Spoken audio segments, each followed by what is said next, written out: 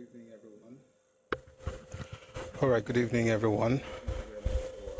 Good evening, good evening, good evening. Thank you very much for joining us today. It's a beautiful Monday evening. Hope you're having a wonderful day. Thank you very much for being here. It's a new week. Thank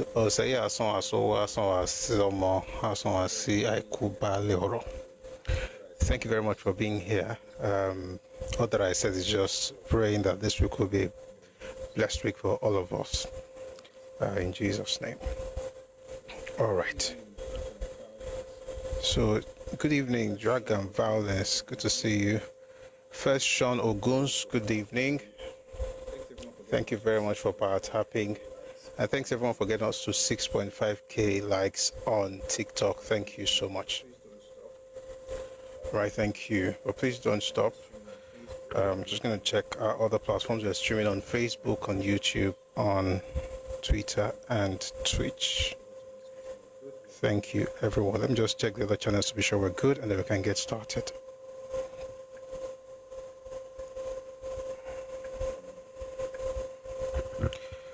All right.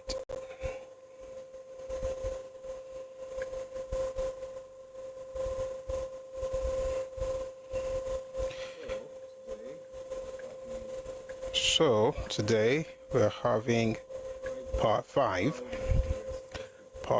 of how Nigeria's first republic ended. We've been reading the book Beckon to Serve by Shehu Shagari.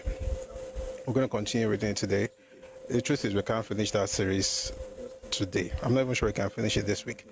We'll just keep, building line upon line, precept upon precept. Okay, so that way we all understand what really happened.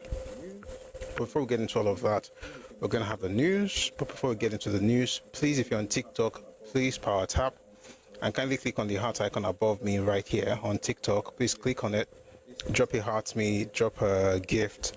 These things help push the live to the FYP. So if you're on TikTok primarily, please, particularly I should say, if you're on TikTok, please click on the heart icon and just drop a heart me. Community tasks, that's what they call it. Please let's do that so that we can help push the live together. Welcome, Mr. Abayomi. Good to see you, sir.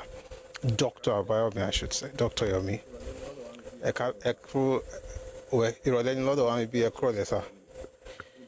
All right, everyone, let's just do this together, particularly on TikTok. If you're on YouTube, please like the live. This will help us have the algorithm recommend the live stream to others. Please, on YouTube, if you have any feedback, maybe like echo sound or whatever, please feel free to let me know so that I can, see what to do about it. Because I noticed it in one of the recordings, but we've put on some things so that we don't have a reoccurrence today. But in case you are experiencing something like that, please let me know. Thank you very much. All right. We're going to have a great time today. We're going to have a fantastic session today. There's some things I'm not sure we're going to get to in that book, but everything we're going to get to, we're going to enjoy regardless. And I'm sure you're going to like it. Okay. So where do we begin today? We start with the news, and then from the news, we'll get into other things, which of course would be the topic of today, how Nigeria's first republic ended. Doctor. Oh, oh, really? Nice. Thank you, sir. Good to see you. Okay. God is good. Where do we begin? We begin with the election on Saturday. Saturday elections. Election in Anambra State.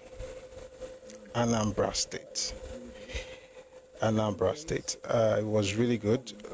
Some complaints, but now we know that the governor is still the governor, Governor Charles Soludo.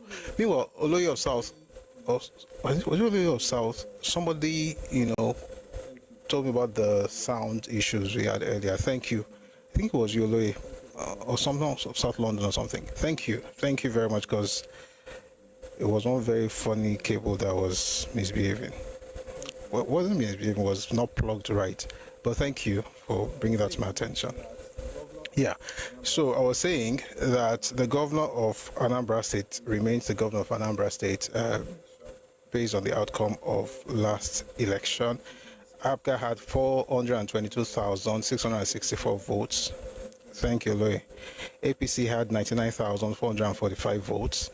YPP had 33,652 votes. LP 10,482 votes.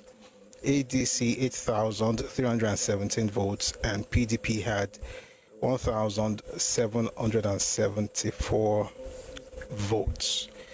And of course, since the sitting governor, the incumbent is APGA, the member of APGA, that means he has won and he will still be in the seat. A lot of people have congratulated him on winning the election. Even the president. Excuse me. Even the president congratulated him as well.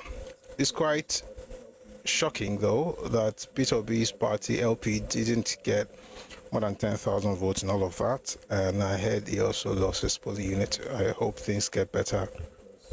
To be honest, I don't hope so, because it's important that, we all understand what the political climate of Nigeria is like.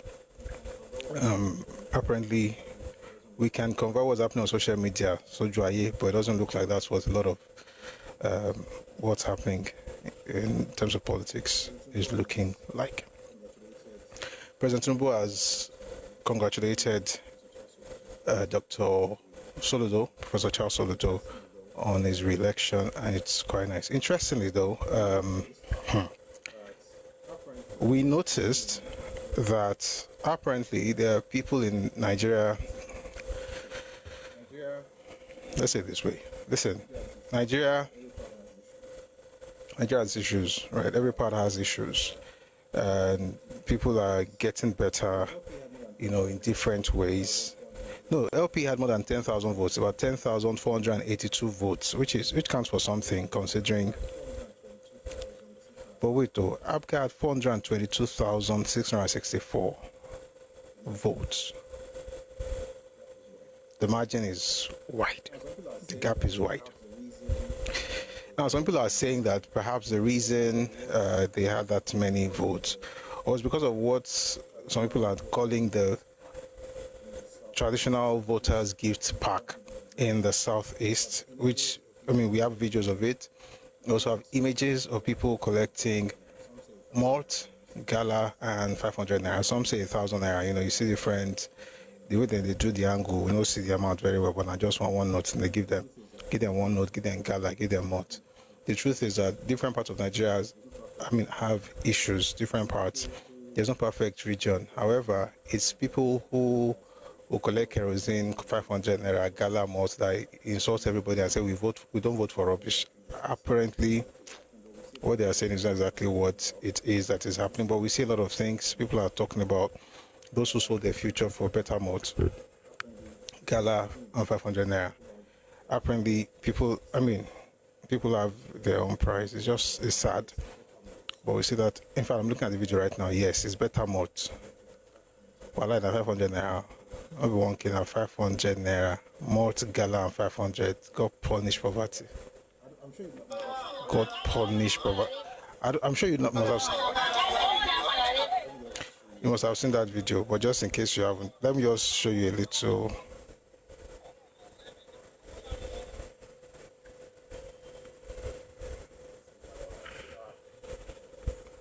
This is our star of the moment. That lady was the first recipient.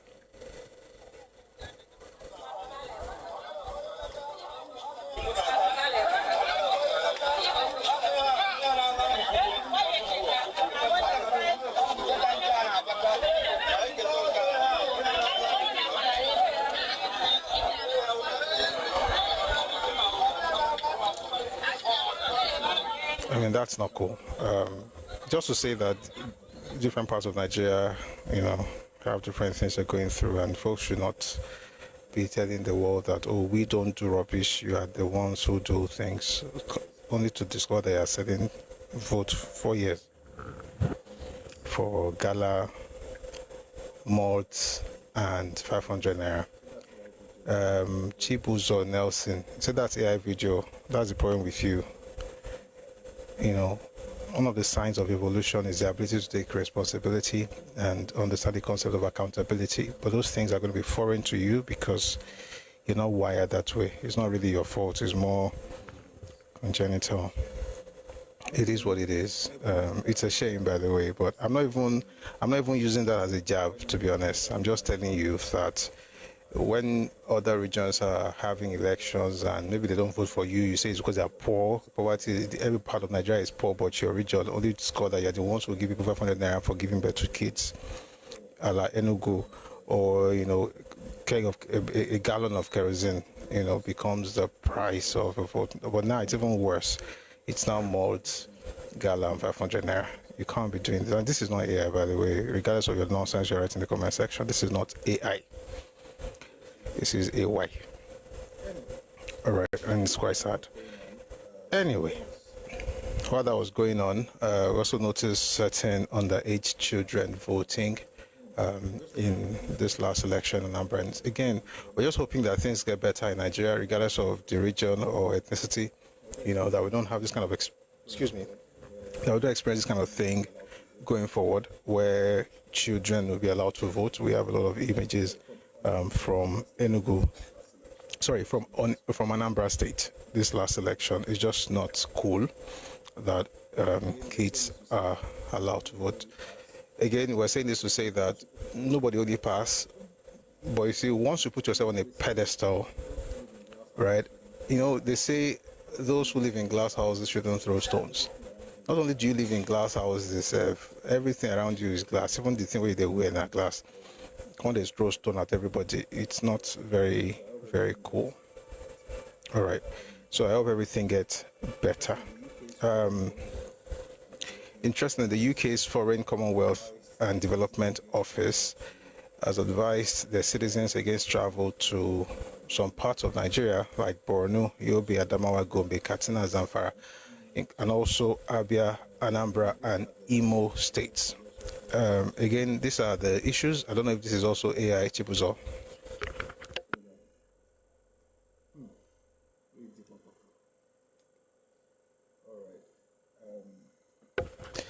All right.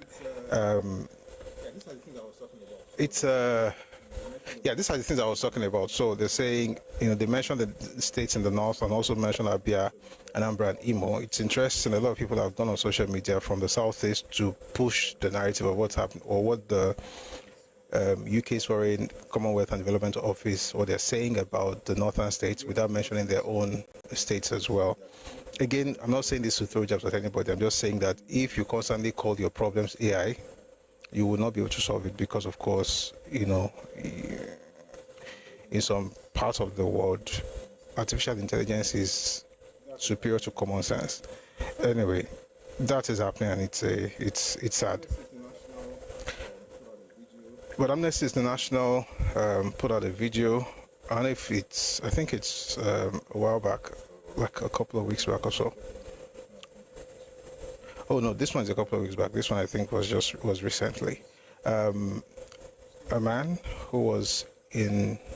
Excuse me 1 second. I'm trying to find the video so I can play it for you. Lost his brother and decided to talk about the painful experience. Please take a listen to this. Again, none of these things. I mean, this is news as far as I'm concerned. This is news. This is not. I'm not getting back at anybody yet, even though people are already falling in the comment section. But this is actually painful because this happened to a person who is from the southeast and who lost his brother due to what Chibuzo is calling AI. Take a listen, please.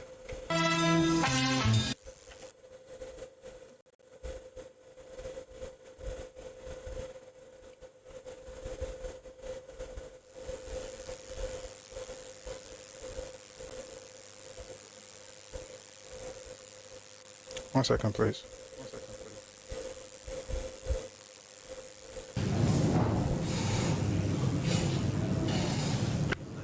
When we're taking to the police from very long.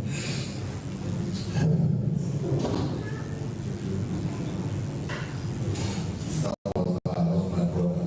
Was not was a lawyer. He served at the legal department in Delta State. He also served as the OC legal in Imo State.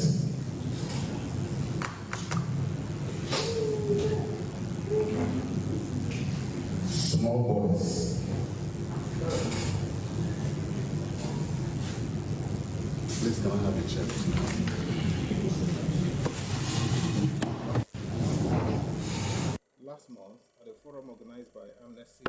Last month, at a forum organized by Amnesty International in Enugu, Nduka Ozo gave chilling details of how his brother was abducted and killed in 2022 in Imo State. Those who killed his brother were young men from his own community. Quote, the people referred to as unknown gunmen were very well known in the community, but no one dared to speak, he said. Property worth millions of naira was destroyed. Many people disappeared. When they kill, they cut off the heads and displayed them in the marketplace. If they entered your shop and took what they wanted, you never dared to ask for money. People are forced to pay between 300,000 naira to 500,000 naira to get permission from the gunmen to do burials or wedding ceremonies. That's from Nduka Ozo. Again, none of this is being shared to drive any points, just to let us know that things are happening and that it's important that we confront the challenges in different parts of Nigeria and that people grow up and stop hiding behind their fingers, shouting it's AI, it's AI. It's just ridiculous. And this is not fair. This is a mature man, crying because his brother was killed. Chibuzo says it's fake news. Chibuzo, this is the last cheapy thing you're going to type in this comment section today. I'm not even Igbo, and I feel for this man. You are a dunce. We're talking about this is not even banter. This is news. This is somebody's brother who died, who happened to be Igbo. But you don't have enough sense to even condole with that person, or just keep your mouth shut. You have to type nonsense in the comment section. Let this be the last nonsense you type, or else maybe even get blocked because you don't have sense. Isn't everything? Are you not Igbo? This is somebody. This isn't Nduka that is talking. Like, don't you even feel that compassion? What kind of human beings are this?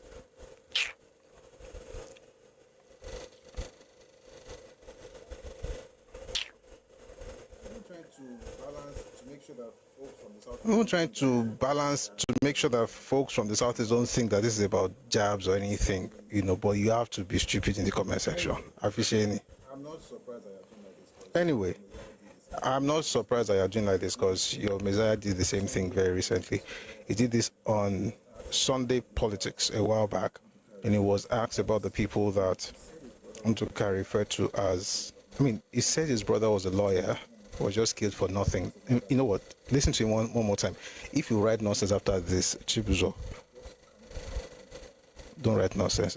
Just calm down and think like a human being. God bless you. Take a listen, everyone.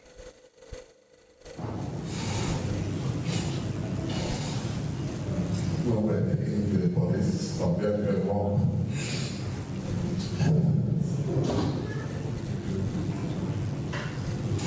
That was my brother. Was not paid. Was a lawyer. He served at the legal department in Delta State. He also served as the OC legal in Imo State.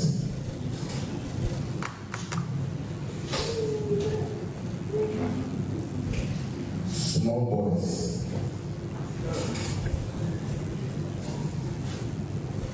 Please come and have a check. Anyway, Nduka says that these people that are referred to as unknown government are people that are known in the community. But Chibuzo's friend, who is the Lord and Messiah, had this to say, so it's not so different from what you hear. This is take a listen to Peter Obi. with people who are living in a sense of hopelessness. Shay, if you don't know where the next meal will come from, you become an agitator, you become anything. Do you agree with the manner in which the federal government handled the case of the agitations in Abia State with the IPOB? Well, it's not like I said. The only thing I disagree with is naming them terrorists. You don't think they are? No, they're not. Their prescription is... Definitely. No, those who took the decision maybe had information I don't have. You know, I did, of course, it was done by governors of the Southeast.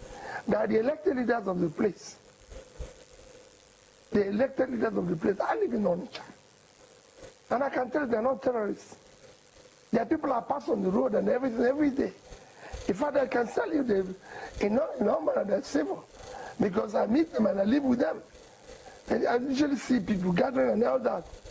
And not one day did I feel a sense of threat or molestation or anything from them even when they gather. You know, for me,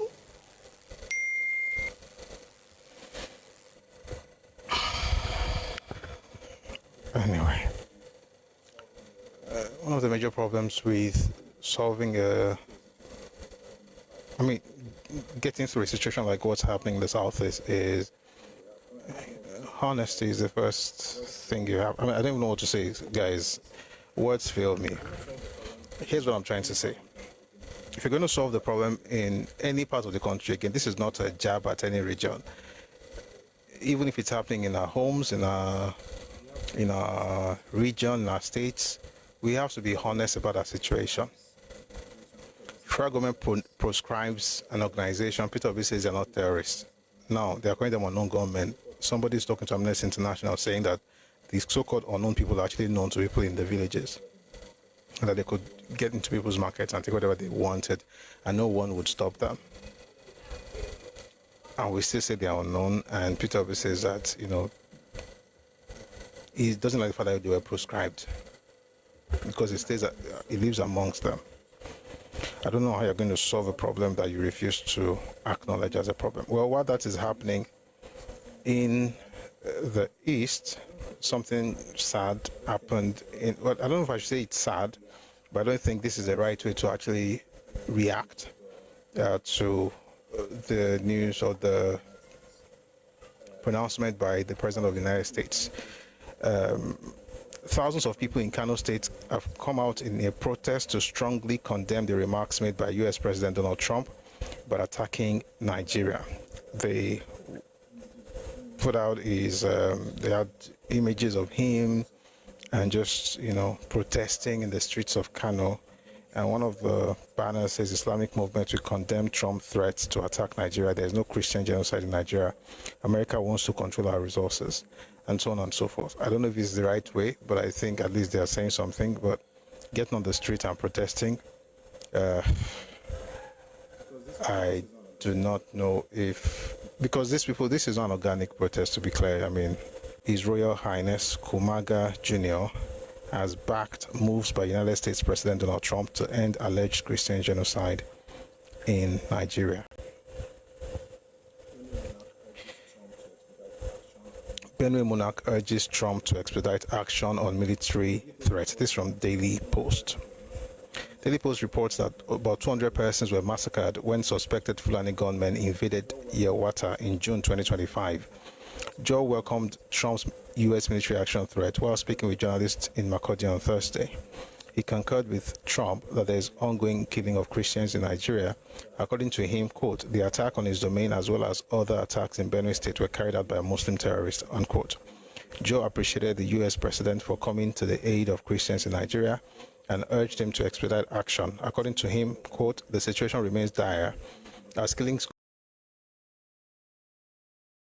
are occupied by the terrorists, end quote. He expressed sadness that original inhabitants are now taking refuge in internally displaced persons IDPs camps across Benue State. This thing is actually the real issue.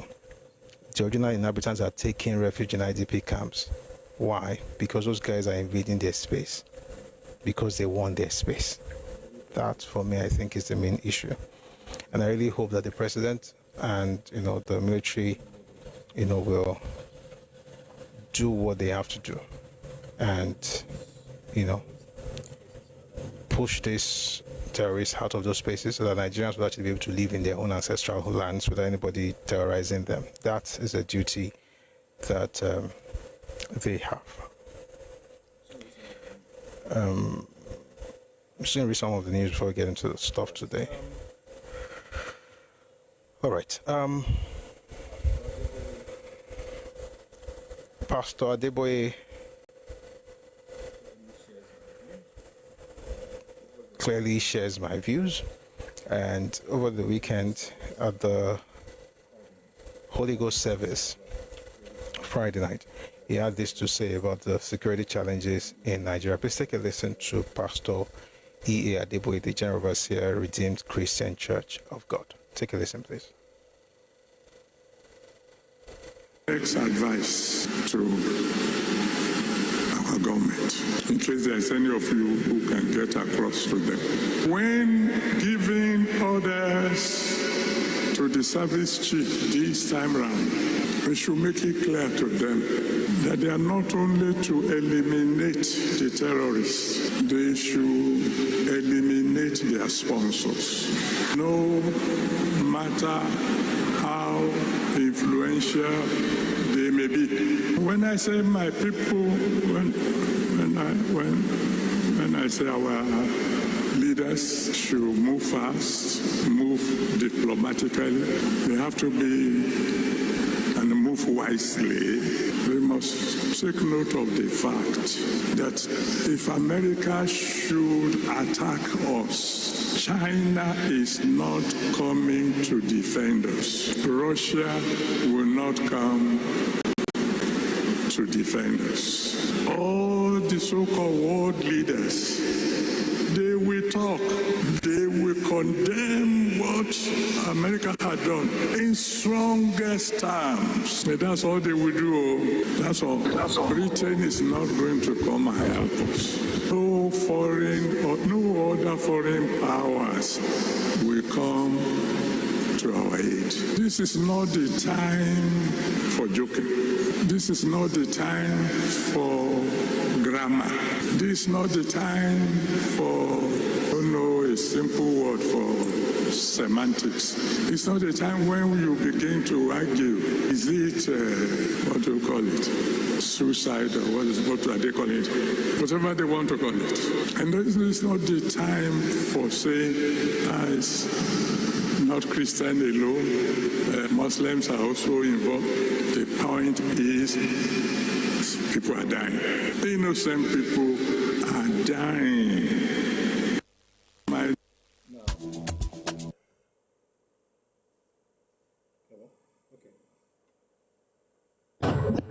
Okay.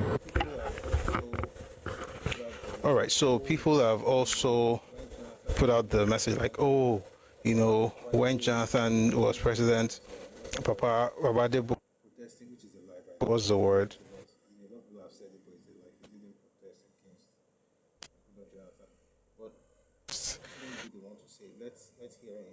I shouldn't be the one to say. Let's hear him actually answer that particular. Can you hear me? No, sir.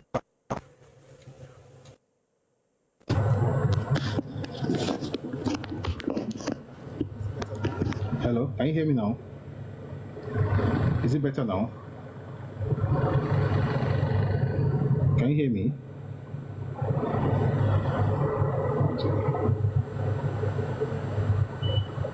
Can you hear me?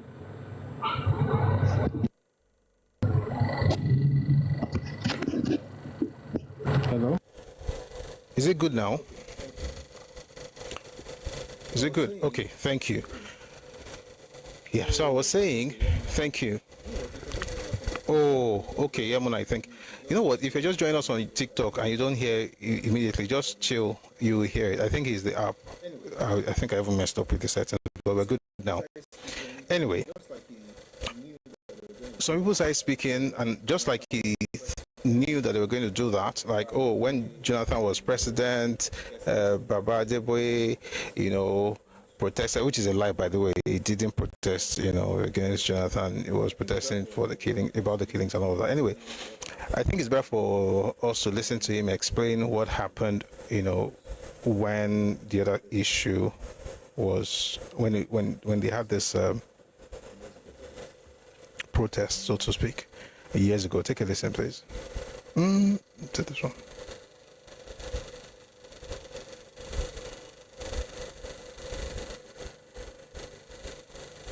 Hold on, please. I ask to make suggestions. I will say quietly to our government.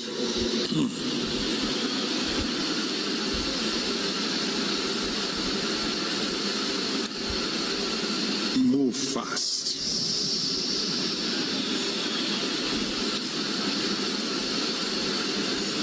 Move diplomatically. Move wisely.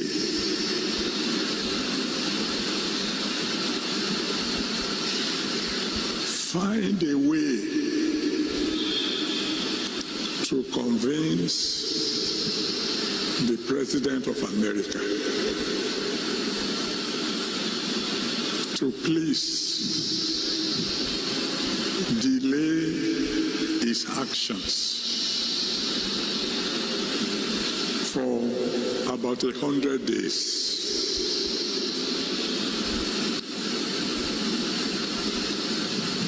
And then come home.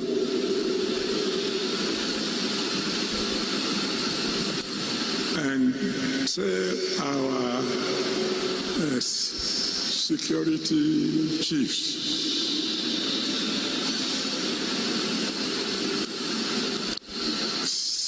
get rid of these terrorists within 90 days or resign, which would lead me to my next advice to our government. In case there's any of you who can get across to them, that when giving orders to the service chief this time round, we should make it clear to them that they are not only to eliminate the terrorists, they should eliminate their sponsors.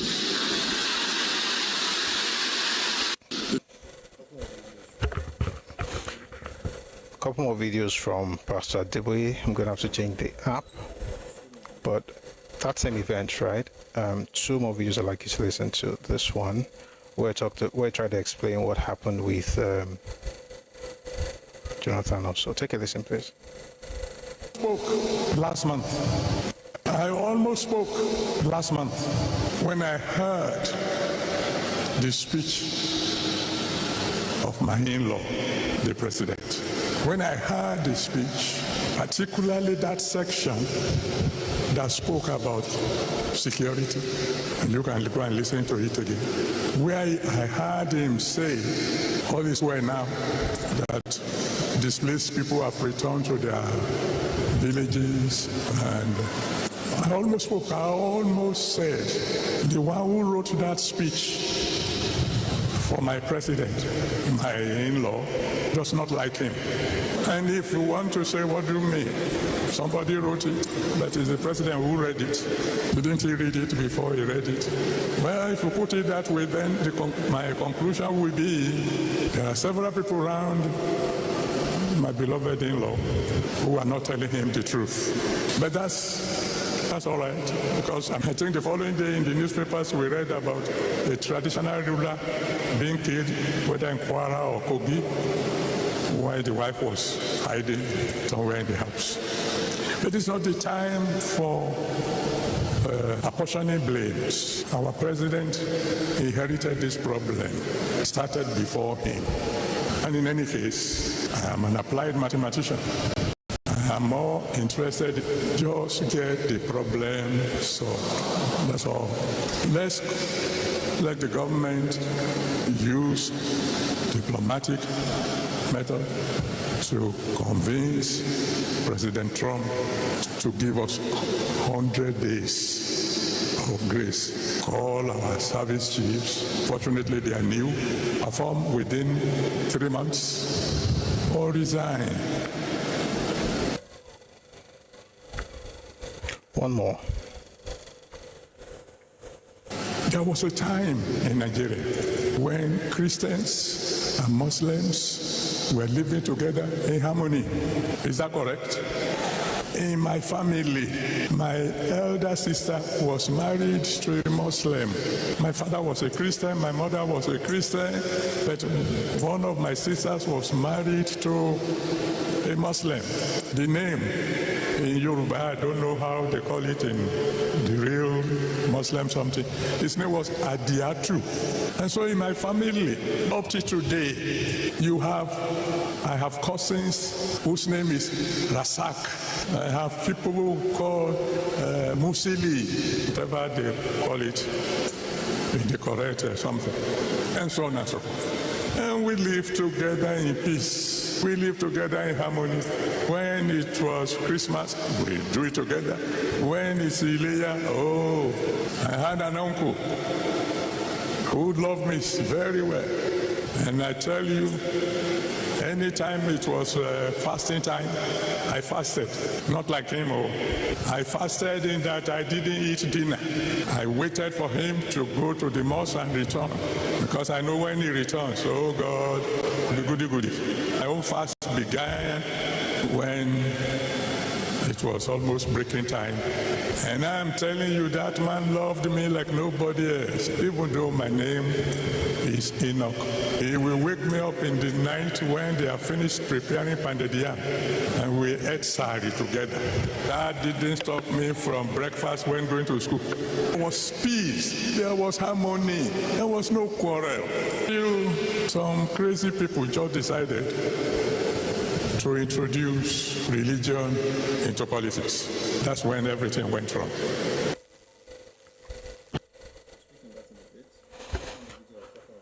We'll speak on that in a bit. I just found the video I was talking about, the one where he talked about the protests under Goodluck Jonathan's government. Take a listen, please.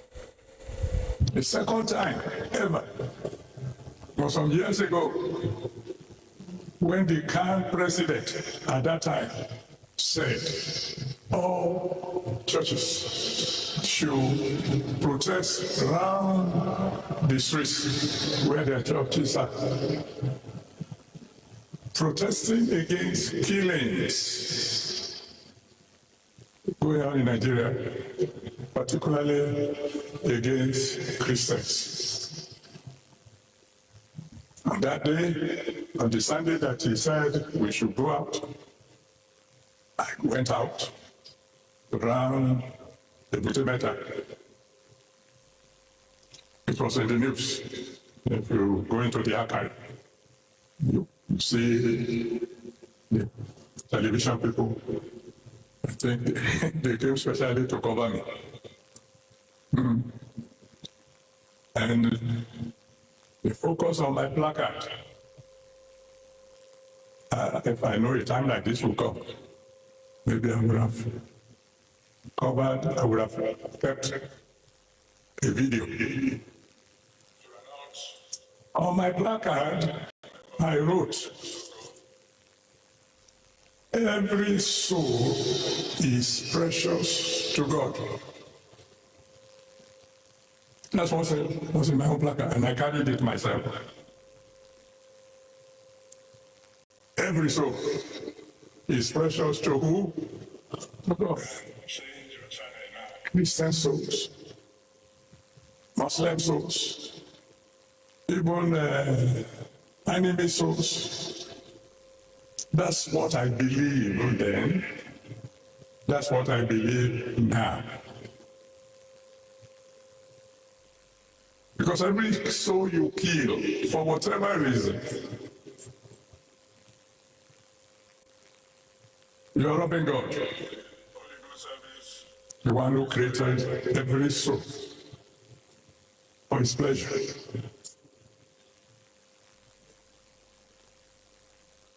And until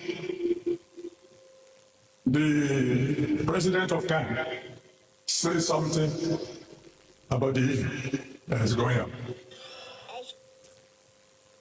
I will not be talking. What do you mean you will not be talking? I mean, I won't be talking to the people outside. There's nothing wrong with me talking to my own children. It's Ostinger's.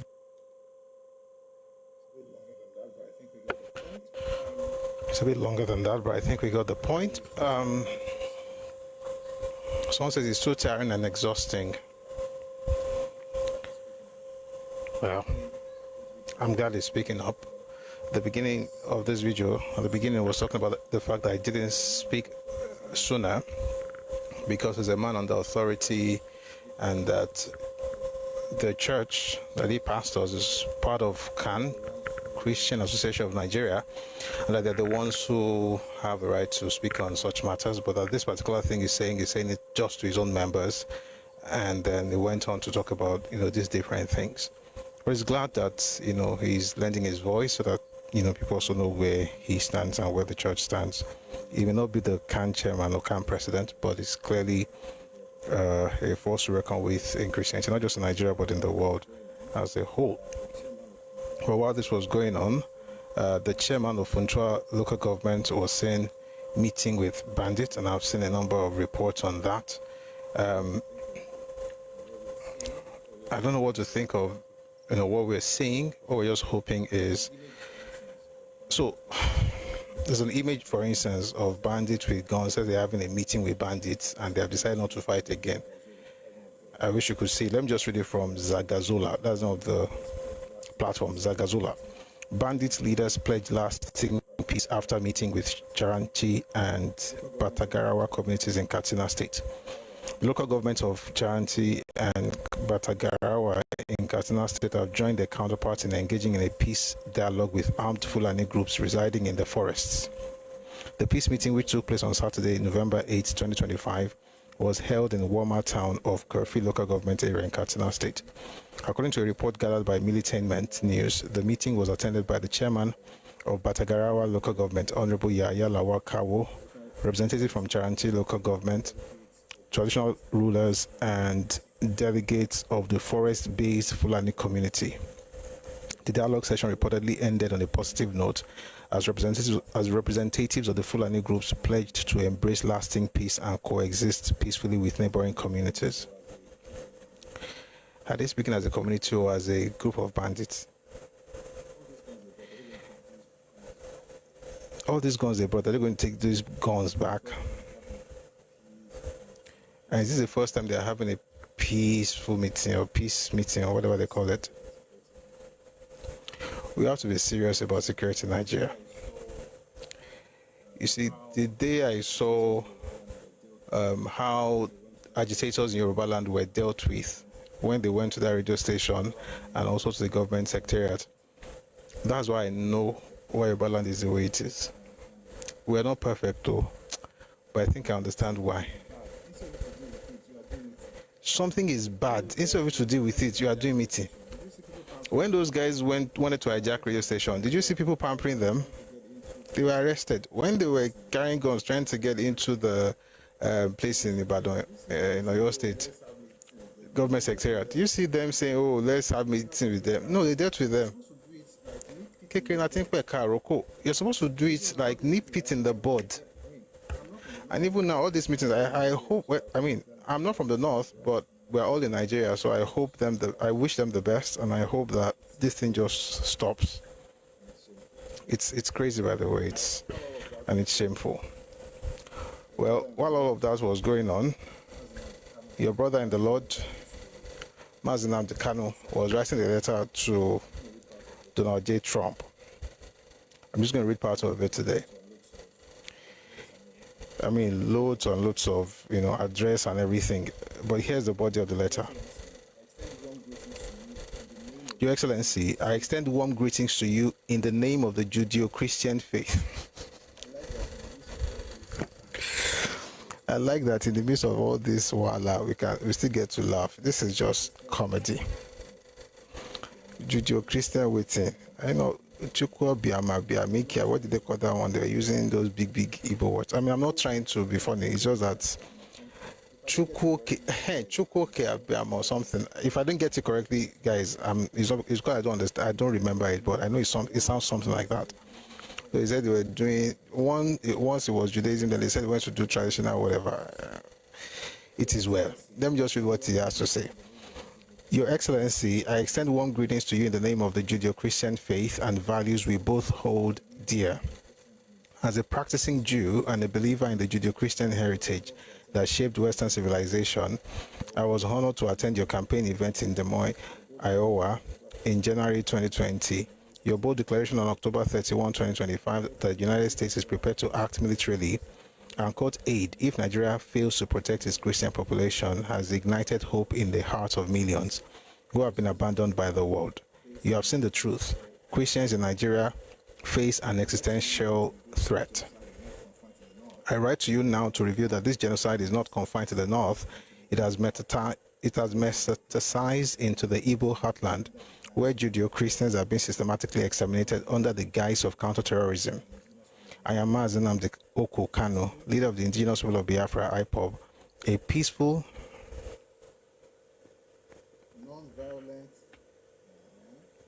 non-violent civil rights movement rooted in Judeo-Christian principles. Is ESN? Since 2015, I have survived. Okay. Since 2015, I have survived 4 documented assassination attempts by the Nigerian state. On 20th June 2021, I was forcibly abducted from Kenya in an extraordinary rendition operation, an act that violated Kenyan and international law, as condemned by a Kenyan High Court ruling. Despite this ruling, I was illegally transported to Nigeria and thrown into solitary detention in Abuja without a valid subsisting charge, and for the sole crime of defending my people's right to life, faith, and self-determination under international law. On 31st October 2022, the Court of Appeal in Abuja discharged and acquitted me of all charges, ruling that my rendition was illegal and unconstitutional and a gross violation of international law. The court ordered my immediate and unconditional release, yet I remain in solitary detention over 1,596 days, as a counting, since my abduction. I thought after this, it didn't write it that they went to Supreme Court though, and the Supreme Court set aside that judgment. Anyway, it's long to Rinchi. But I mean, it's news to me that what's happening in the Southeast is happening because they are Christians.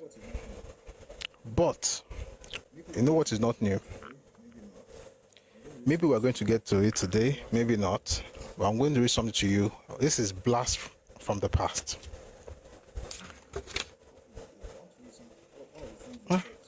What page is that? I want to read one of the things they said to folks in Europe in 1967. This country, it is where good thing said now today they read that thing. Wait, may I look for that thing?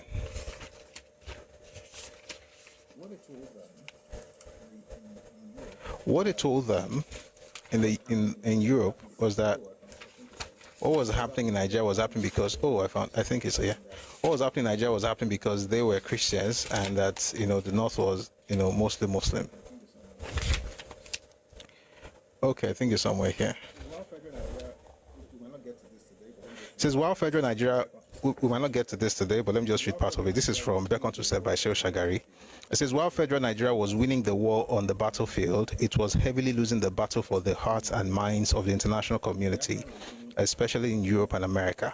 The Biafran regime had organized a powerful propaganda machine and penetrated the international system, thanks largely to Western public relations agencies and the diplomatic activity of prominent Igbo civilians. They propagated a dubious imagery of a persecuted people, of a war between Christianity and Islam, of deliberate starvation and genocide and invoked the principle of self-determination. This was 67. Does that sound different from what I just read right now from Nnamdi Kanu? It's the same template. They propagated a dubious image of a persecuted people. They propagated a dubious image of a persecuted people. Oh, they're doing this to us because we are of a war between Christianity and Islam. Repeated that narrative this year. Chimamanda literally repeated that narrative this year, 2025. That the reason for the war was because they were Christians and they had oil, and they didn't have oil, by the way. Because the leader of Nigeria at the time, And it wasn't because they were Christians, because the leader of Nigeria at the time, the head of state at the time, was himself a Christian. starvation and genocide, that happened by the way. And then it says of deliberate starvation and genocide, that happened, by the way. Maybe we're going to read that sometime, how Ojukwu intentionally, deliberately starved his own people for photo ops, aka content creation. We'll talk about that later. And invoked the principle of self-determination. Every single thing that happened in 67 is happening again today. And let me tell you something. The people who championed, the people who supported what happened in 67, the common people, they suffered. The common people who are supporting this thing also will suffer. I'm not cursing. It's just, cause and effect. You can tell. It's the same strategy. So apparently Nigeria is doing this to them because they are Christians. May God help all of us Christians in this country, in Jesus' name. I'm not going to stay too long on the news because we have some things to get into today. I received a video. I think I should play it before we get into some serious matters. This happened in the Southeast. Again, may God bless everybody, regardless of where you're from in Nigeria. May God bless you. But this happened in the Southeast, and this lady thought she should let us know about it. So let us know about it. Take a listen, please. Yeah. They demolish what the person don't work for. But what I just want to let people know, be say, if in Lagos now, Igbo people go to shout. They are stealing our property just because I'm an Igbo person. They are doing all like this just because I'm an Igbo person. They are doing us like that just because I come from Igbo. This is Anambra State. They are demolishing houses. The governor knows that house when they're not supposed to be there. That's why the governor demolished the house. Or maybe suspect 1 or 2. He demolished the house. Now no go come out and come talk say that demolish on a house. If they demolish your house, just remember, say not be only this person they happen. Say sometimes if you build where you're not supposed to build, then go demolish your house. Like it happened in Alagbado area. I think it was last week. A lot of people put videos out on social media cursing the president and the governor. Most of them are Yoruba, by the way. But the funny thing about it, you can't see the video, I would have shown you. They were literally living under power line. Like, Abewaya no koilesi.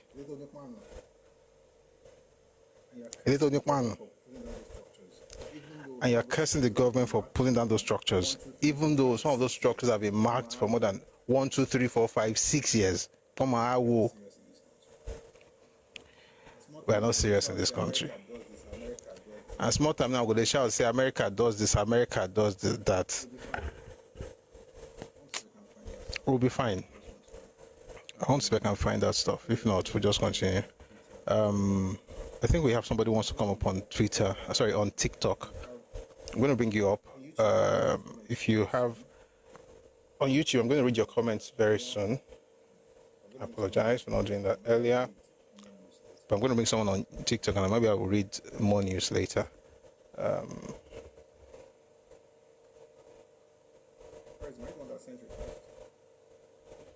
Perez, am I the one that sent request?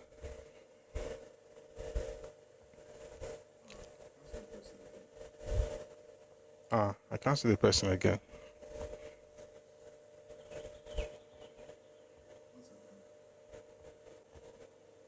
One second. I want to read our folks on YouTube.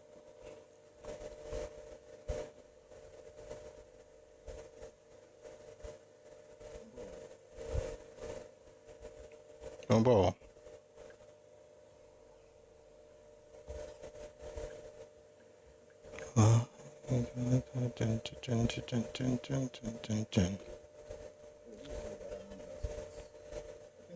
Oh, this is all about Anambra State. I think we already got the message. That's about it. Intasolori Anambra not too.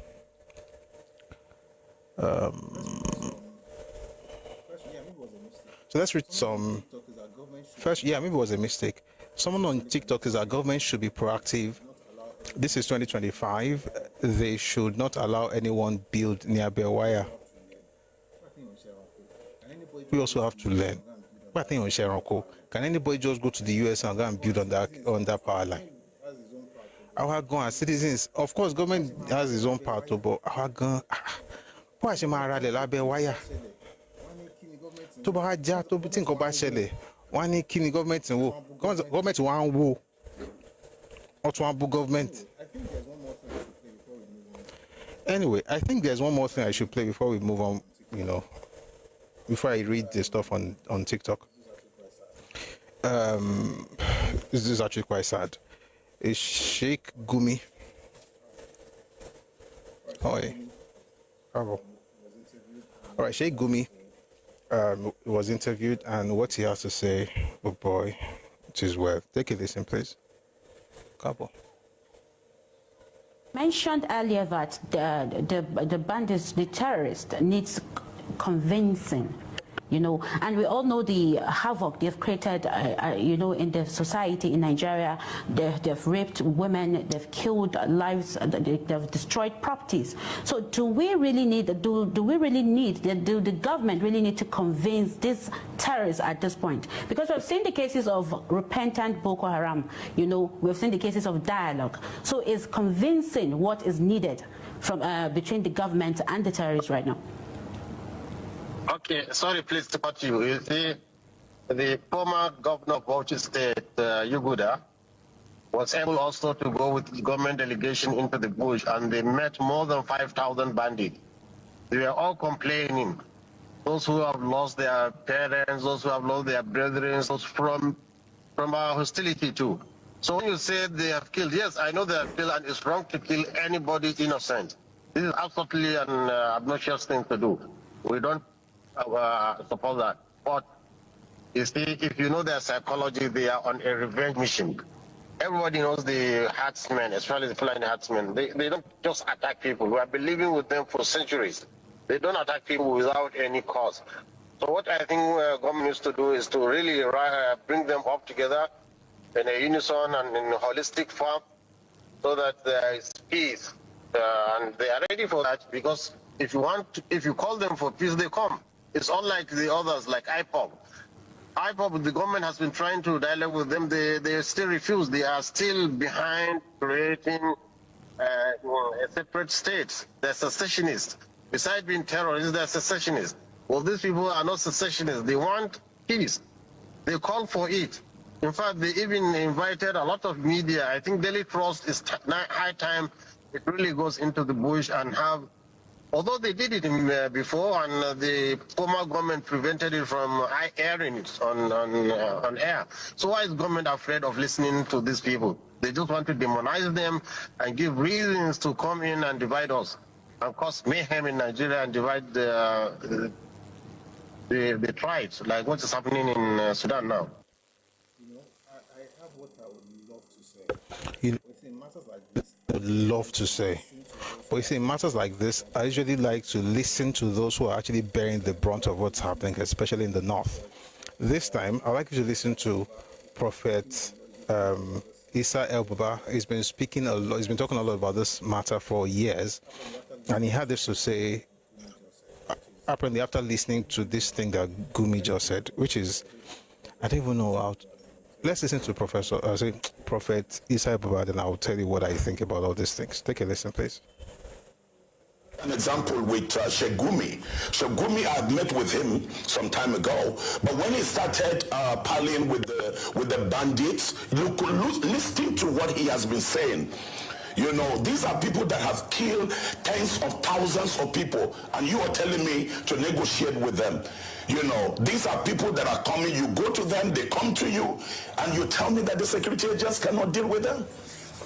He's one of the people that if the government picks him up and they really want to deal with this matter, I'm telling you, in less than 1 week, Nigerian government will deal with this matter.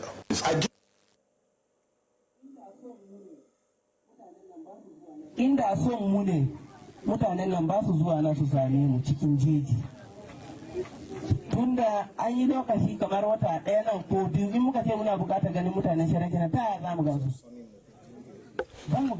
You're hearing the voice of Sonny Mohudinge, who is a notorious bandit leader and was addressing the peace rally involving communities from Chanti and Batagarawa local government in Katsina State, which I read earlier. The bandit leader. I think I keep calling Professor. I think Prophet Ebuba is correct. Government needs to be serious. I mean, how can you say you're having meetings with all these people for years? You know where they are. If you want to have meetings with them, you know where to meet them, but you can't flush them out. Now, I know that terrorism is not, what word do they use for it? There's a word they call, it's not regular warfare. There's a particular word they use. It's a term that this military folks use. Right, it's not like the regular warfare. I'm just going to use that loosely because there's a particular word I can't remember now. So it might be a bit difficult, but you can't keep, you know, holding brief for terrorists and saying for bandits and terrorists and say things like, oh, you know, they're not like IPOB. Listen, IPOB issue is terrible. Talk about it. This other issue of bandits is also terrible. Talk about it. It's not about let's compare which one is worse. They are both terrible. Thank you, Minister of Violence, kinetic and non-kinetic. But there's another word I'm looking for. But thank you for the one you gave me, and Ajibolo. You can't say they are not like IPOB, they don't want to break up Nigeria. Who cares? They are also a threat to the unity. Forget the unity of Nigeria for 1 second. The lives of the people. People are dying, and you are saying it's not like they're not like IPOB. Who cares? So if you want to talk about what's happening in the southeast, talk about that. If you want to talk about the north, talk about it. If something is happening in Kwara, talk about it. Don't start weighing it and comparing the evils like at least it's not like that other one. It's still an issue. The question is how do you solve it? And the government needs to do something sincerely. Like it's at this point, Kote, it makes sense more because you're constantly having meetings with them, you're constantly having peace parties with them, and then after a while something will happen again. And you're saying you've been living with them for a long time. I read a report last week of a Fulani community who had to attack the Fulani bandits. This is the mistake that we make in this country. If I find it, I'll read it later. These guys were invaded by the bandits. Also, let me see if I can find it because it's actually a very, very interesting story. It also shows you the complexities of what we're looking at, which is why I'm also very careful about saying, you know, Fulani. These ones were fighting fellow Fulani who happen to be bandits. So when you say you have been living with people for a long time, the question is that which of them have you been living with, the ethnicity or the bandits? If you say you have been living with folks from that ethnicity, of course. So if you say you have been living with folks from that ethnicity, of course. But does that mean that you can now have, you can now say because, it's like saying that because you've been living with people from a particular ethnic group, the thieves from among them, let's just say at least they are all part of that ethnic group, so that's not even the issue. We've been living together for a long time. Who cares? People are losing their stuff. People are dying. That's the issue. It's not that you've been living with them. I'll see if I can find this story. When I read it over the weekend, I found it very interesting. I found it. No, this one is even a story. No, this one is a story, but I think it's based on that news. It says less than 15 kilometers from my village, Fulani bandits raided some normal Fulanis in their home. Yes, there's normal Fulani who are good and living their daily lives like every Nigerian, and they are scared and detest what their Fulani brother bandits are doing. When it comes to Fulani banditry, everyone they collect, Muslim, Christian, Igbo, Hausa, Fulani, Yoruba, and so on. Anyway, Fulanis don't joke with the knives here in the bush. So the normal Fulanis caught and unalived one Fulani bandit. Guess who sold these normal Fulanis to the Fulani bandits? They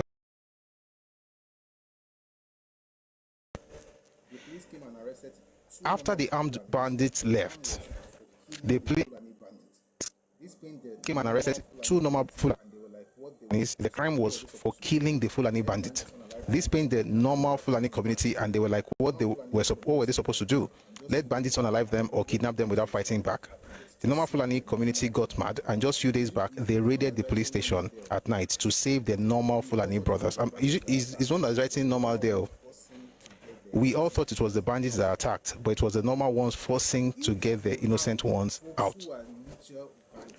If you have folks who are literal bandits, you can't say that we've been living with the ethnicity for a billion years. The cancer, you have to remove that one and deal with it. And it's a mistake another ethnicity makes in Nigeria.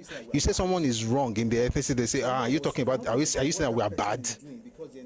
So in other words, you cannot talk about what that person is doing because the entire ethnicity is going to take it as an insult to them. Even though they're supposed to join hands with you to expel that cancer from their midst. But no, they're going to say things like, are you saying that we are also like that? That's not the point. So what Kumi was saying that they've been there for 100 years, that's not the point. There are Fulanis who don't have asymmetric warfare. Thank you very much. Thank you. There are Fulanis who are not part of this, yes, we know. But when you're talking about the bandits, that's not the time to talk about the normal ones. Because even the normal ones don't like those bandits because they're also threatened by their existence. And the reason I don't speak a lot about this whole Fulani thing, to be honest, is because I don't even think people really delineate. I'll give an example. And I used to say it a lot. This is a bit different, to be honest. You know what? Let's play Gumi's game. Gumi said, they're not like IPOB want to break Nigeria. Here's what I have found. I like to delineate between IPOB and Igbo until the Igbos support IPOB. Then I say, you that support IPOB, you are the same with them. Maybe not all Igbos, but these ones that are supporting IPOB, they are the same. It's the same thing with Fulani. They are Fulanis and they are bandits, right? And I think it's important to create that delineation because we have had a lot of them living amongst Yoruba people for a long time. Those ones also have issues with those bandits. Now, here's the problem. As soon as any Fulani, even if he's quote-unquote normal, begins to side with the bandits, then he becomes one of them. If he's against them, then he's on this side. But when we're talking about the bandits, and you're saying, but the bandits have not lived amongst us. It's folks from the ethnicity that have lived amongst us. They live around us. They have their animals in different parts of the southwest, and they move there. Although that cattle grazing is even nonsense in 2025, to be honest. But they're around in different parts of southwest. You know, they live there. They also have issues with those bandits.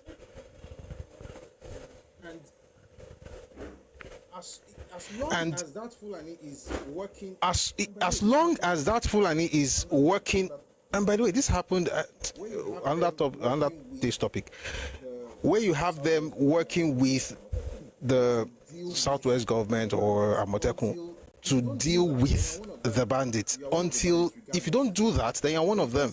You are one of the bandits regardless. But you can't say, oh, don't fight, don't talk about bandits because they've always lived amongst us. The bandits have not always lived among us. The Fulani have always lived among us. And if the Fulani doesn't show himself to be a bandit, then he's not a bandit. The same thing with Igbo and IPOB. Until the Igbo says IPOB is what they all are, I think they are different. But once he says they are all the same, then I say they are the same. It's common sense. Why is this important? When you have to fight the bandit, you don't now make excuses for them and say they have lived amongst you. If they have lived amongst you, is that how they've been living amongst you, killing you in your house, in your homes?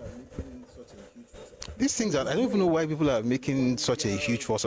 I mean, we know, what Libya, the arms and ammunition coming from the Sahel, we know the impact of all of that, on what's going on in the north.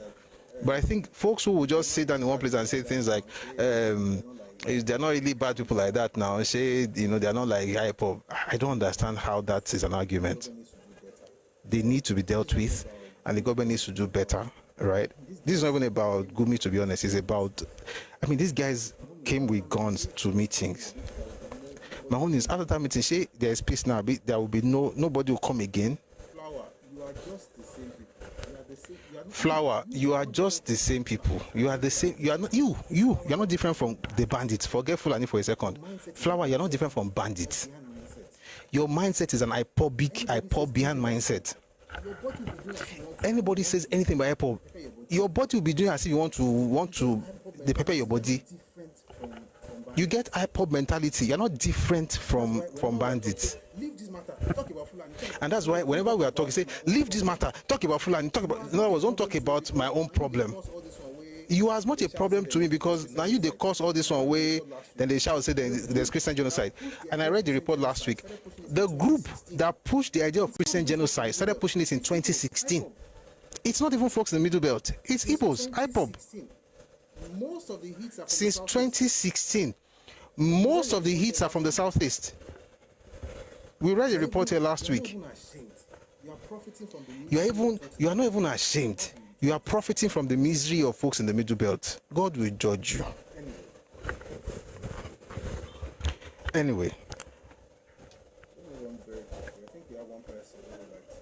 We'll move on very quickly. I think we have one person who would like to speak. We'll have that one person, then we'll move on.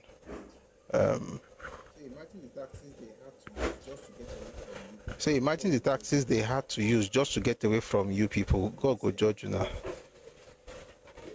You're insane.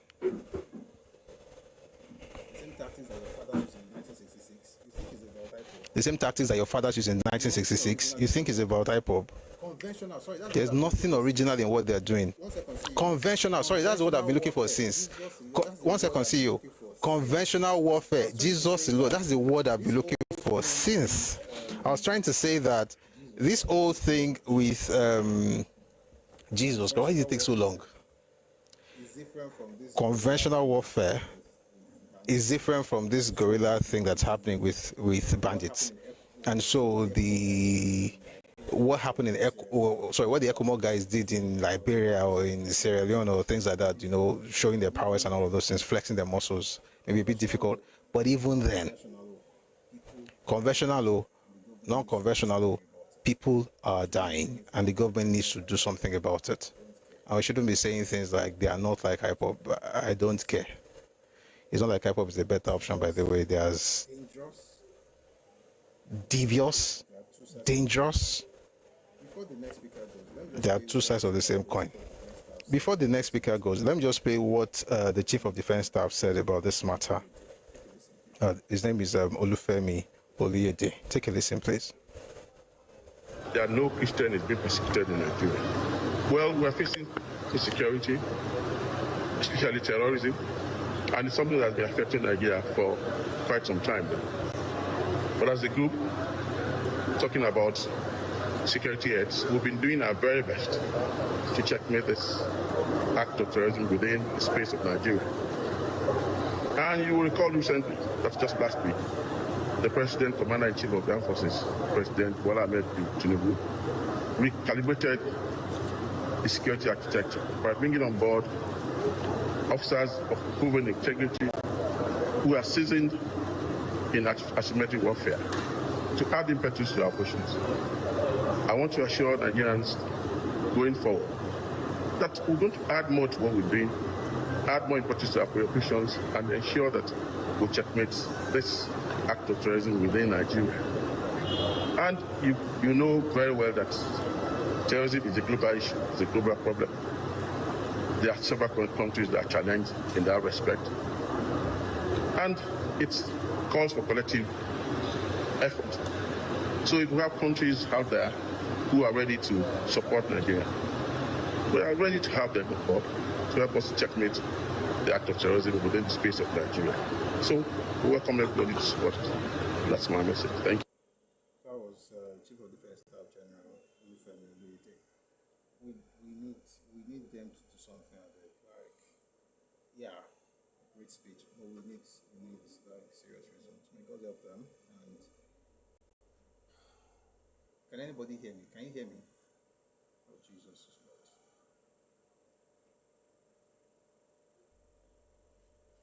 Can you hear me now? Here you are. Can you hear me now? Here you are. Can you hear me now? Thank you. So that was the Chief of Defense Staff, General Olufemi Oluyede, and fantastic speech, but we're really looking forward to results. We need things to change, and we pray that God will help them, and that they will have like something tangible to actually show, because it's getting. It's always been serious, to be honest. It's always been serious, and I've said it before. I visited the Middle Belt years ago, a few years ago, not so long, and you can feel the pain, like it's real. It's not new. It's not. That's not what I want to use. It's not made up. It's real, and the government needs to actually do better. And with all this, we're having meetings with Boko Haram, and what that one they used to call itself, reintegration, where the person that has killed people will now, it's not good. Can anybody hear me? Am I clear? I think I'm clear. Maybe one will just come in. Don't worry, you can hear me later. Thank you. Let's have CEO, and then we'll move on with the conversation. Thank you very much. CEO, then I'm going to read folks from YouTube. Please go on.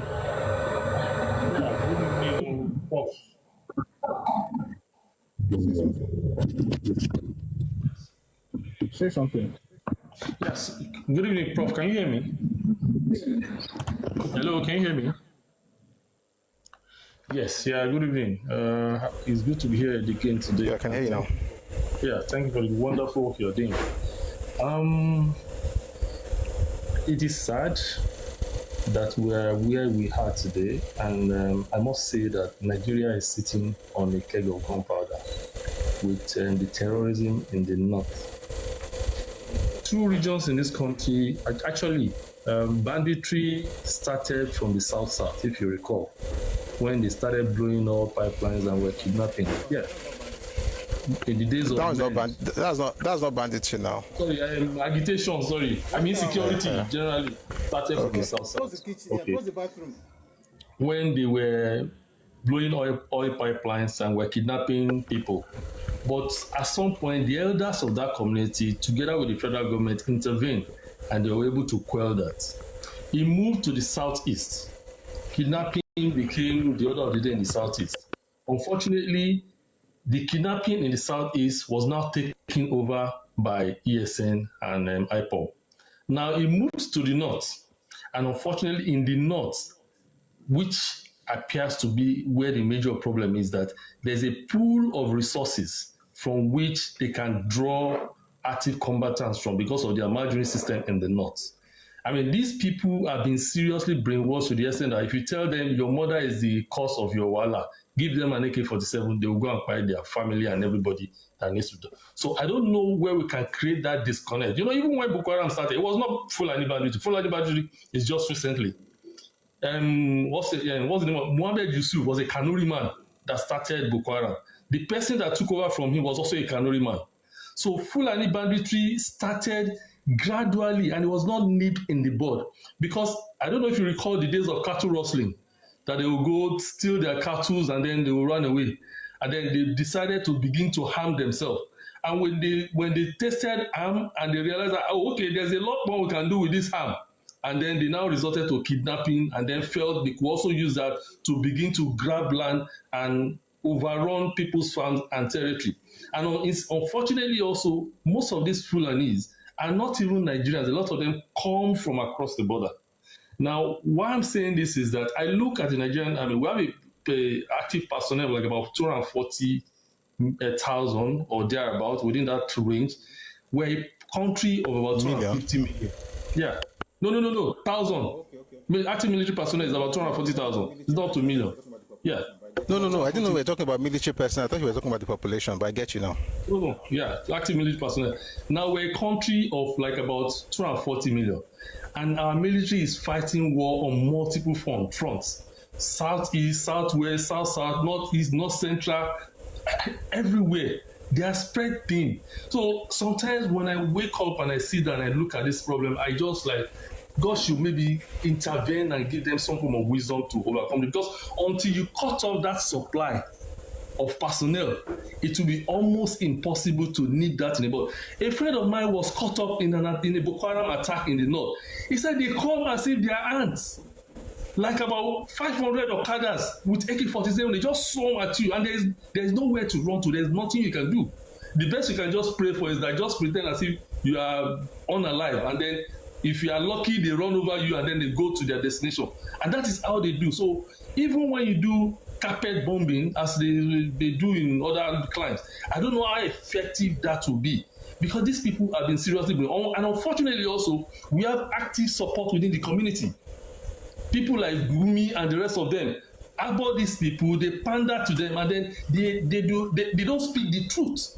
I don't know, maybe because they're benefiting from it, or maybe they're used as a political tool or weapon, but it is a problem that I don't know how we're going to solve it. I don't know how we're going to escape it. Two regions in this country that pander to banditry: the north and then the southeast. And those are the major areas that we have problems with. When it happened in the southwest, it was nipped in the bud. It happened in the south side, it was nipped in the bud. But those two regions, Oluwaro and Lower Bashima and Ojue. Thank you. Thank you very much. Thank you very much, CEO. Thank you. I mean, what we're talking about, you see people in the comment section saying it's AI. You can't nip it in the bud if you're going to deny it. In order to fix the issue, you have to first acknowledge the problem, rather than just, push it away and say it's someone else and it's AI. I mean, how dumb can people get? Anyway, we'll be fine.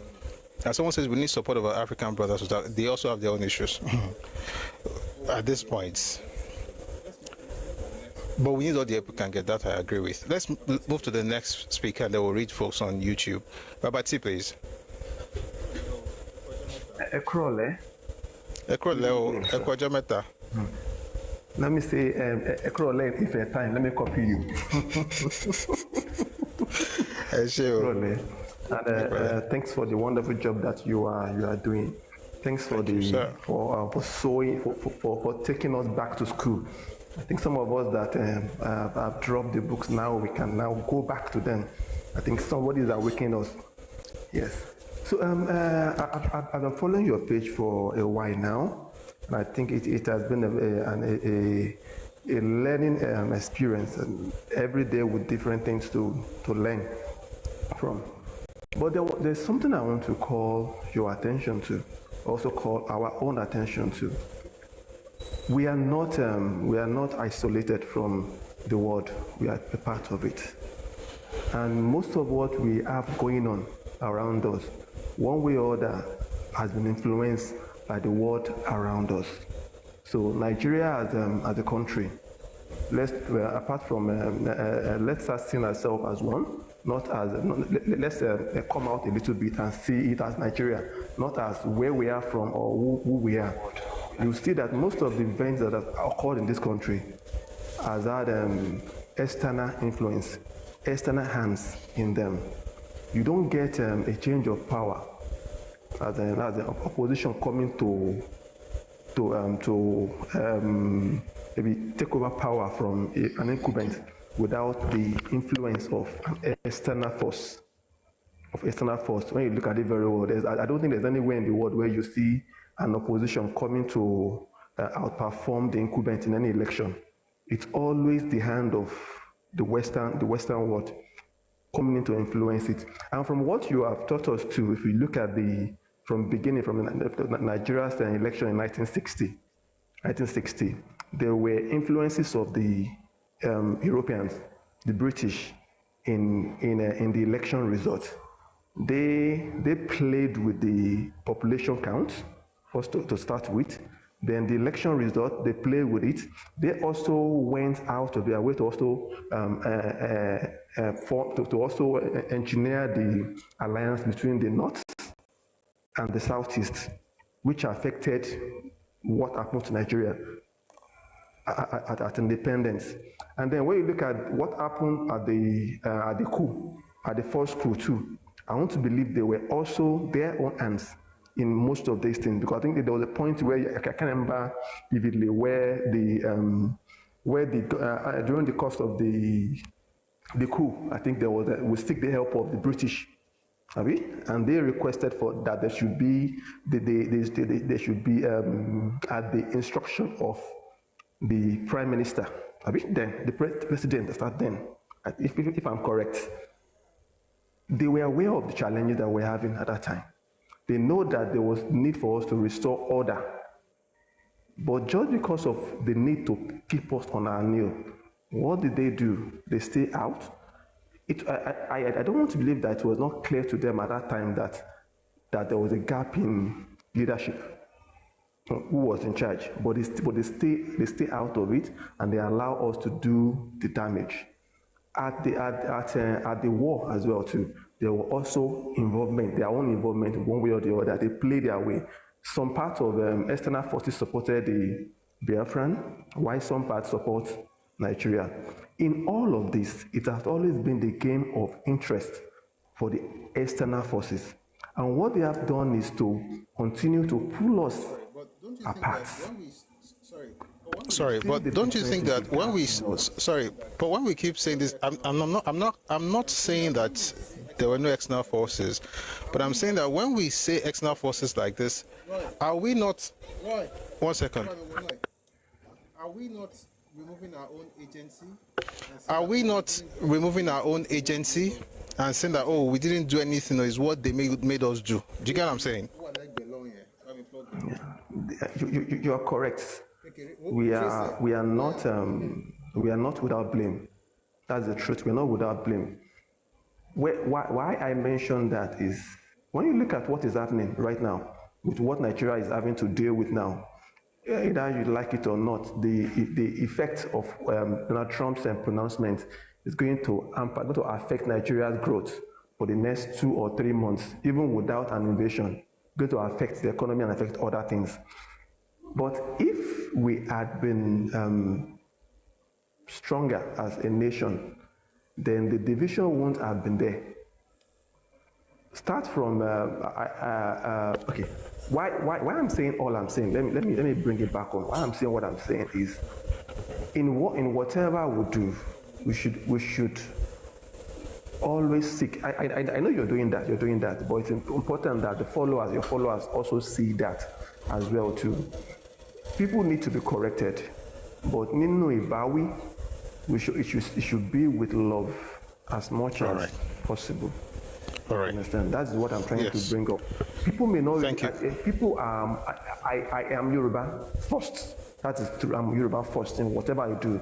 Somebody called my attention to this, and since she called my attention, I think Madam Auntie Esther on Twitter, and after she did, I actually started saying things from there's so much at play. We are not when you see things happen in Nigeria, we are only a reflection of what others, the game others are playing around us. So let me not take your time too much. People are playing a game with the country. They want to keep us down. Not only us, they want to keep Africa down, and they will do whatever it is. If we are the biggest, largest in Africa, so whatever it will take to tear us apart, they will do. Because when you look at the algorithm on Twitter, you will see this clearly, that when you are pushing narrative on unity, it doesn't travel. But say something about this unity. Let's wrap up. Babati, please wrap up. Thank you. I'm done. Thank you very much. Thank you so much. Okay, thank you very much, sir. I really appreciate that. Thank you. That was that's a very good point. Right, we're going to move on now. I'm just going to read stuff from YouTube. Mr. Latin Dodedron says, good afternoon, sir. I hope you and yours are doing great. Kubo says the problem is that though they were warned many times, when the fruit of their unreasonable action start, they refuse to go down alone. They always try hard to take all their neighbors down too. Absolutely. And folks on YouTube were helping me just like our folks here on TikTok with guerrilla warfare, asymmetrical warfare, and all these big words. But you are right, by the way. I just didn't remember earlier, so thank you very much for reminding me. Lawal today says, my take is that these terrorists rear their heads during civilian government. The opposition parties should usually promote these terrorists to make country ungovernable for the government. Well, Metasine, they thrive during a military government as well, but I get your point. Mr. Olagunju Emmanuel again says Nigeria is not one. The best we can hope for is to go back to the regional system and we will be fine. I'm tired of being forced to be in the same country with people who are so different in their culture. Well, I've been saying it, I'll keep saying it from time to time. The Yoruba people are very, very desirous of regional system, as we should. But I think it's important for us to understand the definition of terms. Whenever people talk about regional system, they say is what we used to have, before Iransi came and scattered everything in 1966. And you're right, but that's actually not the ideal, right? Even what we had at the time was not the ideal. The ideal, and it's possible, by the way, the ideal is possible. It's just that the way it's going to happen, it's something that you have to really think about it. You may have to go around to get it. The ideal is to have ethno-linguistic states or ethno-linguistic regions.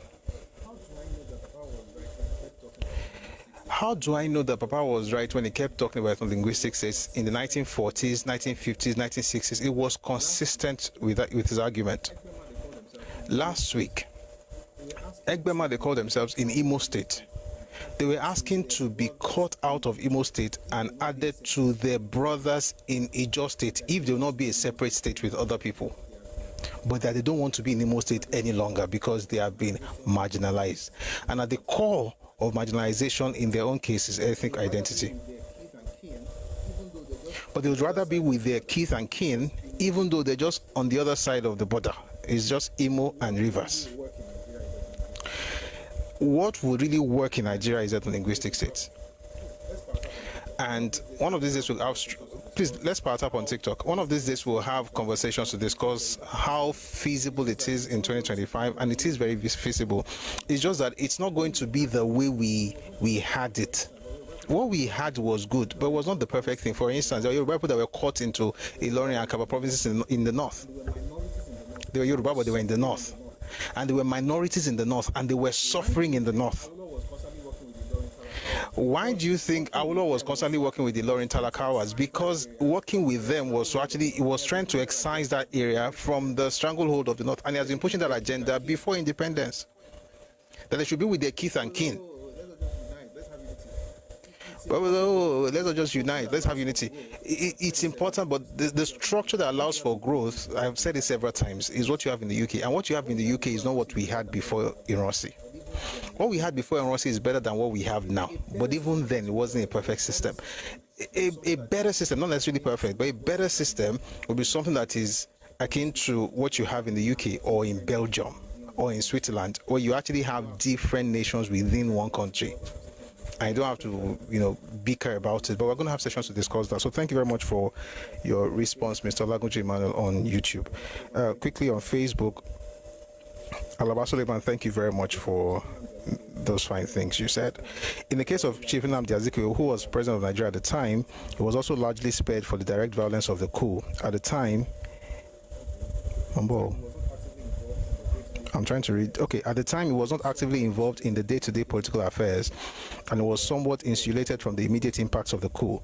Moreover, the coup was more focused on political and military leaders, especially in the northern region, so Azikiwe managed to avoid being a direct target. It is definitely fascinating how regional dynamics influence who was affected and who wasn't. If you have more questions, I'm happy to dive deeper. No, I think you will raise more questions from what you said that I'm willing to ask. The truth of the matter is that Azikiwe did not... When you use the word like he managed to insulate himself from Kineke, he didn't manage to insulate anything. He was part of the whole stuff. Let's talk true. There's something that I didn't read last week from the special branch report that explicitly mentioned the name of the premier of the Eastern region as complicit in the coup of 1966. I just decided not to get into all of that. I said last week without mentioning any name. Well, I'm not even mentioning any name right now, but one of these days, maybe as we have this conversation, we might get there. When we get to the bit, we might. It's right there. And then the other civilians that were involved in the coup, they were not mentioned by name, but that premier was mentioned. That's Okpara. Right. So, but thank you very much for your concern. Sorry, not your concern, for your contribution. That was really good. Abby King on Facebook. This thing you're saying, I can't repeat it, but thank you very much for being here. I really appreciate your contribution. All right, so I'm going to bring you up after the reading so that you can have time. But we have to get into the reading. It's almost 6:30, and we have about an hour and a half to do this. You know what? That's what I mentioned earlier. Let me read to you so that you can. So I'm not just going to. I'll quickly find that page.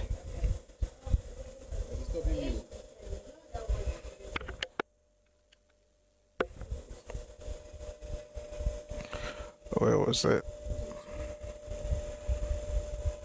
Let me send to you. It says here, the execution of the plan, that's of the coup, was to take place in 3 areas only. Right? Remy Guy, Ẹkáàbọ, good to see you, sir. If you're on YouTube or Facebook, I hope you're not. I feel like there's a feedback somewhere. Hello? Okay, I've removed it. Hello? It's clean now.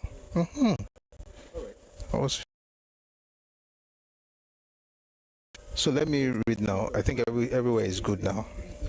The execution of the plan was to take place in 3 areas only, but they said it was supposed to take place in all the capitals and in Calabar.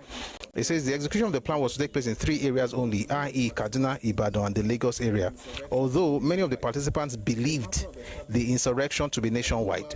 It is a matter of established fact that no violent action took place in either Benin City or Enugu.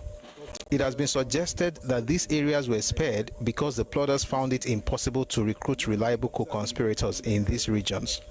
None of the officers indicated under interrogation that any efforts to recruit collaborators in either Benin or Enugu were made. Indeed, listen to this, indeed, subsequent action of some of the leading officers indicated collaboration with the then Premier of Eastern Region. Azikiwe did not just happen to leave because he was not involved in all these fantastic examples and what's the word? Excuses we make for certain people. They were in on it. That's from the Special Branch Report of 1966. They told people that wrote, someone like this who wrote the book Why We Struck, Adewale Ademoyiga, was waxing lyrical about that they were going to do fantastic things all over Nigeria. They would be in Lagos and in Ibadan and in Kaduna and in Benin and in Enugu. That was what he wrote in the book. They're going to go to Calabar and release Awo, where you go and read the interrogation. The report from the interrogation says actually they planned for only 3 places. And he, Ori Enowefefo Agbon, actually, and I mentioned this last week, if you think about it, he was supposed to be the fall guy. He just didn't realize it. And hindsight is 2020. If you think about it, you have to agree with me, to be honest. What do I mean? Look at what do we call the coup today? Let's just do a little very quick interaction before we get into the topic of today. When we mention the coup in 2025, right? Whose name comes to mind? Forget the fact that you have learned stuff, you have read a lot of books, so you know it's not that. But generally speaking, in the public space, whose coup do we call it? If we have to attach anybody's name to the 1966 January coup, whose name do we attach? Nzogu. Thank you, Dr. Badru Nzogu. I see Dr. Badru. I don't know if any other person wants to confirm or correct that. We're in class already. We're done with the news. Whose name do we attach to it? I've seen that Nzogu. Nzogu, thank you. Why? We say Nzogu because Nzogu was the one who went on Kaduna radio. He used the media. Thank you, you're all correct. He used the media. So everybody says it was Nzogu coup. What was the job given to Adewale Ademoyiga in Lagos? Media. He was supposed to announce the coup. That was his job. The only good thing I see in that job is that he didn't have to kill anybody. But in reality, he was going to be the fall guy. till tomorrow, most people still call the coup Nzogu coup, even though it was not the one who even planned it. It was one of the planners, yeah, but it came in much later. And it was a coordinator in the north, not the planner of the entire thing. By the way, I saw a video yesterday. I don't want to respond to it today. I saw it.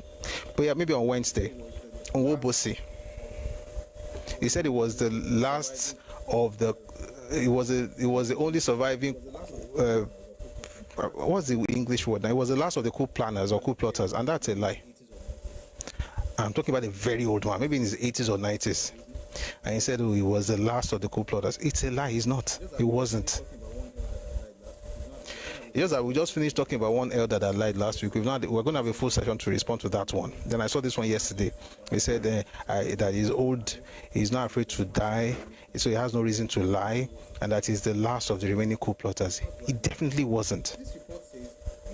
How do I know that? This report says he was recruited on the 14th. The coup was on the 15th. And yes, he was one that killed SLA. He was in Abeokuta, moved to Ibadan, and killed SLA in Ibadan. He wasn't part of the planners. He was one of the executors of the coup. But again, just because somebody is old and they start saying things, everybody starts saying, oh, Tony, listen to elders, but also fact check. Not because they're necessarily lying. I mean, generally speaking, if it's the East, they are actually necessarily lying. Let's not lie. If it's from the East, they're intentionally lying. But generally speaking, if an elder is speaking, I will listen. I remember talking to my mentor the other day, and he was telling me something. I was like, he told me something, I can't say it in public. And that thing is true. But I can't say because I was asking, I have to be able to refer to something. So like I was asking for like a reference. And what he's saying is true. Because he was quoting people and quoting this and this and this, just like you would do if you're writing a thesis. He's correct. But we're like, okay, so you not told me that what he would need to do to be able to get us that peer-reviewed stuff that we would need to be able to, make those statements boldly. That's somebody who is telling the truth, though. Let alone the person who is lying. Let alone the person who is lying. Someone says Nwobos is still alive. I don't know if he's still alive, but the video I saw, it was very old, and he said, that statement just made me feel like, what are you talking about? You're not one of the planners. You were brought in later. As a matter of fact, Bule got involved before him. But someone will tell you that, are you there? Were you there? Were you there? Just because he was alive at the time does not mean he's telling the truth. And a very good example is Chinua Achebe. Read his last book. You will now wonder in your mind, like, how can a person write this as their final gift to the world and still feel it with propaganda?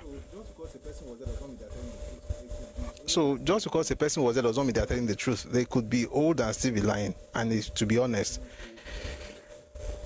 trying to find if there's any old person from that part of the country that's actually talked about the war and has said the truth. Maybe the Baba that I met, Shah, because he was telling me his own private experience. But on a broad level, now social handicap that they carry themselves. So I just wanted to read that about what's his name? The Premier of the Eastern region. In case you were not here, I'm going to read it again. Ade says Nwobosi was part of the guys. No, it was the one that led them. It was the one who actually did the killing. It was the one that Akintola shot at. You'll find it in the book by John de St. John. When he was coming up, Akintola got his gun and started shooting. I think the gun even hit him. Right?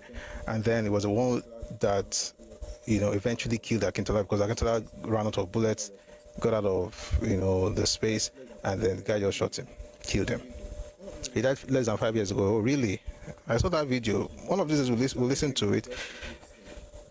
Excuse me. This challenge really is just the age thing. Because it has this, it makes you want to believe them because they were involved. But like I said, Why We Struck was written by a man that was involved, and even he took responsibility for what was not even his responsibility. What was the word? He took responsibility for what he wasn't responsible for. But I'd rather take that one shot than a person who doesn't even take responsibility for anything. At the end of the day, they're still going to blame Nigeria and blame everybody else but themselves. But this one even blames himself for something that he did not even really do, if you consider how things were done. It wasn't really his fault. It is well. In case you came in late, I'm going to read that part again. The execution of the plan was to take place in 3 areas only. It was supposed to be 6, according to Adewale Ademoyega. Excuse me. According to Jesus Christ. According to Adewale Ademoyega, it was supposed to be 6 places: Lagos, Kaduna, Benin, Ibadan, Enugu, and Calabar. But according to this report, the execution of the plan was to take place in 3 areas only, i.e. Kaduna, Ibadan, and the Lagos area.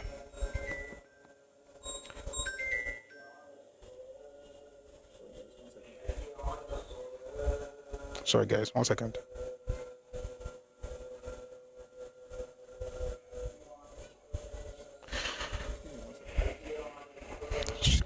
Excuse me 1 second, please.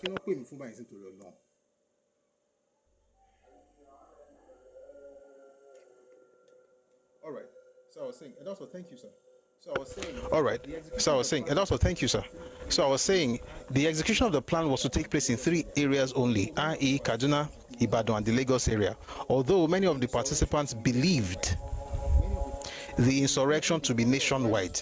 Many of the participants, including the author of Why We Struck, believed it was supposed to be nationwide or countrywide. I prefer saying countrywide, entire country, Nigeria.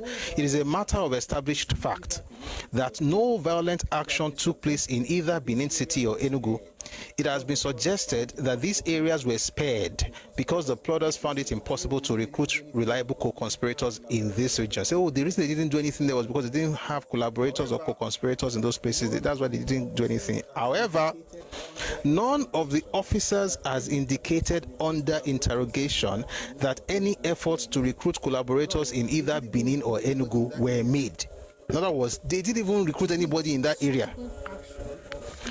Indeed, subsequent action of some of the leading officers indicated collaboration with the then Premier of Eastern Region.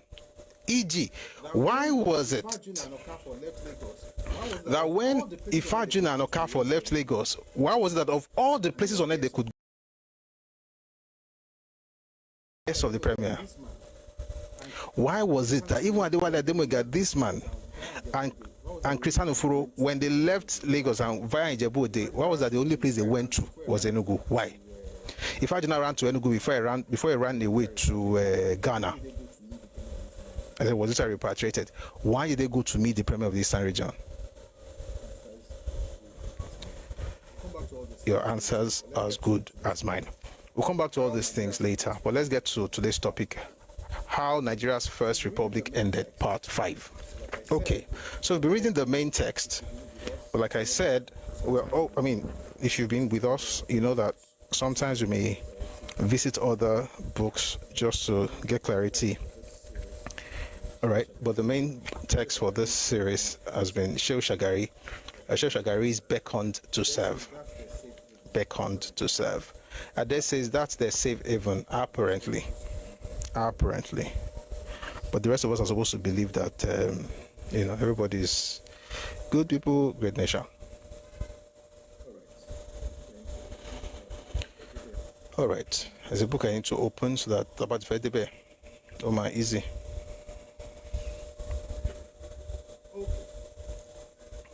Brilliant. Okay. So we have been reading Beckon to Serve by Shehu Shagari. If you're on TikTok, please power tap. Please power tap on TikTok. This is our main. This is a platform from where we're streaming to others. So please power tap, like, click on the art icon above my head here. please click on the out icon and drop a gift, drop a heart me. Let's push this to the FYP. We're going to have a fantastic session today. I can promise you that, because we have a lot of interesting things to learn today. Okay. So please power tap. Thank you. 39.40k now. 40k likes. Thank you. You are doing it. Let me clap for everybody. Even those on YouTube who cannot power tap, let me clap for you too. I will tell you why I'm clapping for you later, Sha. What you can do for us on YouTube. Okay. What you can do for us on YouTube. Right. What you can do for us on YouTube, please, is to like the live. Right. Please do that. Okay. That would be much appreciated. Okay. We've talked about a lot of things, and I want to try not to have to go over everything, because I'll be tempted to do that if we have to go over it. But I'll just quickly say this, right? That, one second, please. Oh, brilliant. So we already talked about, the coup. So we already talked about, the coup, how it took place. Thank you very much, Mimi Joseph on YouTube. Thank you for that gift. I really appreciate it. That's also beautiful that you can give gifts on YouTube as well. So I really appreciate that. Thanks for your generosity. God bless you. All right. So we already talked about the coup, how it was executed, how, what happened with transfer of power and all of that. We don't go back into all of those things. We'll just talk about what people call the ethnic bias of the coup. I'm just going to read a bit and then we'll go on into today's session.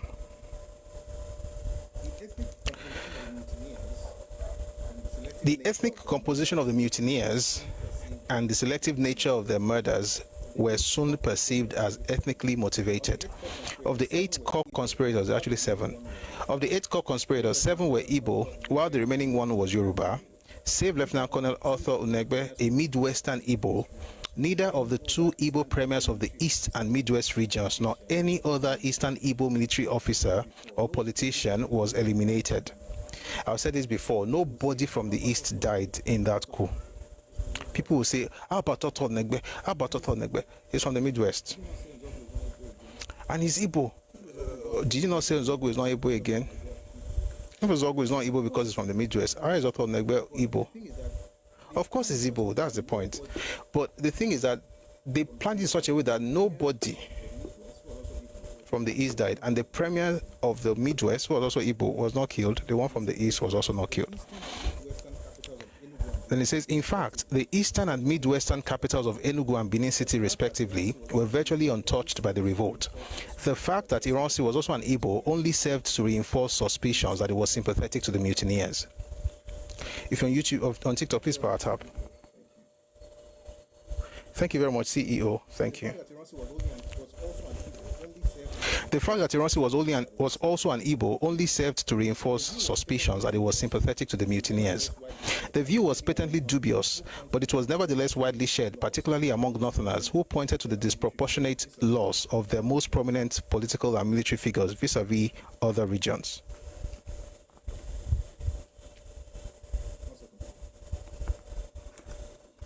One second, please.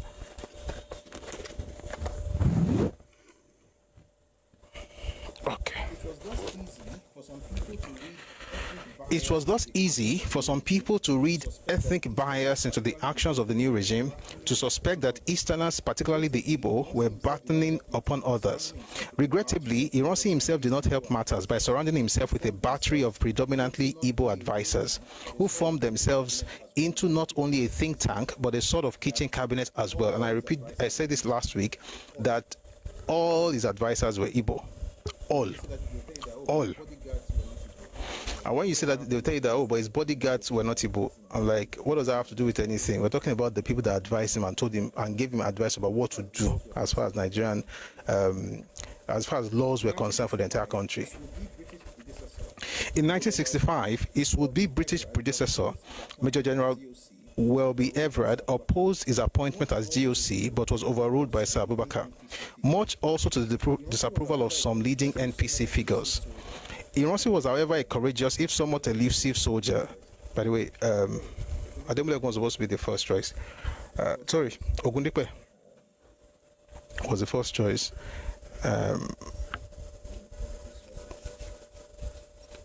In politics got in the way. Ironsi was, however, a courageous, if somewhat elusive soldier whose commitment to the military professional ethos seemed both strong and genuine. He was very much beholden to his advisors and unable or unwilling to discern the treacherous path which they wanted him to tread. I'll say that again. Going on. He was very much beholden to his advisors and unable or unwilling to discern the treacherous path which they wanted him to tread. These were clever men intent on fishing in troubled waters. We're going to see some of the things that they wanted to do. We'll see that later today. Let's continue. On 21 February 1966, Ironsi elaborated on his regime's intentions in a major policy speech. Public affairs were to be conducted from the center to ensure control over all major areas of national activities and to plot a uniform pattern of development for the whole country. That's what he said. All major, listen to what he said though. He says public affairs were to be conducted from the center to ensure control over all major areas of national activities and to plot a uniform pattern of development for the whole country. That's a statement he made in '66. It's a statement people still make today. The idea you're going to have that you're going to have uniform development in different parts of Nigeria at the same time is around nonsense. Nigeria is not a local government. It's not a village. It's an entire country. To have uniform development in a state, God save, is not possible. Well, it's possible in a state, but it shouldn't be. No, it can't even be uniform. What are we? Are we joking? It can't be uniform. It can't be uniform. But to not have it in Nigeria. So let me tell you what this is, because when I say that, it's going to be like, what are you saying? What it really is that the idea of having people, exercise their agency and have autonomy in different regions is something that threatens a person with a unitary mindset. He feels that everything must be concentrated at the center, and then he must be the one to determine what happens in each region at the particular level. So for instance, you say something like, oh, you guys already have roads in that place. For instance, let me give you an example. You guys already have airports in Lagos. We have international airports. Let's create one in Ebonyi. Now, in case you are hearing now, you feel like, how is that bad? It's not that it's bad. It's that it doesn't factor into it the traffic, the need for that infrastructure. We just have to have it. For instance, I was online today, and I saw people saying things like, there should be, that if the government can give them 3 things, they will not agitate again. Again, the person doesn't have, is not very present upstairs. Anyway, he said that government should give them seaport, which government cannot do. Only God can do that one, because there's no sea in the region. Number 2, government should give them international airport, but there's already one in Enugu. I don't know if Enugu is outside the southeast. Then government should give them cargo airport. Every state governor is doing that right now. I don't know why it has to be the federal government. So here's the point.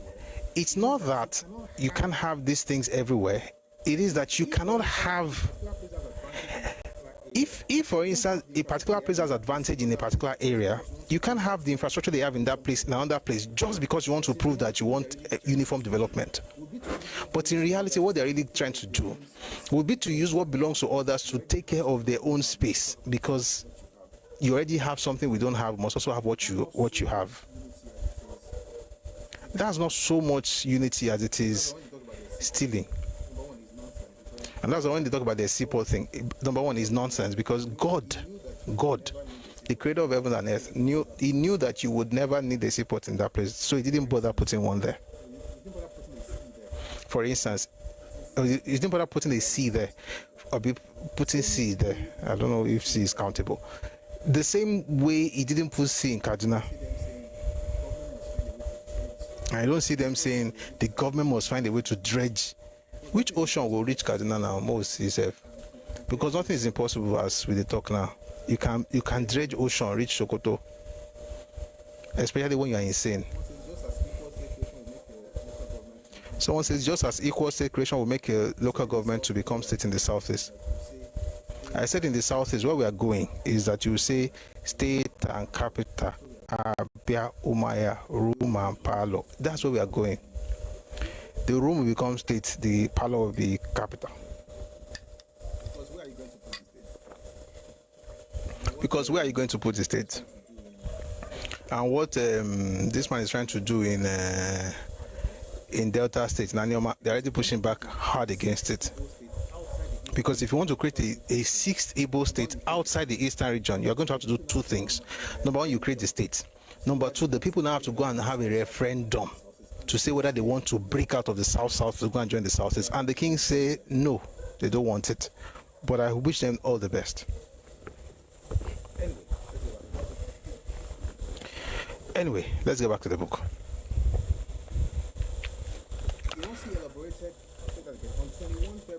Ironsi elaborated, I'll take that again, on 21 February 1966.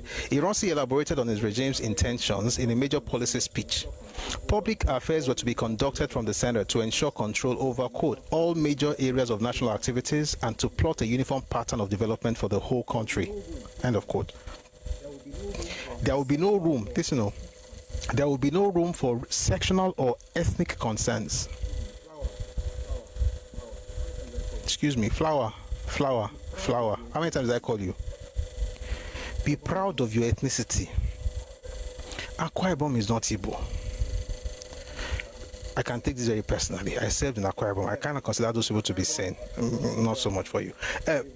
Akwa Ibom, Cross River State, they are not Igbo. It's not Igbo land. Why do you like stealing? This is what Ojukwu did that got him in trouble. You are doing it again. That's not Igbo land. Rivers is not Igbo land. Rivers is not Igbo. How can Rivers be Igbo land? How can Rivers be Igbo land? Do you think about these things? Where will you put the Ijos? Where will you put the Ogonis? Where will you put the Kalabari? Because of all the Ijo groups I know. Kalabari is Igbo. Ogoni is Igbo. Haba. Guys, read Sunset in Biafra. Let me tell you what Elechi Amadi said. I'll even give you two things. Let me give you two. I'll go back to the book and guys, just say. Number one, Elechi Amadi said that your people moved into their region in the 1940s. You moved into the region in the 1940s and then you became very many. Read the book Sunset in Biafra by Elechi Amadi and Ezekweri. And he says they are not Igbo. Because even in the 60s, they had their own separate ethnic organization. They were not part of Igbo Union. Ikwere, Ekpeye, Eche, they say they are not Igbo. Why you guys are not civilized or long. Somebody says he's not a member of your family. I say you are a member of my family by force. The only reason you want that place is because they have oil and access to the sea. That is all. You don't care about them. And they know. You don't care. If anything happens to them, doesn't concern you. You only want what they have. They say they're not Igbos, let it rest. And this is the same problem they are having. Do you know how you guys got to that place? You know what? It's not today's story. Look for an interview with Dr. Okachiku. Yeah, Okachiku. That's his name. Dr. Okachiku. He's one of the leaders of Ikwere people. He explained how your guys got to that place. And it's a very pathetic story. And you know what people tell you these stories, which I'm not going to tell you today. They remind you because you guys go beyond your boundaries every time. You have a path. Now you got there. One of the groups in Anioma that is speaking against what Senator Ned Nwoko is doing is repeating exactly what I played the other day from the last Omu, the one before the present one. And she said there are 4 different groups that make up what you call the Anioma identity today. There's Benin, there's Yoruba, there's Igbo, and there's Igala. But one group says that all of them are Igbo. What kind of spirit do you have? Don't you know that sounds, you are uncivilized? uncivilized. They are not denying that some of them are connected to you, but they are saying that they are from different places and they are from the new identity. Respect it. You know what? Keep fighting them. One day they will show you Pepe. That's why they show you Pepe after the war in Port Harcourt. Continue. One day we'll talk about that.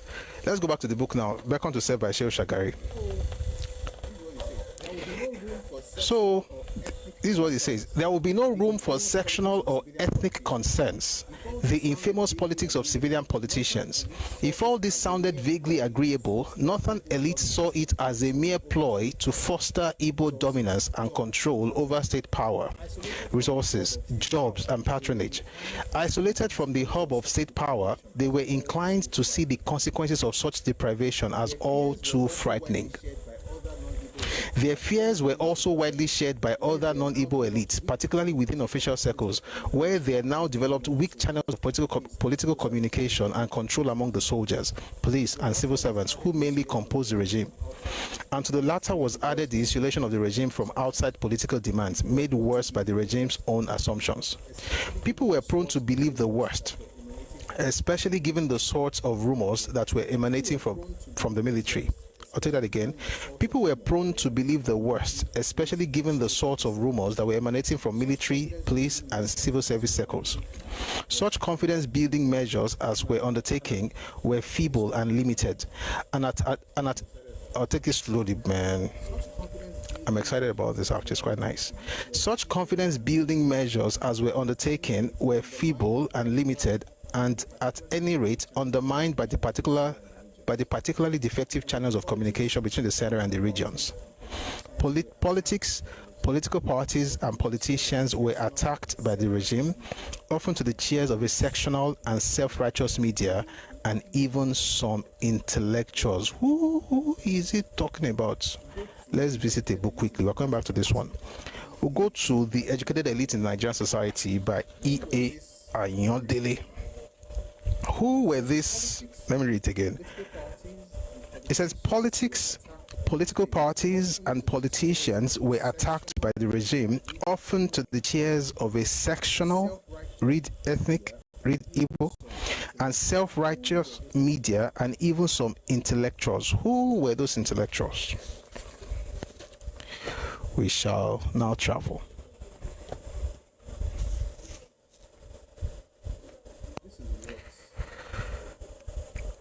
This is what the so-called intellectual said to. One second though. This is what they said to Ironsi and how they supported Ironsi.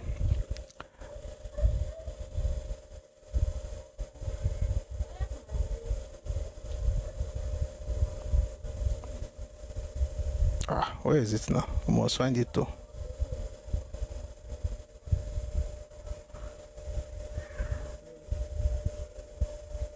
Da da da da da da da da da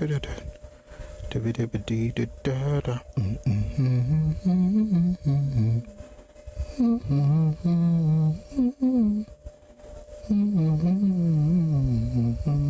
I found it. So, just going to read what they said about this old. It's from what is the document? Mbeyi Collections, the Nigeria-Biafra conflict.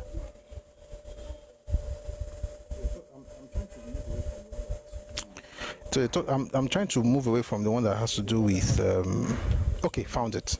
There's a part that has to do with the Igbo domination protocol that they put out in '64, but let's leave that for now. So this book is called The Educated Elite in the Nigerian Society by E.A. Ayondele. Take a listen and be blessed. It was in the sorry, not there.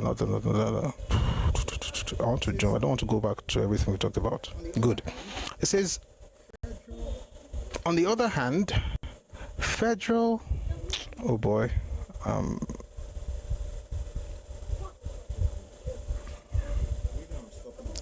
We're good.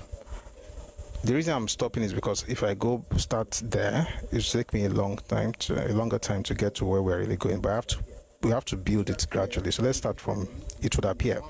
It would appear that the educated elite in the army had been infected with tribalism. The coup was executed by and large by the Igbo, witnessed the killing of all northern Nigerian officers within reach and of Yoruba officers suspected of being in sympathy with the Hausa Fulani elite of northern Nigeria. Moreover, no Igbo elite politician and disseminator of tribalism or sectionalism lost his life. The troops in Benin and Enugu under Igbo control refused to murder Dennis Osadebe and Michael Okpara respectively. But on the other hand, the federal prime minister and Chief Okotiebo on the other hand, the federal prime minister and Chief Okotiebo, the Midwestern fighter against Igbo domination, were killed. By the way, how do I know that Okotiebo was a Midwestern fighter against Igbo domination? Because of the letter he wrote to Osadebe himself. I've read it here before. And because of the plan that Igbo National Congress had for him. I read it here before as well. The Igbo National Caucus had a plan for every region in Nigeria and specific politicians. And some of them ended up dead. We're just going to act like, there was no Igbo. Congrats. Let's go back. But on the other hand, so they didn't kill Osadebe or Michael Okpara. But on the other hand, the federal prime minister and Chief Okotiebo, the Midwestern fighter against Igbo domination, were killed. Also murdered were Ese Akintola, the Premier of the West, and Amadu Bello, the Premier of Northern Nigeria. In the circumstances, the view began to gain ground that the coup was evidence that the Igbo plan for a takeover of the country was maturing. And there was the fact that the first head of the military government, Aguiyi-Ironsi, surrounded himself with top Igbo civil servants as advisors. The suspicion of Igbo domination grew as Igbos within the army were promoted to the rank of officers, and the unification decree was issued in response to the minority report of only one member on Wokedi. We read that in this book already. One person came up with there was supposed to be a committee, but only one person came up with a report that there must be unification decree. We'll get to it later, Sha. But Wokedi report gave us what happened in May. We'll read this later in this book as well, and another book when we get there. I'll take it again from there. The suspicion of Igbo domination grew as Igbos within the army were promoted to the rank of officers, and the unification decree was issued in response to the minority report of only one member on Wokedi, an Igbo, and against the firm recommendation of the majority of the committee that had been set up to examine the proposal. Frightened that the unification decree would establish firmly Igbo control all over the country, the peoples of the North in May 1966 rose up against Igbo inhabitants in northern region. This first of a series of spontaneous massacres of Igbos was the last straw which persuaded a number of Igbo leaders that their dream of Igbo domination was beyond achievement, that the size of Nigeria and the factor of loyalty to the tribe rather than to one Nigeria in quote were strong among the large ethnic groups in the country, that justly or unjustly anti-Igbo feelings had risen very high in the rest of Nigeria. In the words of the academicians, this is where we're going. Ataro. This is where we're going. If you're on TikTok, please put up. This is showing activity. I'm going to continue, but we have to put up. It's showing activity. We all know how TikTok works. Please let's engage. Thanks for the comments in the comment section. But let's power tap. Just tap on your screen. We need to get to 70K in a bit, and then we'll scale to 100. Thank you very much. Let's go back to this. So what are we even doing in this book? How did we get here? We got here because we saw a line in this book that says political parties and politicians were attacked by the regime, often to the cheers of a sectional, read Igbo, and self-righteous media and even some intellectuals. What did those intellectuals say? Now, why we come here with that? More read that. In the words of the academicians or intellectuals, themselves all the time tribalists who drew up the argument for secession as early as May 1966. This is what they said, intellectuals. Since the last event, unification decree, it has become crystal clear that the former leaders of the action group have, as predicted, joined forces with the former leaders of the NNDP in a renewed battle against Easterners. Who are these people? Action Group, we know that's the party Awolow's party. NNDP was a faction that was created after SLA pulled out of AG. He formed his own party with half, let's just say like a section, if not half, of Action Group. They formed Nigerian National Democratic Party, using the name that Robert Macaulay used in 1923. So they brought that name back, and now after the old while has happened, they had killed SLA, things have happened, AG and NNDP now came back together. These clowns now said it has become, these clowns were lecturers and intellectuals and professors, but they were still clowns. That's why somebody put something on social media, I'm sure you have seen it on Twitter. Some people, regardless of whether it's PhD or somebody said in gala, the mindset is the same. Since the last event, Unification Decree, it has become crystal clear that the former leaders of the Action Group have, as predicted, joined forces with the former leaders of the NNDP in a renewed battle against Easterners. I'll tell you what the battle is. Recent events have further demonstrated that these leaders are clearly striving to counter the efforts of the military regime to forge national unity. In other words, they're not fighting Igbo, they are fighting the military regime. In other words, they're not fighting Igbo, they are fighting the military regime and countering the effort of that regime to come up with national unity. And because they are pushing against the Unification Decree, they are fighting Igbos. That's what the intellectual said. Recent events have further demonstrated that these leaders are clearly striving to counter the efforts of the military regime to forge national unity. In this respect, the Western leaders are one with the Northern leaders who are similarly opposed to a unitary system of government in Nigeria, and all of them are anxious that the country should revert to the old federal structure, which, as everyone knows, was the principal cause of most of the wars of the First Republic. That's intellectuals. If so-called intellectuals are sounding like this, what do you think the Okpasela will be saying? And why are you angry that Okpasela talk the way they do? But this is not to say that the generality of the Igbo saw themselves as seekers of dominance over the rest of Nigeria. You're making excuses for them, but let's continue. Or that the Igbo leadership saw itself as exploiters of other peoples in Nigeria. The self-styled leaders and spokesmen of the Igbo people, mainly university intellectuals, quote-unquote, argued passionately that it would be wrong to see the Igbo as grabbers of most of the offices in the country. Rightly considered, they contended they deserved to hold these posts by virtue of their special talents. They were superior to other ethnic groups in culture and civilization. I don't look for that culture and civilization since I never find out, but if you find out, help your brother. They were superior to other ethnic groups in culture, in quote-unquote culture and civilization. They were the most receptive to new ideas and the most able to assimilate them. It would be most unfair and unjust for any other people in Nigeria, particularly the Northerners, to wish to dominate Nigeria. For Northern Nigeria lacked education and culture and was never in a position to contribute to the advancement or progress of the country. These were intellectuals.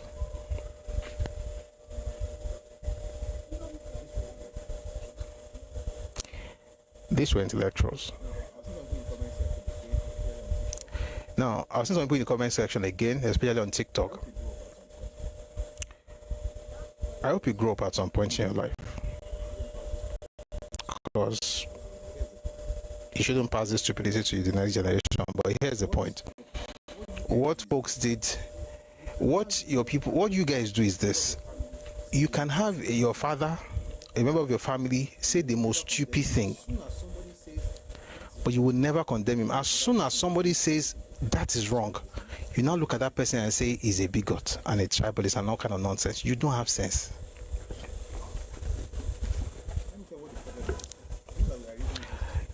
Let me tell you what the problem is. It's not that we are reading history, it's that history is repeating itself. What did I read here right now that you have not heard in the last 1 year, in the last 1 month, in the last 1 week? What have I read here that I have not heard? That they are better than everybody. Have you not heard that recently? Have you not heard that, for instance, we should have national unity? Was it not Mogalu, a professor who was championing for what did they call it? Strong men. Nigeria needs strong men. It says for the nation to be born, the tribe must die. Who talks like that? A person shouting national unity. It's not unity. It's death. It's erasure. The only good thing is I'm glad you're not capable of doing anything. And if you try, you'll meet your Waterloo. Parties and politicians themselves were harassed to refrain from activity, while trade unions and ethnic associations were warned to keep out of politics. In May 1966, Decree number 33, we'll get to 34 later, Decree number 33 outlawed 81 political parties and groups, along with 26 of the most prominent ethnic associations.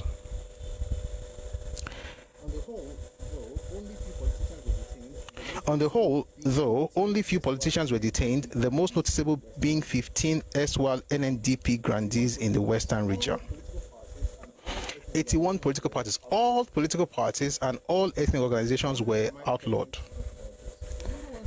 Why am I pausing to talk about this? You remember when somebody, I don't know if you saw this thing that trended last week. Even this man, Mogalu, also said something similar.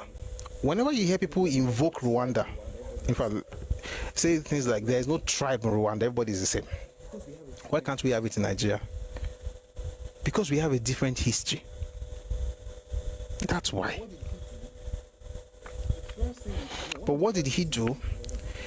The first thing one of the first things he did, it wasn't the first, he had already promoted this. He promoted 18 Igbos in one day. 3 Northerners ahead of Yorubas. None of them was promoted, by the way. Not in April.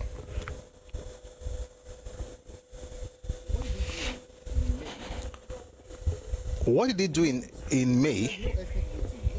He said no ethnic meetings, no Yoruba groups should be meeting. No Hausa, no Igbo. We should all meet as Nigerians. When you hear that, as a naive person, your mind, you're like, that's growth. No, that's not growth. That's death. That identity is being destroyed in order to create a new idea, which is based on his own idea. On his own idea. I'll take it again. That is identity being destroyed so that he can create a new idea, which is based on his own identity. People that move like that, this is what they do. They will kill, they will say, let's remove, we're all the same. Don't be Yoruba, don't be Igbo, don't be Hausa, don't be Tiv. You're not Tiv, we're all Nigerians. But the person who is starting to do that, watch. What will happen, from the dust of these burnt identities, the phoenix that will rise will be the phoenix of his own identity. All of you will have to share his own identity. I want to read you a list of the, I don't know if I've shared it here before, the list of groups that were, essentially, there were 81 actually. I said I found it. Tribal and cultural associations like Borno State Union, Egbe Atunluse Ibadan. Who affects you, Baba? Who affects Igbo? No. Who affects you, Baba? Juemagbo.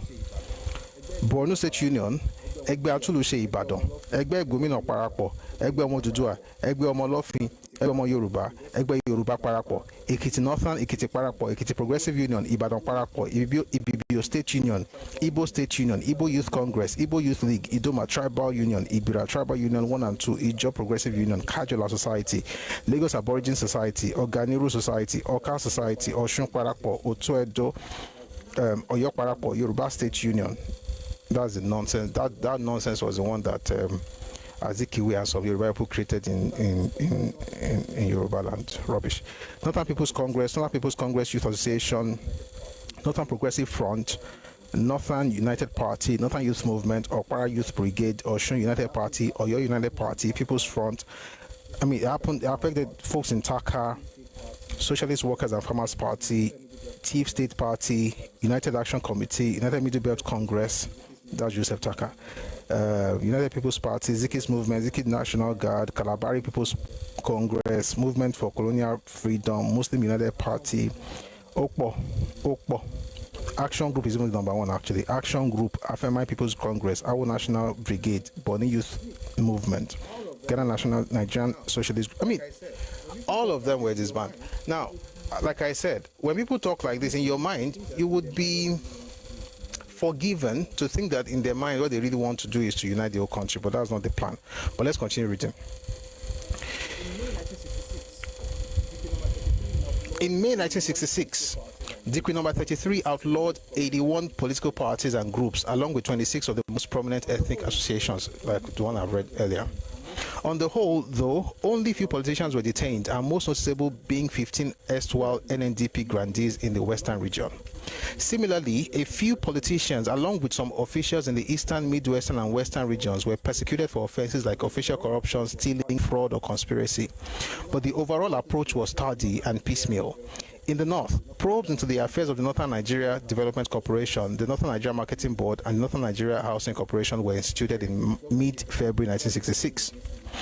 Here again, the government differed over proceeding against individuals indicted by the inquiries, perhaps to avoid worsening the mounting discontent in the region. The federal government eventually followed in June. It set up tribunals to investigate the Electricity Corporation of Nigeria, the Nigerian Railway Corporation, and the Lagos City Council, and passed a comprehensive decree enabling it to probe and recover any assets that had been improperly acquired in public office. Part of the regime's reform effort was directed at several avenues of political patronage, control, and influence. But the bulk of the measures centered on... I'll take that again. But the bulk of the measures... Thank you for the gift. I appreciate it.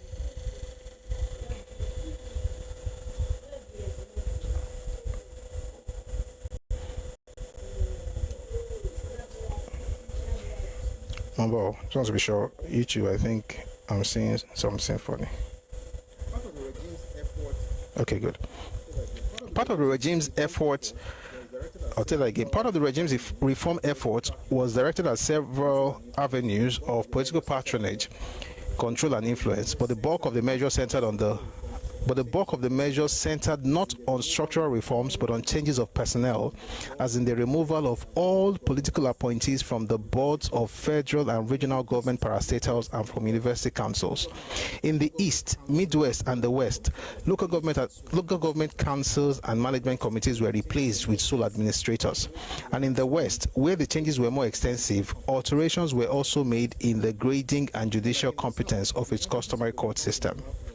Unlike in the South, the emphasis of the reforms in the North was structural. Accordingly, the changes were more profound because they struck at the core of local power, control, and influence, which the traditional and modern Northern power elite greatly depended. The reforms, first outlined in February 1966, brought about the integration of native authority police courts. I'll take that again. Excuse me. The reforms, first outlined in February 1966, brought about the integration of the Native Authority Police, courts, and prisons with the Nigeria Police Force, the judiciary, and the Federal Prison Service, respectively. Let me read that slowly. I mean, all the things that have happened, some of the things were good.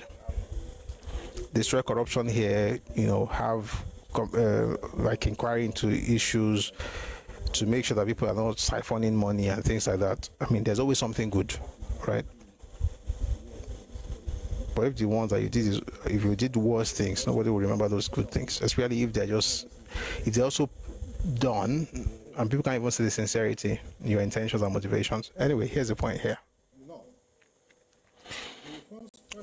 In the North, the reforms first outlined in February 1966 brought about the integration, unitary mindset of the Native Authority Police, courts, and prisons with the Nigeria Police Force, the judiciary, and the federal measures, which swept aside the erstwhile Native Authority councils and management committees together with their personnel.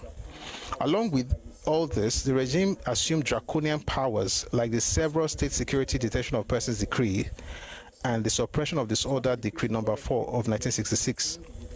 Such decrees provided for individuals to be detained without trial, to be tried by military tribunals, to face long jail sentences or even the death penalty for public order offenses, and for the government to declare martial law in areas threatened by disorder.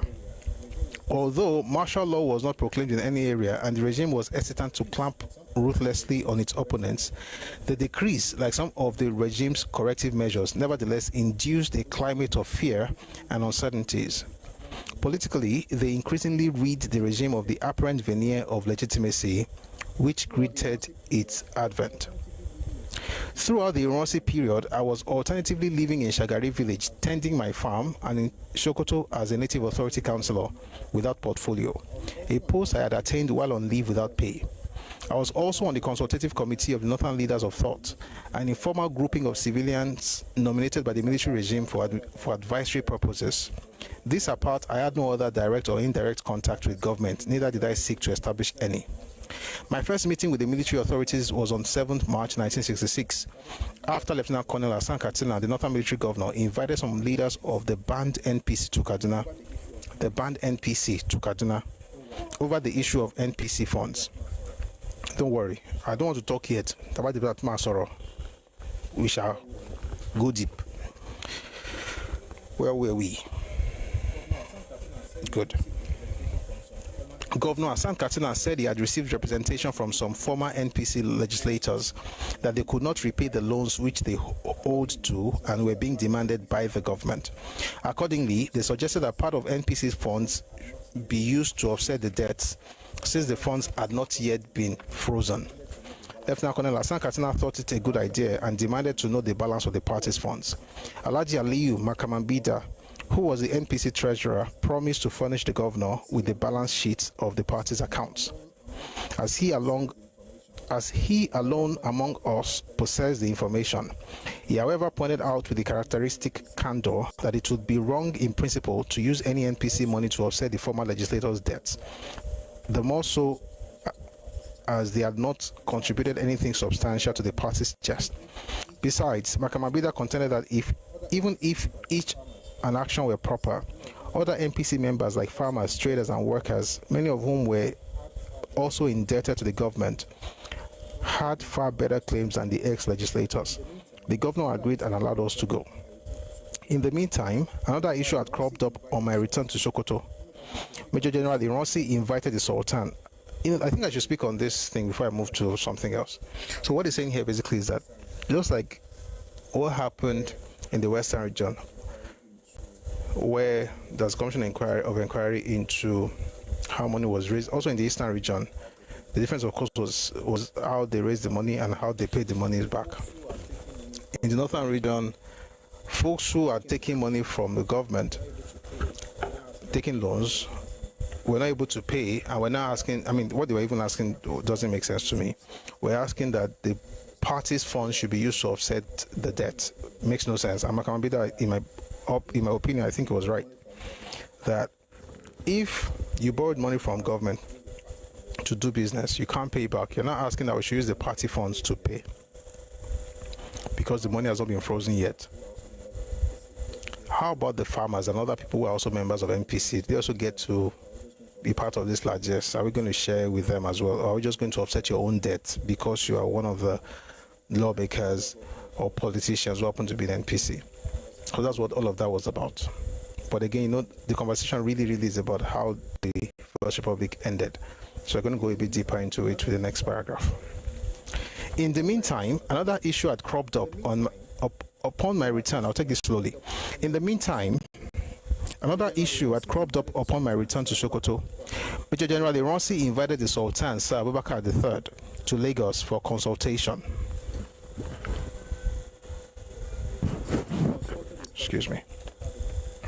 The Sultan consulted his traditional cabinet, reasoned that acceptance of the invitation might be misconstrued as a tacit support for Ironsi's increasingly disagreeable conduct of public affairs.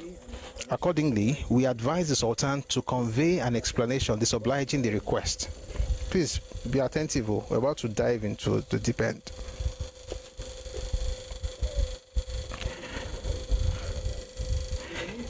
I'll take it, let me take the paragraph again. In the meantime, another issue had cropped up upon my return to Sokoto. Major General Ironsi invited the Sultan, Sir Abubakar III, to Lagos for consultation. The Sultan consulted his traditional cabinet. We reasoned that acceptance of the invitation might be misconstrued as a tacit support for Ironsi's increasingly disagreeable conduct of public affairs. Accordingly, we advised the Sultan to convey an explanation disobliging the request. A man of wide sympathies, the Sultan rejected our conclusion, recalling that he had once visited Lagos, February 1945, at the instance of Sir Arthur Richards, the British colonial governor. So he was even more inclined to accept the same invitation from a Nigerian head of state.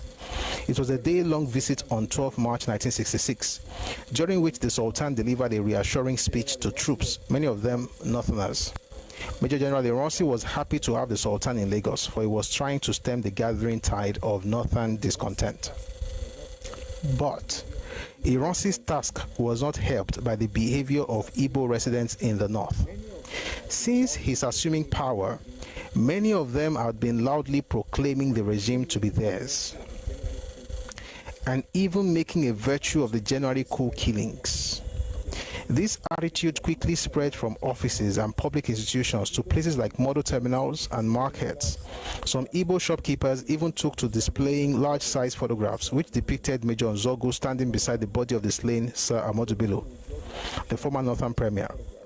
Igbo people would draw the attention of Northerners to the photographs and say of Nzogu, "Shine Maganinku."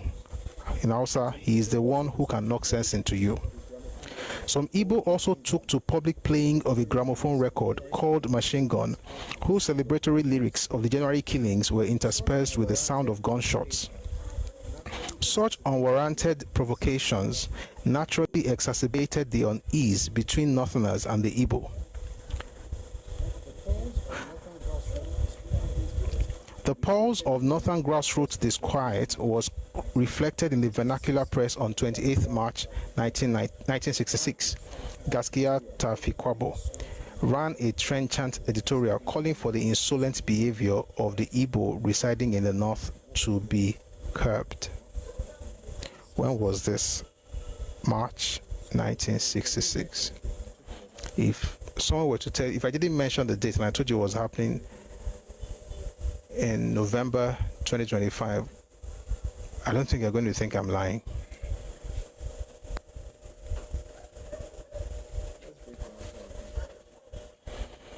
Let's break down some of the things he said. Number one, since Ironsi assumed power, many of them had been loudly proclaiming the regime to be theirs. The document we read earlier was stuff from their own intellectuals saying that that regime was something goes. The unitary Kinikon, the unitary unification decree was the right way. Yoruba people are tribalists, Hausa were tribalists, they didn't want Nigeria to be united and forge a national union, all that rubbish. The same thing, the same way the intellectuals were doing their own, the common people and civil servants were also doing the same. And they were happy to claim that regime as theirs. It's only when things didn't work out the way they thought that they now started shouting it was not Igbo. They were happy to say it was Igbo because they had the power in January, between January and July of 66. That was one. Number two, he says this attitude quickly spread from offices and public institutions to places like model terminals and markets. Some Igbo, two of them I will mention, but I'll read only one. I'll mention two, I'll read one. The Origins of Nigerian Civil War by Nnamdi Azikiwe and The Tragedy of Victory by Godwin Alabi Sama. And I've read it here before, so I'm sure a lot of people here have heard me read it. Do I ever need to read the other one, Seth? Okay, let me ask a question. If you've heard me read it before from the book by Brigadier General Alabi Sama, please write yes in the comment section. If you want me to read it again, so if you have never heard me read it before, just say no. If you have heard me read it before, say yes. If the no's are more than the yeses, then I will read it. If not, then I'll just go on. If you've never heard me read it before, just say no. If you've heard it before, say yes. We have yes, yes, no, no, no, no, yes. Looks like we have more no's. Okay. Okay, looks like we have more no's. Let me read something then. Let's read it.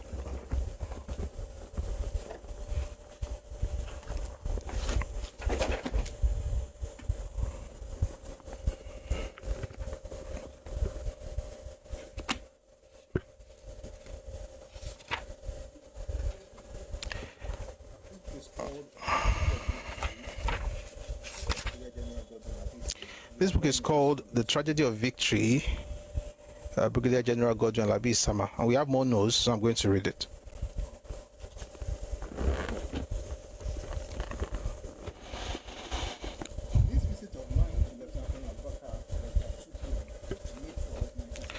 This visit of mine to Lieutenant Colonel Abubakar was at 2 p.m. on May 12, 1968. Remember the date.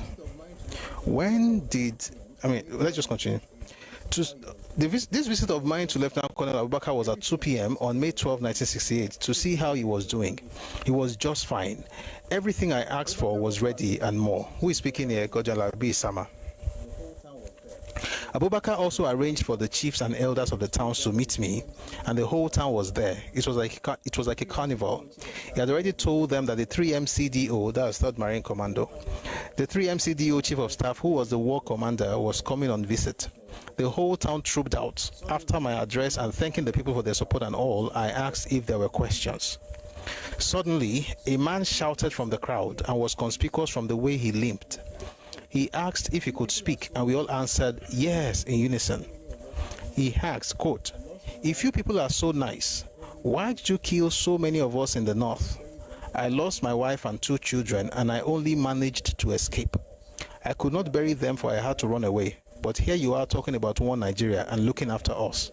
We had thought you would arrive here and kill all of us, and that was what the Biafrans told us also.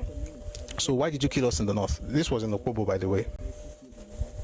For about a minute, I did not know what to say, as I was not part of those who killed in the north. I barely escaped being killed myself, and the man was crying. There was pin-drop silence. Then Abubakar asked if he could answer the man. I quickly agreed because at that point I could not think of a convincing and satisfactory answer to the man's question. Abubakar's reply was very brilliant. It didn't happen at all. It could have been avoided. Even the war itself could have been avoided. The first coup killed all our Hausa leaders and military officers. I am a Hausa man. We had no leaders and no one to trust. We had no one to talk to us about what was going on in the country. Since we were leaderless, everyone was to himself. There was anarchy.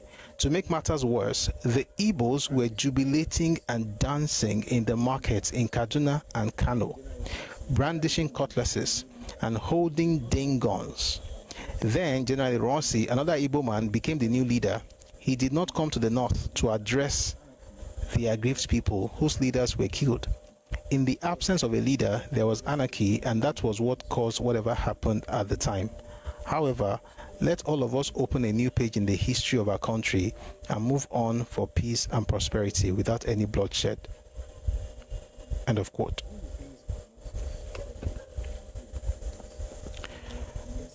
One of the things I've noticed sincerely in Nigeria is yesterday doesn't seem to go anywhere. It always comes back. Like right now, any evil happens in Nigeria, the region that will celebrate the most will be folks from the southeast. Now, to be clear and to be fair to them, just about every part of Nigeria was actually happy when the coup took place at first. The day the coup took place, just about every region was actually glad because there have been crises. Since 1960, there have been crises. Essentially in 61, 62 became glaring, 63 became worse, 64 scattered everywhere, 65 was when the Operation Wet Tear started, 66 was when this now at least now we can rest, until they discovered that no leader was killed in the southeast, and they were like, wait, maybe we celebrated too early. What's happening here? So in the beginning they were okay, like things are going to change. Then they discovered that it was clearly ethnic. Then these guys, Omoju Omara, they couldn't read the room. They now began to taunt people in their lands. After your folks have killed their leaders in the name of one Nigeria, but they didn't kill your own leaders, even though your guys were the ones who actually planned the coup. But we want us to believe that it was a national coup. I saw an elder earlier today saying, if you really think about it, it was a national call. I was like, some of you elders need to really find somewhere to sit down. This is the mindset that has kept this country the way it is. The need to make people happy. Respect people, but stop pandering. Respect people, but stop pandering. Where are we? Okay, so you've been pandering since 1970. What has that got us? Where are we? It's not really their fault. Maybe so. It happened, and you don't make excuses for any other group that messes up. What's all this? We're not really sure. Let's not make it look like it. It is what it is. And when it happened, folks from the South celebrated, and I played the music here before. You know what? Let me play one for you. There were 2 songs that were released around that time. And thank you on YouTube. I saw your responses as well. There were 2 songs that were released around that time, or maybe they were released before, but they were now used for the purpose of pushing the agenda after the coup took place. 2 songs. Number 1 is called Machine Gun by Celestine Uku. Number 2 is called Ewu Nabakwa by Rex Lawson. I'm going to play one of those songs. Give me a second.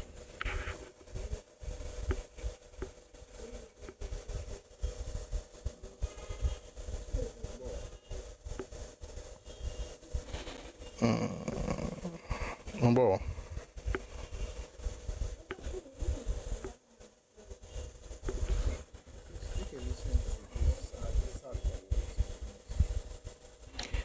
Please take a listen to this sad. It's sad, by the way, so there's nothing cool about it. So imagine, I mean, the title already says that is essentially goats are crying.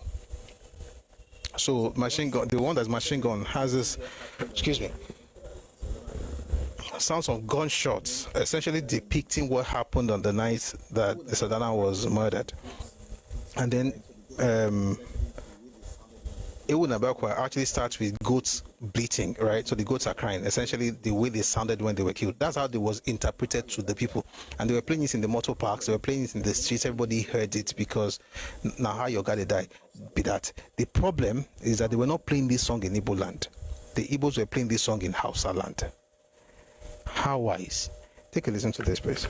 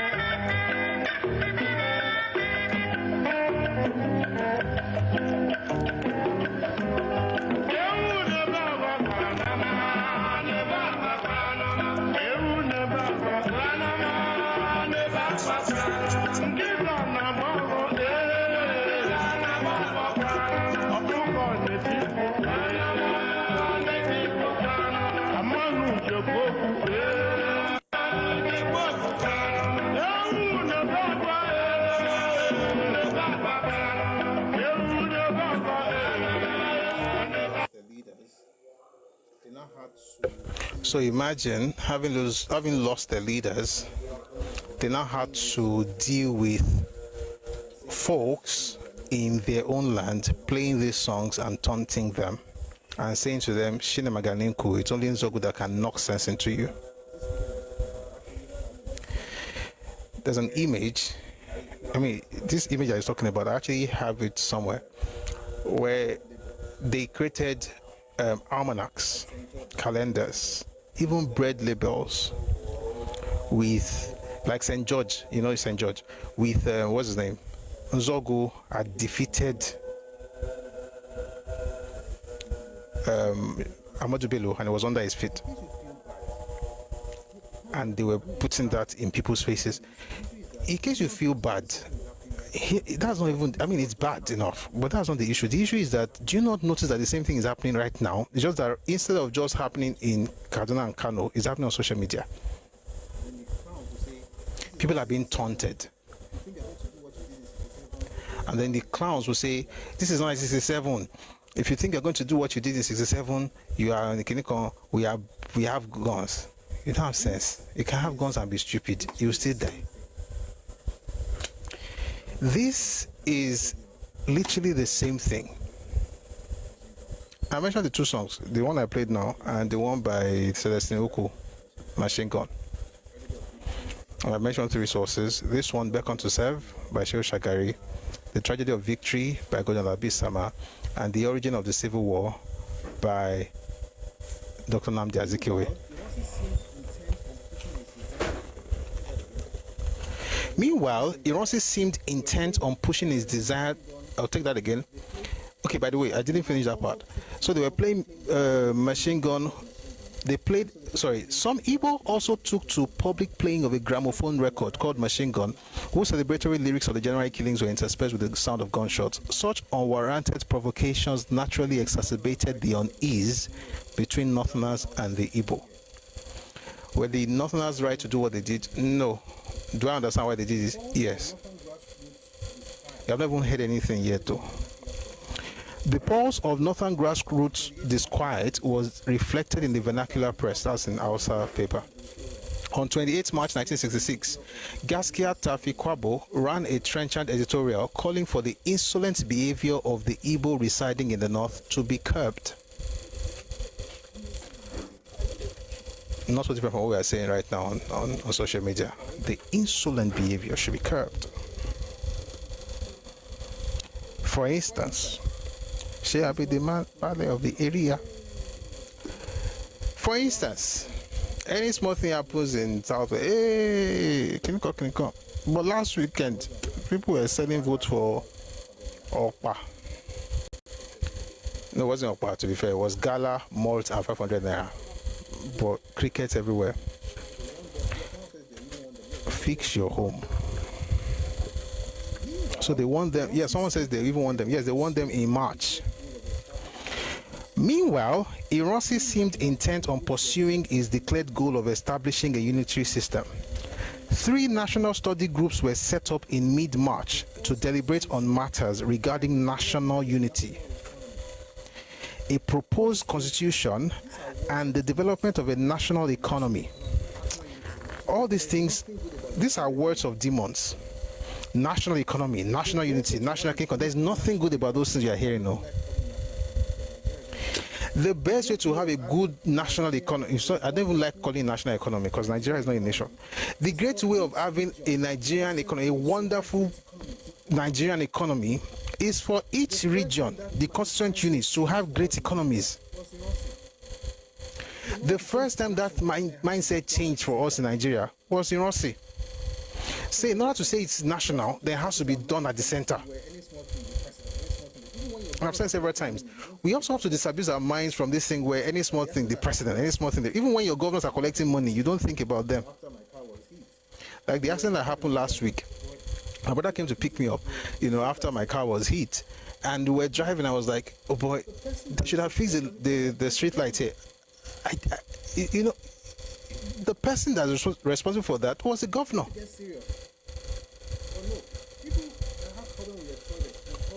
I need to get serious. But no, people that have problem with their toilet will call president. It's a mindset.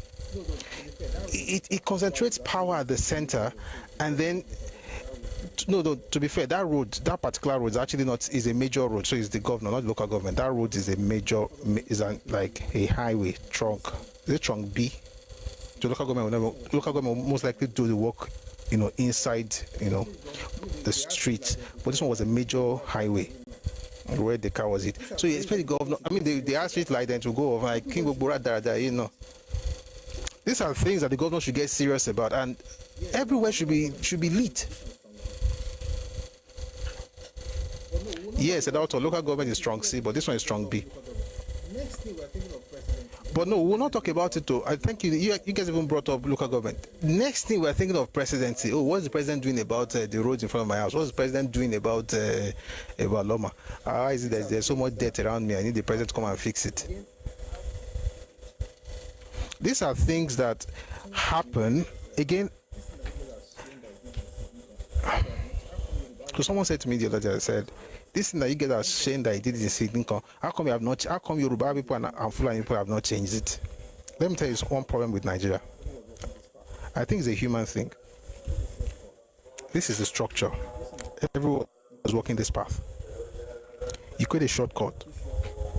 Listen up. You create a shortcut. People push you out of power, but they discover that shortcut. They now see the shortcut and how it benefits them.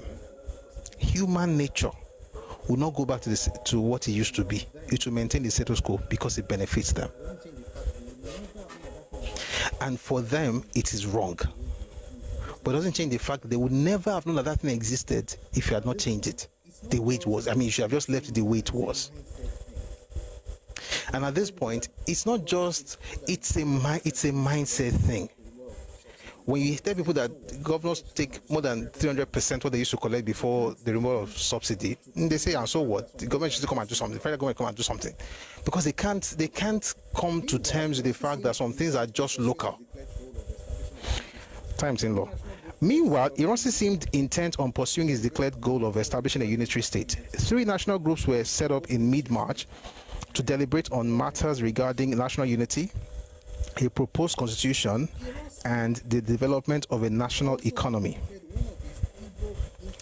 Ironsi also appointed one of his Igbo intimates, Mr. Francis C.N. Onwokedi, to report as a one-man commission of inquiry on the formation of an administrative machinery for a united Nigeria. I hate that phrase,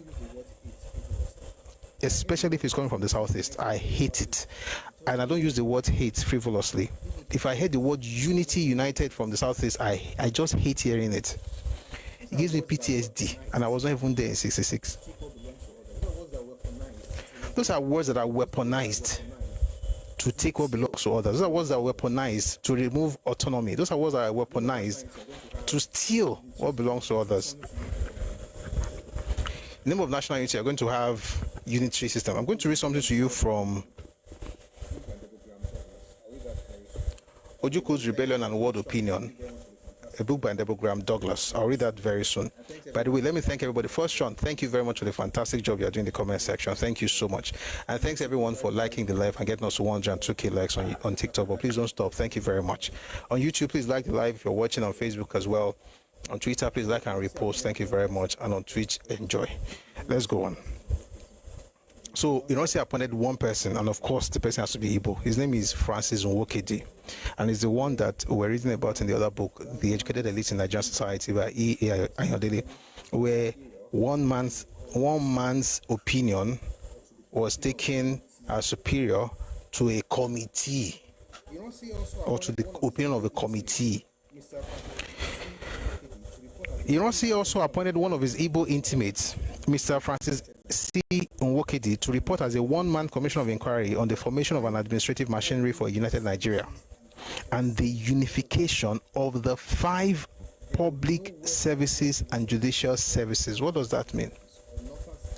There will be no Western Region Civil Service or Eastern Region Civil Service or Northern Region Civil Service or Midwestern Region Civil Service. Then everything will now be collapsed into the Federal Civil Service, which was the 5th one. In other words, Nigeria had 5 civil services based on the fact that we had 4 regions in 66 and the center, right? So you're not going to collapse everything into one. Call it unification of the civil service. You think that's a good thing because you think you heard the word unity and unification, but no, that's not what it means. Should I explain maybe? Let me read to you what it means here. Then I don't even think I'm going to need to explain once I read it. They're going to have the unification, in quotes, of the 5 public services and judicial services. The appointment raised some hackles, given the committee's sole membership, 1 person, and its tendentious terms of reference, which excluded federalism. All the more so because the matter centered on regional autonomy and control over state decisions, jobs, patronage, and the instrument of judicial power. Although one non-Igbo person was later asked to join Nwokedi, the damage had been done. The few Northerners on the various study groups also felt they were being manipulated. While Northern civil servants in general became increasingly edgy over the trend of affairs, their fears that the regime had irreversibly committed itself to unitary government, regardless of whatever the various commissions recommended, were confirmed by Major General Ironsi's budget broadcast of 31st March. He boldly asserted, quote, "I am convinced that the bulk of our people want a united Nigeria and that they want in future one government and not a multitude of governments." Heal the world, make it a better place. You know, one word, you have healing for, you just want everybody, one government, one word government, new order. People here.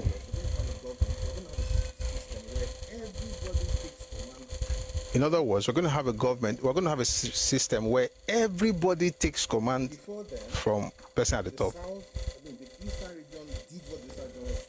Before then, the Eastern region did what the Eastern region wanted to do, made their own money, apart from the fact, of course, they had an allocation formula and all of those things, but at least they had autonomy.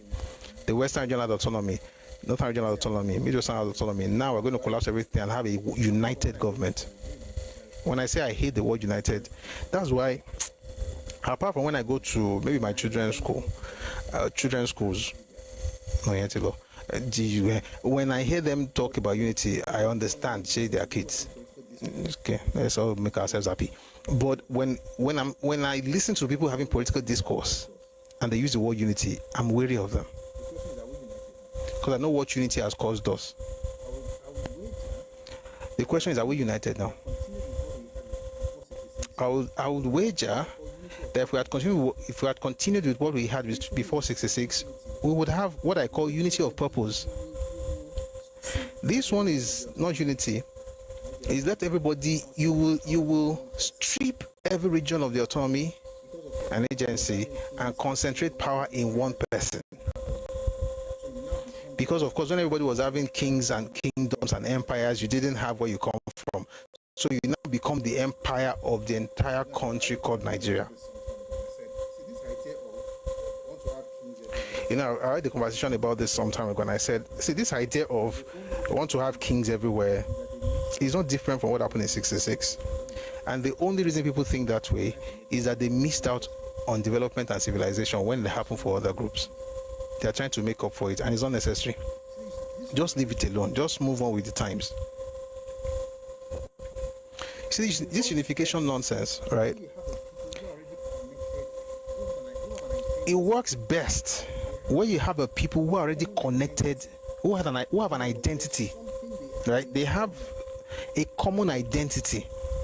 In other words, there's something they have in common. That's where it works. It can work in China, although it's about over 1 billion people, but it will work there because 92% of them already have one common identity.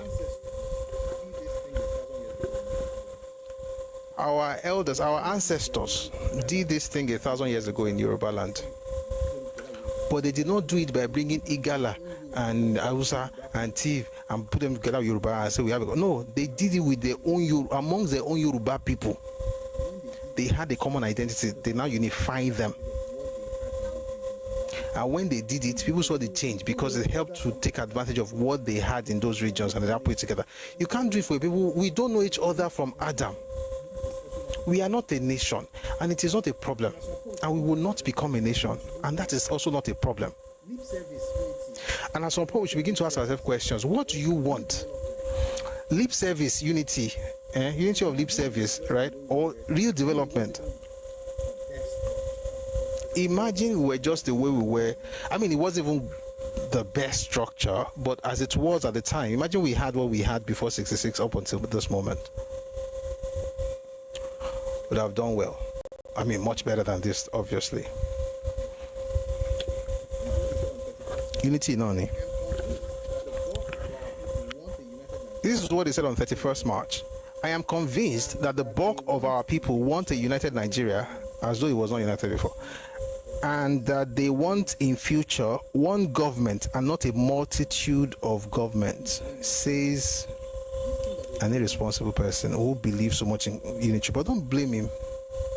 This thing that is written in 1966 was what Zeke pushed in the early 50s. And it's understandable because you know that all his advisors were from one ethnic group, and the one who came up with this idea was also from another ethnic group. I want to read something to you before we go on. Let me something to you from Graham Douglas on this, on how they came up with this whole idea of unitary system. By the way, this particular document is hard to come by and is actually a pamphlet. So what I did was to put it in the Telegram channel. So if you go to the Telegram channel, Redomi Global, you find this document there. It's a small book, but it's powerful. It was published in 1968. Very powerful book. So take advantage of it if you will. I want to read something to you about how they did all this. How the whole thing started. This man, why is his book important? Because he was the Attorney General of Eastern Nigeria. He worked with Ojukwu around that period. Okay.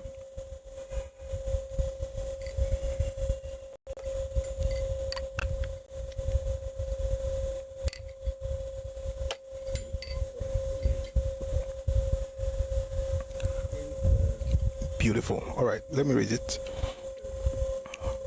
Again, the handle is Redomi Global on Telegram. You find a document that is called, it's a book, it's called Ojukwu's Rebellion and World Opinion. Somebody said I hated Igbos. He's a friend, actually, she's a friend. But these days, everybody just behave the same way, so I don't tire. Anyway, you say, oh, you are clinical. So I sent her this book. It's been months now. I've not heard from her. May God keep her and her family. If you read this document, your eyes will open. Especially, you will understand what happened before the war, and then you also see the suffering of folk. And the video I put out a few days ago, when we talked about what the Port Harcourt folks were saying, that Igbos must not return, why they say that. When you read that document, when you read this book, you understand why, at least to a certain extent. Then you can read other books like Sunset in Biafra by Elichi Amadi. Let's read this one. Again, this is Ojukwu's Rebellion and World Opinion by Nebo Graham Douglas. Again, it's important because Nebo Graham Douglas himself was the Attorney General of the Eastern Region, and he worked with Ojukwu, eventually resigned and went back to his place. On the return of my military governor from Lagos, on or about the 7th of June, I had the opportunity of a full-length discussion of the situation with him. No, this one happened after. Wait. No, let's not rush. Let's start small. Page 2. In March 1966, I'm going to read that one later, by the way. That happened after the riots and the killings. We're going to get to that one. AJ, good to see you. I'm good. Good to see you. It's been a minute. I haven't seen you on TikTok for a bit. I'm glad to see you. All right, that's our brother from the north. In March 1966. All right, let's read from this one. In March 1966, following the military coup of January 1966 and the establishment of military regimes both at the federal Nigerian level and in all the constituent regions of the Federation, I was appointed by Lieutenant Colonel C. Odumego Ojukwu, then military governor of Eastern Nigeria, as Attorney General for Eastern Nigeria, to assist him, as he put it, in the work of reconstruction, facing the new military setup throughout the country. I was in that position when in May of that year, I became aware of the proposal to replace the existing federal system of administration with a unitary system. In my official capacity, I was called upon to advise on the draft decree by means of which the conversion was intended to be carried out. I advised against it. It was obvious to me that the move was Eastern, more accurately Igbo inspired, and I advised my military governor that if it was enacted and implemented, there would be such a violent reaction from the north that rather than unify the country, it would tend towards disintegration. Later that month, we attended a meeting of the Central Executive Council in Lagos, and informal discussions with my colleagues, the Attorney General for the Midwest and the Solicitors General of the North and West, made me feel certain that I had given the proper advice. However, decision on the draft decree would be taken not by the Central Executive Council, but by the Supreme Military Council. On Tuesday, 24th May, in a nationwide broadcast, the head of state and Supreme Commander of the Nigerian Armed Forces, now the late Major General J.T.U. Aguiyi-Ironsi, announced the change. Decree number 34 of 1966 had been promulgated. The immediate reaction of the North was, as I had foreseen, on Sunday, 29th May. I'll say that again. The immediate reaction of the North was, as I had foreseen. On Sunday, 29th May, there were unpleasant incidents in most cosmopolitan areas of northern Nigeria, and eastern, more so Igbo residents thereof, appeared to have come off pretty badly. The nation at once appeared to be facing the grim prospect of disintegration. To stave this off, the head of state To stave this off, the head of state held meetings with representatives of the northern chiefs and subsequently with the military governors of all the regions. We'll talk about what happened after the meeting later. But the point I'm trying to make is this. They were having meetings mostly in the eastern region, and even approached this man. This is the crazy part. Ojukwu approached his own attorney general to come up with a proposal for Ironsi. And you really think that man was working alone? His cabinet was made up of his own people as advisors. All these people who have pushed for a unitary system for more than 15 years before 66, and you really think he was working alone? When people say things like they have not become president since that time, maybe they should ask what happened when they were president between 60 and 64, between 1960 and 1964, and between January and July of 1966. Selah. Back to Shehu Shagari. We'll come back to this book later. Let's go back to Shehu Shagari. Again, we're reading Beckon to Serve by Shehu Shagari.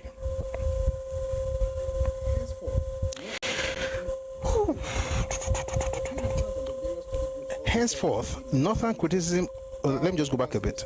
The few Northerners on the various study groups also felt they were being manipulated, while Northern civil servants in general became increasingly edgy over the trend of affairs.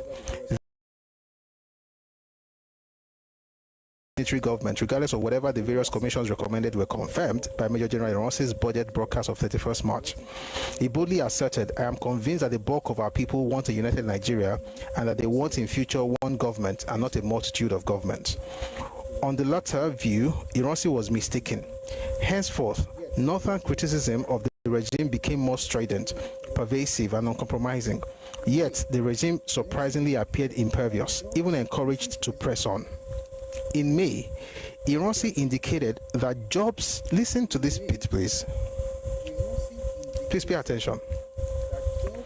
In May, Ironsi indicated that jobs and land anywhere in the country would be available to any Nigerian. Why? We are united. Hey.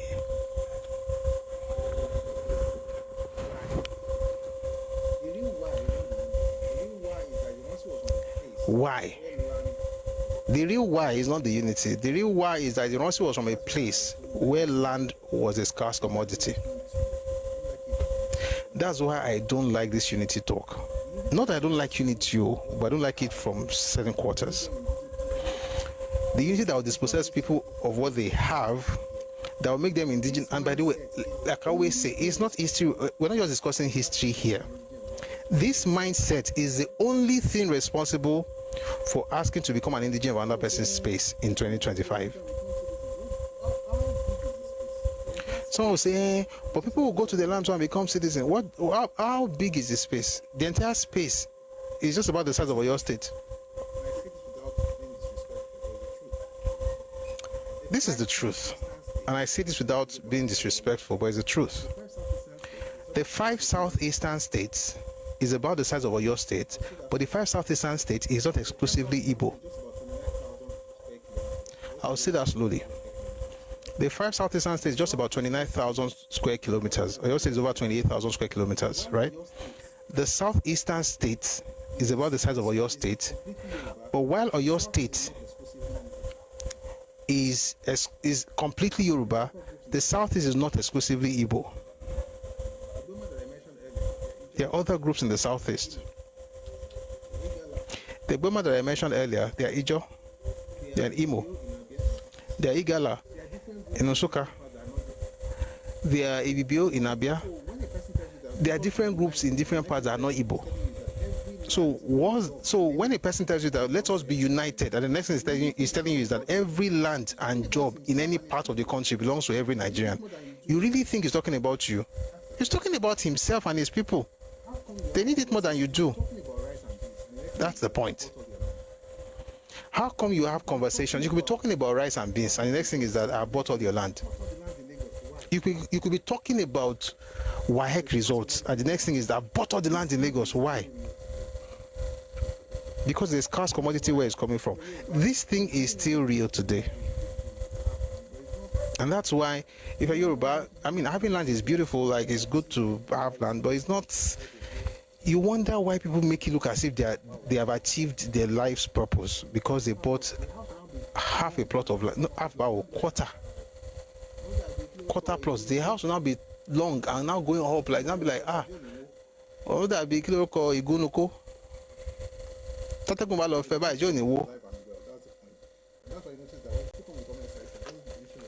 The mindset is still alive and well. That's the point. And that's why you notice that when people come in the comment section, I don't mention their names because they don't deserve it, and insult me like the clown who just did right now. What you discover is that they cannot controvert what's being said. They can't controvert it. So they resort to, ad hominems because they know that they don't have sense. And neither do their parents. And I'm talking to the person who's writing us in the comment section. I'm sending you home. You're a product of senselessness. May God give you hope. In Jesus' name, amen. Where were we? In May, Ironsi indicated that jobs and land anywhere in the country. In May, Ironsi indicated that jobs and land anywhere in the country would be available to any Nigerian. There was, in my view, much to commend in such a policy, but given the climate of inter-ethnic mistrust, coupled with the extensive Igbo penetration of northern entrepreneurial and vocational life, it raised the specter in the eyes of average northerners of greater Igbo competition for jobs and land in the north. Such apprehension was compounded by the northerly influx since January of eastern school leavers in search of jobs or opportunities for higher education. In other words, as soon as Ironsi took over government, folks from the east began to move north.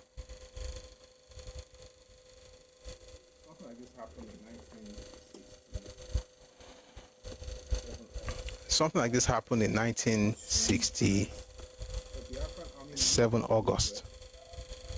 As soon as the Biafran army moved into the Midwest, people began to move from Enugu into the Midwest, into Benin, into Warri, Ughelli, into Sapele.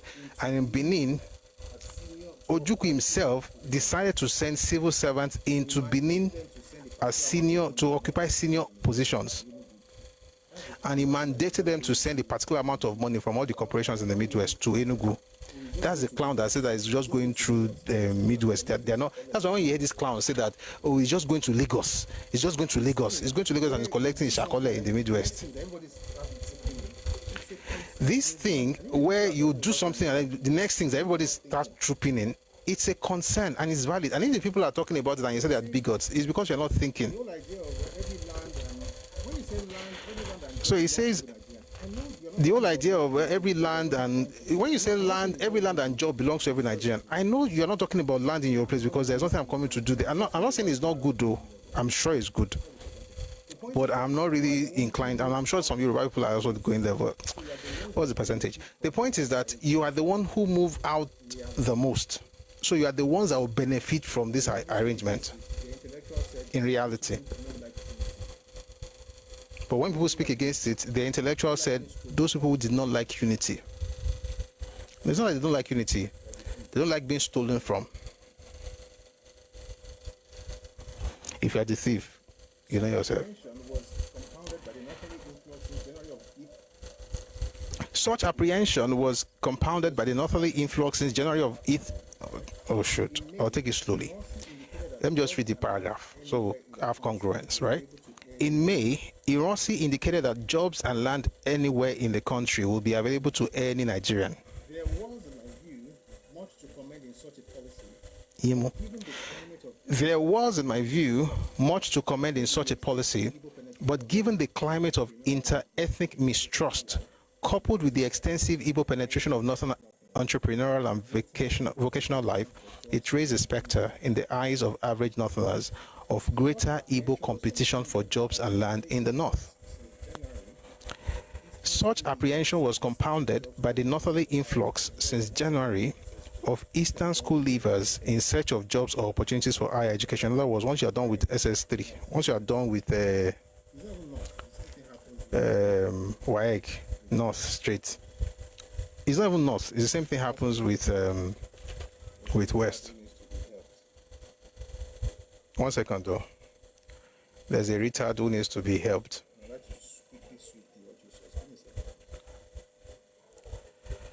And I'd like to quickly switch the audio source. Give me a second, please.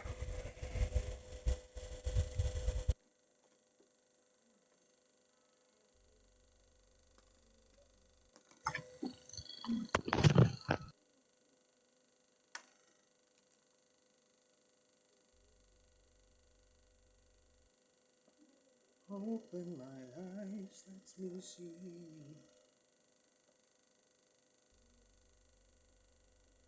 Can you hear me? Can you hear me?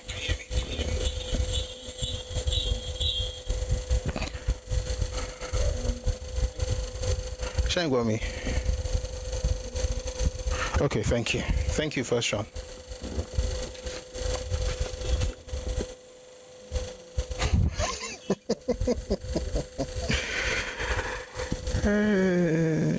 If you have to call yourself great, you are small, Hiroko. You are a knot. This is too big, you are a knot.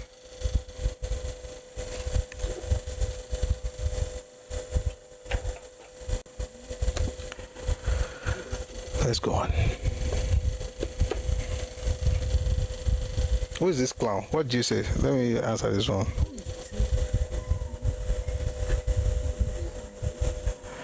How is truth hate to you, clowns? Were you raised on lies? Actually, you were. My bad, my bad. Let's go back to this.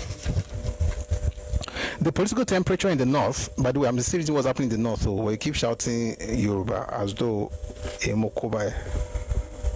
If you don't understand that one, look for a Yoruba friend, they will tell you, God bless you. Yeah?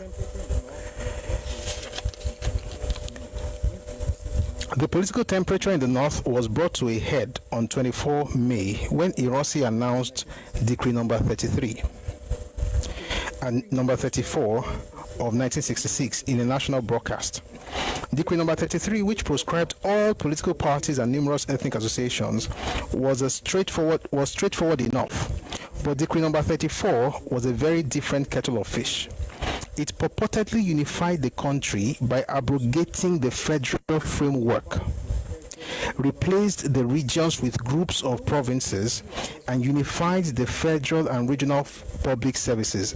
To those of you who are just moving mad in the comment section and insulting everybody, you know you're talking to your parents. The truth of the matter is that when we tell you that Ironsi, what he did really was destroy the regional system. People say, no, it's not the one that destroyed the regional system. It's Yakubu Gowon because he broke the regions. It's because you were lied to and you didn't bother to check. When we say somebody destroyed the regional system, it doesn't mean that there was no region. It means that the autonomy that the regions had, what made them regions, had been removed from them by centralizing the authority and power. And now they were just extension of the center. What Yakubu Gowon did was just to multiply the extensions. But the power that those groups had was already taken from them, and then they had become extensions of Ironsi while Ironsi was head of government between January and July. But what you see with Yakubu Gowon was merely to multiply. So instead of 4, you now had 12. But that autonomy was removed by this ridiculous and stupid decree number 34. It purportedly unified the country, unity or none again, you see it, by abrogating the federal framework. Sorry guys, there's a lot of Jankari in the comment section. Let's clean some. I can only take one stupid person per time. Which one should I take? Monini, Modeji, Mabaru, Bokonlodo. You say block me? No. I'm not going to satisfy you. You're not that smart.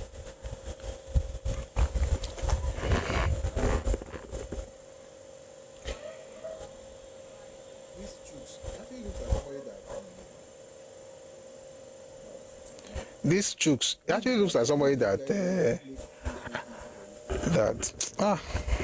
why is that? Why do you guys make things so easy for people like this? Whether a person has a PhD or is selling gala nokpa, you think the same way. Why? Flower says, but after the war, why not go back to the regional system since the perpetrator is down? I explained earlier. If you were not here, listen to the recording on YouTube. God bless you. Let's continue reading. Where were we? It's purportedly, okay, but decree number 34 was a very different kettle of fish. It purportedly unified the country by abrogating the federal framework, replaced the regions with groups of provinces, and unified the federal and regional public services. From the northern viewpoint, the implications of all this in terms of the distribution of power, the allocation of public resources and amenities, the prospect of Igbo and Southern domination, and the threat to mainstream northern ways of life were unmistakable. It was, however, the unification of the public services which really provoked the severest anxiety among senior northern civil servants. In itself, this directly affected only few top positions and allowed regional control over appointment to all junior provincial-based federal posts. Northern bureaucrats nevertheless perceived it as a menace, not only to the newfound influence of the higher civil service, but to their own individual career prospects as well. The anxiety, born of a strong suspicion of an Igbo design for hegemony, was worsened because Mr. Nwokedi, an Igbo crony of Ironsi, had solely authored the interim report, which led to the unification decree. Northern administrative officers were further galled by an official seniority list based on salary and date of appointment and prepared by an Igbo colleague of Nwokedi.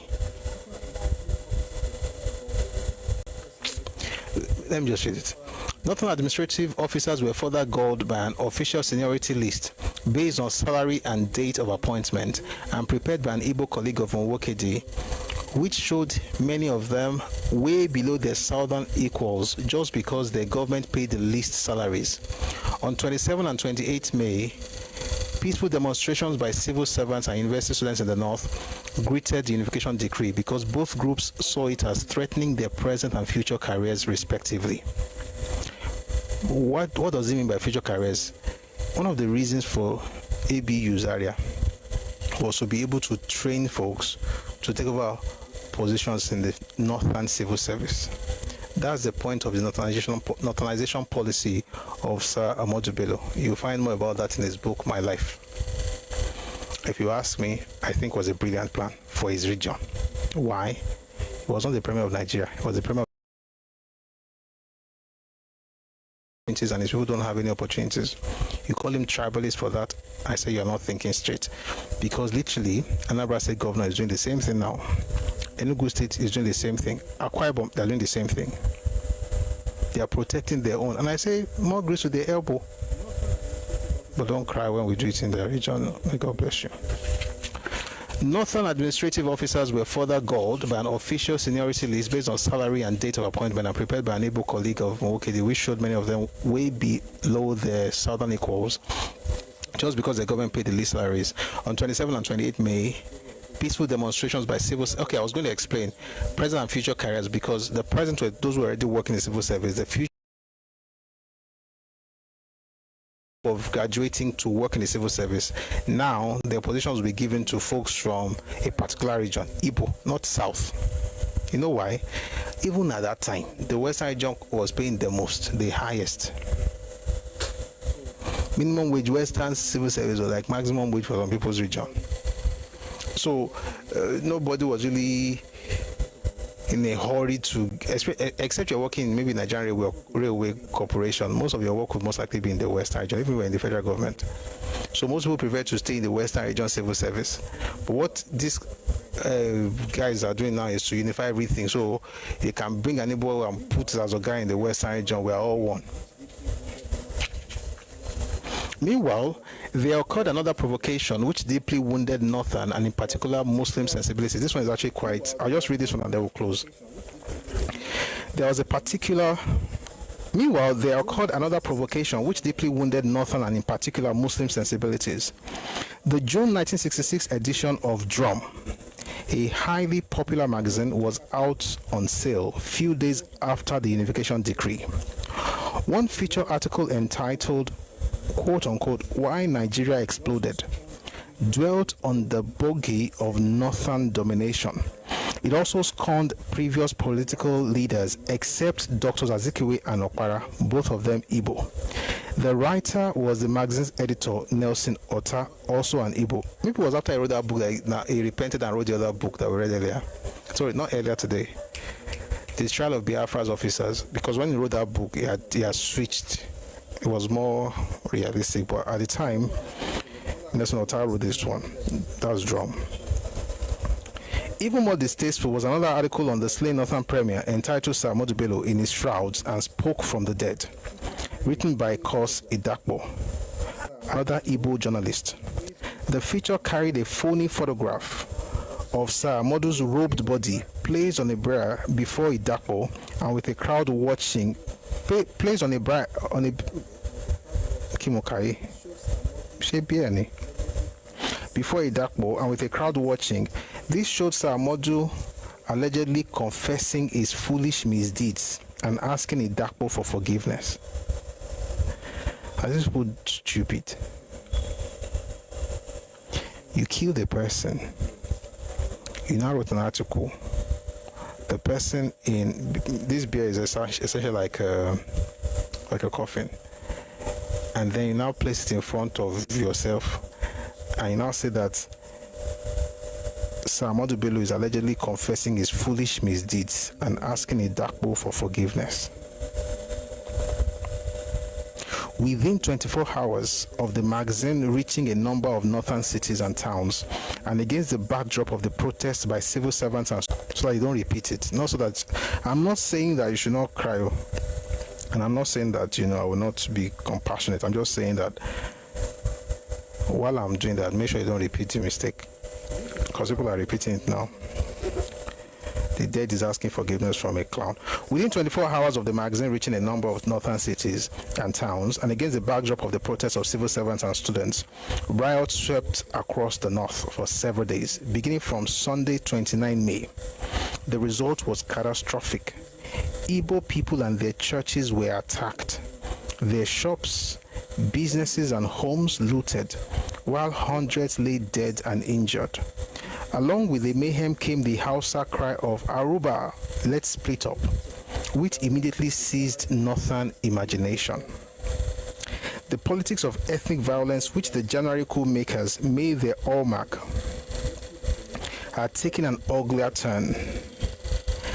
But this time, mostly by the northern urban jobless and ruffians. Some order was, however, quickly restored thanks to the prompt intervention of traditional rulers.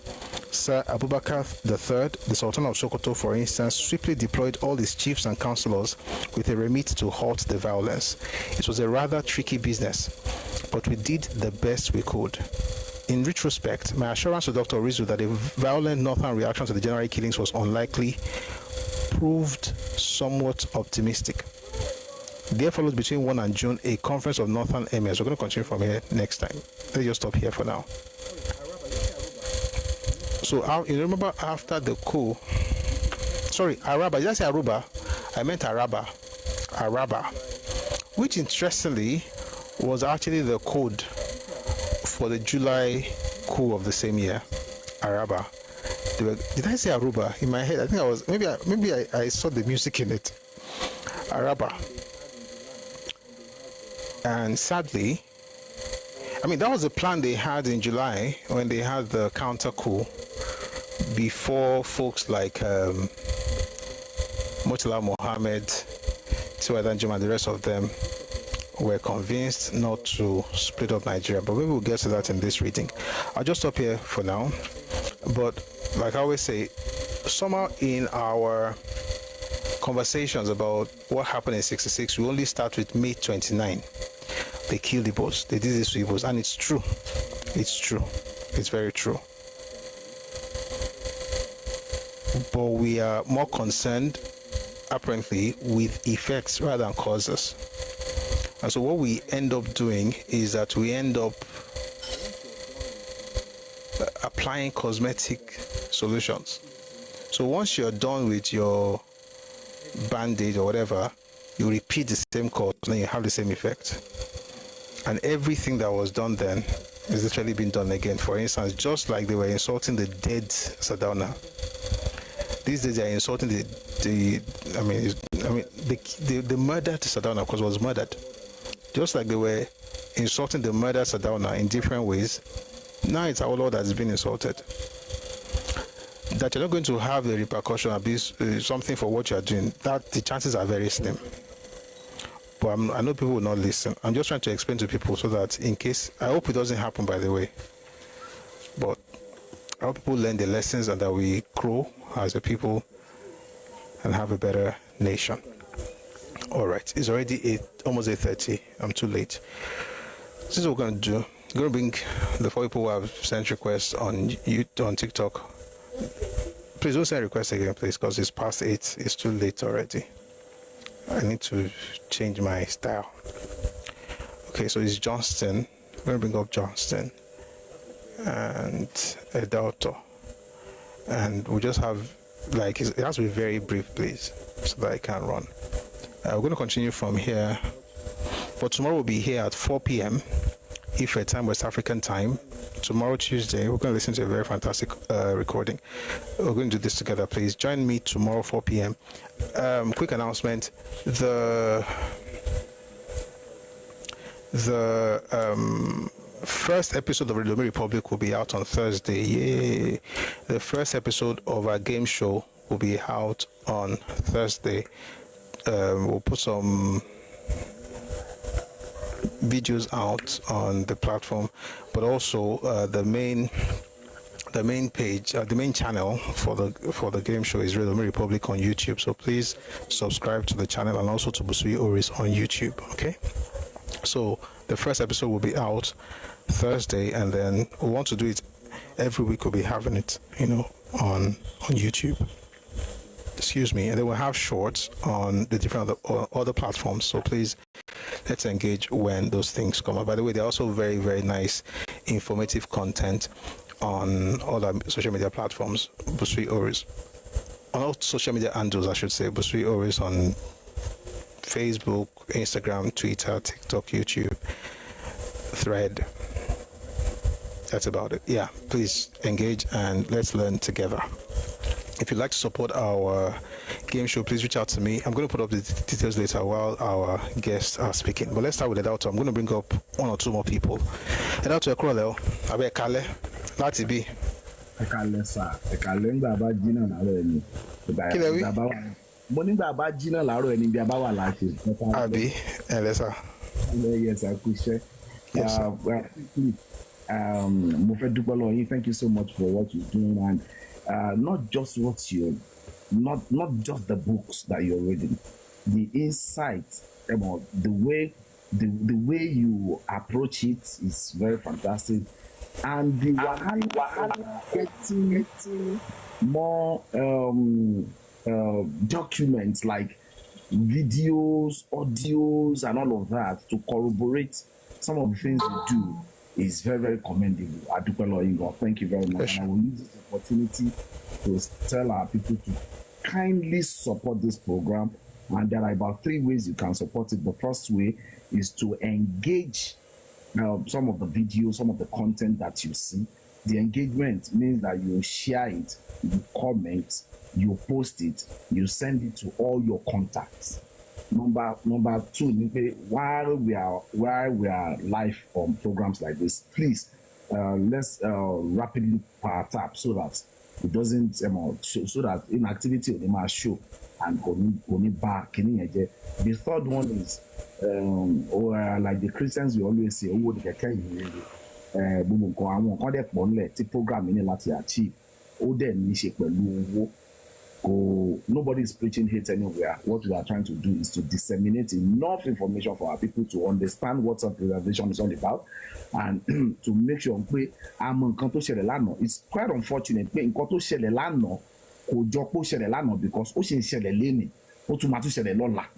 most of the things that we are reading, in fact, at some point I say I don't even need to read all of these books because I can, it's happening right now. Go need so at that level, so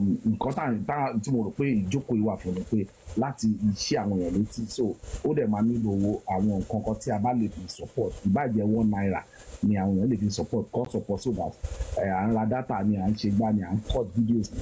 And one of the reasons why I'm commending you is the time that you have to read some of those books earlier before, even about a career in your mama page, but you are so consistent, and thank you very much. Lekon, you were talking about the Fulani people. The issue of Fulani at the bandits,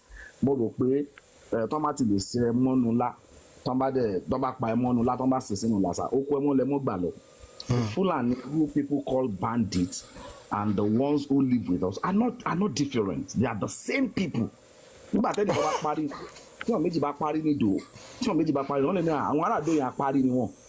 what you know, méjì tó parí tó wá láti dùn wọn ọgá ó jẹ́ pé ará dùn ló máa ń parí báyìí. Àwọn èèyàn kan wà láàrin àwa Yorùbá máa sọ pé wọ́n kúrú. Ìdí ni pé ó lè pé èèyàn méjì mẹ́ta pé lọ́yẹ̀ tó kúrú. Ṣé àwọn ará yòókù yẹn máa yọ ẹni yẹn kúrò ni? The Fulani people had at some point caused a war between Mauritania and Senegal. And we should remember that. If we remember that, there have been wars. Senegal and Mauritania, two countries. So these same people have done the same thing in Central African Republic. And the Central African Republic, and the Central African Republic is a Christian nation. Still, Fulani one she bebe, one lay one, if I one lay one kurumbe, one she one Ghana and Jometa. Táwọn ẹ declare pé àfẹ́ mọ nǹkan tó ṣẹlẹ̀ àti ẹ̀fẹ́ gbọ́ má sọ anything tí wọ́n bá lọ sí Ghana yẹn wọ́n máa rí pé àwọn Haúsá wà ń bẹ àwọn kòtò porí gan tán jọ bíi Fúlàní wọn jọ nǹkan wọ́n wà ń bẹ tó ti ń gbé bẹ̀ tipẹ́tipẹ́ ìgbà táwọn Fúlàní èdè wọ́n kó tiwọn bá àwọn pípù yẹn, and what did they do? wọ́n lé wọn dànù pé ó àfẹ́ mọ̀. The idea of grazing in the 21st àbí almost 29th century yìí, it doesn't make any sense. It doesn't make any sense. Àwọn ọmọ ọ̀tá dẹ̀ sọ yìí náà wọ́n yàtọ̀ sí egungun lẹ́gbẹ̀ẹ́ àwọn ẹran tó wà ní Europe tó yẹ pé wọ́n wà nínú ilé tí wọ́n tẹ̀ jáde. So kò pay anybody come and graze lórí ilẹ̀ anybody. So and tí ara ilé ẹni bá ń jẹ kòkòrò tí ò dáa tí àbábáwí wọ́n ń jẹ́ ká sùn. That is to the Fulani people who think that they've lived here with us for some time and they never for once fought these marauders tí wọ́n wá. Àwa kọ́ ló yẹ ká máa bá Fúlàní jà, gbogbo àwọn èèyàn tí Fúlàní àfẹ́tì kọ́ ló yẹ kó máa bá Fúlàní jà. Nígbà tí ọkùnrin tó sọ lẹ́ẹ̀kan yẹn ń sọ̀rọ̀ Mr. T àbí nǹkan tó sọ pé rustlers àbí nǹkan kan, àwọn Fúlàní fúnra wọn tó ń jẹ́ dáadáa tó ti ń bá wa gbé tẹ̀tẹ̀lẹ̀, àwọn ló yẹ kọ́kọ́ bẹ̀rẹ̀ sí bá àwọn pípù yẹn jà. Nígbà tí wọ́n ń bá wọn jà, nígbà tí wọ́n bá mú ẹgbàá tó na ọmọ tiẹ̀ náà kùnà, àwọn èèyàn tó bá súnmọ́ wọn pé gbọ̀ngàn má ta fèlèfèlè dé ìbáyò. So kánà wọn ti ń bá wọn ẹni ẹ̀wù ni owó kékeré ló máa kù fún àwọn yòókù láti fi bá wọn wí, but àwọn fún ara wọn wọ́n gbà wọ́n láàyè, àwọn fún ara wọn gbọ̀ngàn ni wọ́n máa ń gbà wọ́n lálejò, àwọn fún ara wọn, and everybody mọ nǹkan tó ṣẹlẹ̀ sáwọn Fúlàní. àwọn Fúlàní wọn ò nílùú, wọn ò nílẹ̀, wọn ò níbi tán lè pè ibù fún tajà lọ́nà tá à ń pariwo gan. tó bá lọ síbi tàdá náà lé nìyẹn àwọn kọ́ lọ́wọ́ à ń bẹ̀ so wọn níbi tó lè claim lórí irun wọ́n ń wá ilẹ̀ wọ́n dẹ̀ rí pé Nàìjíríà ló wà most fertile fáwọn not because of the grazing land but because of the domicility of the people nígbà àwọn tó wà ń bẹ̀ wọ́n gọ̀ particularly àwọn Haúsá wọ́n rí pé àwọn tó wà ń bẹ̀ gọ̀ a lè dominate wọn wọ́n dẹ̀ mú bọ̀ torí pati láwọn Yorùbá bọ̀ ṣe ló bá gbé mi lọ sínú ọ̀rọ̀ àwọn èèyàn mílí àwọn Ìgbò má ṣàǹfààní tí wọ́n rí ilé ayé gbé gidi gan yìí so àwọn Yorùbá bọ̀ ti yẹn tó wà láàrin àwọn ẹ má bínú ló wà láàrin àwọn èèyàn wa tẹ bá lọ sí gbogbo bíbí tí Yorùbá àti àwọn people ti ní share border ní gbogbo àwọn ọ̀nà kanyàn mọ́ nǹkan kan yẹn à rí pé torí pa ti fẹ́ra wa when people tẹ bá lọ sí Europe UK ta fi ń ṣe example lójoojúmọ́ ayé tẹ bá ní ká lọ wo history àwọn mẹ́rẹ̀ẹ̀rin the Welsh the English the Irish and the Scots tá bá lọ wò wọ́n a rí pé àwọn people yẹn ti ní relationship tó fẹ́ẹ̀ tó 1000 ọdún even òkúta tó lọ gbé tó máa ń gbé sábẹ́ seat tó ọba máa gbẹ́sẹ̀ lórí ní England àti bí Scotland àbí Ireland àbí kọlọ́kọ̀ gbókúta ẹ̀ wá so tó túmọ̀ sí pé wọ́n ti bára wọn ṣe wọ́n ti ifá Europe so fọ́ ìdẹ́bí pé Europe dàbí Yorùbá land ni Europe dàbí Yorùbá land gbogbo yẹn ló ti fẹ́ra wọn wọ́n ti bára wọn ṣe fún bí ẹgbẹ̀rún ọdún wọ́n ti fẹ́ lò tó ẹgbẹ̀rún ọdún méjì tó ti bára wọn ṣe títí di èní yìí still wọn ò tí ì di nǹkan kan náà wọn ò tí ì ríra wọn gángan bí ẹ̀yà ẹyọ kan mo gba àlejò kan nílé mi nílé mi ní Èkó lọ́jọ́ kan èmi àwa tá sọ pé à ń sọ òyìnbó yìí gbogbo òyìnbó tí bọ̀bọ̀ ẹ̀ ń sọ kò fẹ́ correct lójú mi ìgbà tí ọmọ mi gan wà wò pé ṣé bóyìnbó ni ọkùnrin ṣé French ni ṣé kò gbóyìnbó ni meanwhile ọmọ UK ni o ìgbà tí ọmọ tí mo wọlé tẹ̀mí àti ẹ̀rọ wa sọ̀rọ̀ mo á bí mo ní mo sọ́rí o pé bó ṣe máa ń lo àwọn ọ̀rọ̀ ipò rí bákan bákan ó ní no ó ní kí n má bínú pé Scott lòun ṣé òyìnbó ẹ̀yin Scott tún yàtọ̀ sí ti àwa English because àwa báyìí wá ṣe wà yìí nìsín òyìnbó làwa English làwa dájọ́ ọmọ Nàìjíríà yìí àwọn nínú olóyìnbó yẹn yàtọ̀ síra wọn ó ní tí n bá dé Scotland màá mọ̀ pé òyìnbó àwọn yàtọ̀ gan síra wọn kódà nígbà míì àwọn ò kí ń gbọ́ra àwọn yé mu nírọ́ ni so ìgbà tẹ́bí wọn bẹ̀rẹ̀ sí wo àwọn fíìmù tí mo wá gbé òkè in fact there was a popular one lórí TikTok lẹ́njọ́ mẹ́ta yìí tó ní title ẹni pé when I thought I've mastered English táwọn òyìnbó UK mẹ́rin àbí mẹ́fà tó ń bára wọn sọ̀rọ̀ and what did he say so ó túmọ̀ sí pé àwọn tó ti bára wọn ṣe fún ẹgbẹ̀rún ọdún ẹyọkan ó lé wọn ò tí ì dọmọ ìyá kí wọ́n ní ìwọ aláyé dàrú ṣe fẹ́ sọ pé ó fẹ́ di ọmọ ìyá mi torí pé Nàìjíríà pawápọ̀ àdẹ̀pàdé ara wa rí up until 1930s kí àwọn Ìgbò tó máa wá sílẹ̀ Yorùbá ilẹ̀ Haúsá náà wọ́n kọ́ lọ o bọ̀ nítorí pé àwọn Yorùbá bọ̀t wọ́n pọ̀ gan láàrin àwọn Yorùbá òun ló jẹ́ kán ríbi jẹ́ pé wọ́n wá sodo sí tọkọ wọn balẹ̀ tán jókòó tán wá ń fẹ́ tán ńlá tán ṣe rí ọmọ aláyé bàjẹ́ tó wà nínú comment section tó sọ pé Yorùbá land is ours to grab kìnnìkan gbogbo àwọn ọ̀rọ̀ bẹ́ẹ̀ yẹn ó máa ń create tension ṣe rí àwọn ìwé tá n ká Ṣàgárí tá n ká lọ́wọ́lọ́wọ́ ń sẹ́ beckon to serve Ṣàgárí yìí àwọn èèyàn understand impulse ìwé yẹn nǹkan tí mò ń gbọ́ nínú ìwé yẹn kọ́ lẹ̀ ń kà nǹkan tí mò ń gbọ́ nínú ìwé yẹn ni pé ẹnìkan kọ átíkù ẹ máa gbọ́ o a máa fi pé bí àwọn Fúlàní Haúsá wọn stupid àwọn ògbóyìnbó èèyàn kan kọ átíkù kó tó ọ̀sẹ̀ kan átíkù yẹn ti sọ English ló fi kọ átíkù yẹn sínú drum sínú newspaper kó tó ọ̀sẹ̀ kan átíkù yẹn ti circulate káàkiri gbogbo ìgbèríko átíkù tí wọ́n kọ ní English tó fi bú àwọn èèyàn wọn ó ti circulate kí ló ṣẹlẹ̀ lẹ́yìn ìgbà yẹn ojúkú pé ní program ṣẹlẹ̀ átíkù yẹn English náà fi kọ́ o bèlè ń ta sí pé èyí tẹ̀yìn wá ń ṣe lẹ́nujọ́ mẹ́ta yìí tẹ́lẹ̀ ẹ fẹ́ poison àwọn Yorùbá ẹ fẹ́ pa àwọn kinní kan ẹ fẹ́ pa àwọn Benin ẹ fẹ́ pa àwọn tí ẹ̀ ń fi ẹnu ara yín sọ tí àwọn èèyàn ń record tí wọ́n dẹ̀ lè máa play káàkiri ìgbèríko imagine the danger tó wà nínú irú àwọn ọ̀rọ̀ bẹ́ẹ̀ nígbà tá à ń ka ìwé yìí sẹ́yìn ìwé tá à ń ka yìí tábà beckon to serve tẹ́ bá wò dáadáa ẹ rí i pé nǹkan tí Ṣàgárí ń kọ́ mbẹ̀ àwọn nǹkan tí wọ́n kọ sí ìwé àbáwọn meeting tó ṣẹlẹ̀ ní private ló pọ̀ jù nínú nǹkan tó kọ ẹ wo nǹkan tó ń ṣẹlẹ̀ ní ìsìn nǹkan tó ń ṣẹlẹ̀ ní ìsìn nǹkan tó ń ṣẹlẹ̀ ní public ni ó ń ṣẹlẹ̀ lọ́wọ́lọ́wọ́ báyìí nǹkan tó ṣẹlẹ̀ yẹn nílẹ̀ Yorùbá bí Yorùbá ṣe wà tolerant tó tán jẹ́ pé àwọn afọ́fúngbẹ́mu Yorùbá bọ̀ tí wọ́n pọ̀ láàrin wa tó bọ́ ṣe bí nǹkan táwọn ọmọ yẹn mìíràn aláìlẹ́kọ̀ọ́ tó ń ṣe lọ yìí ó máa push àwọn èèyàn jẹ́ pé nǹkan tó máa fẹ́ ṣẹlẹ̀ á fẹ́ ju ó program lọ because àwọn èèyàn ń fi etí ara wọn gbọ́ kò ń pé wọ́n ṣe kọ́ lédè kan ní English wọn máa translate fún wọn eléyìí àwọn èèyàn ń fi etí gbọ́ so ìdí nìyẹn jẹ́ pé tẹ́ bá láwọn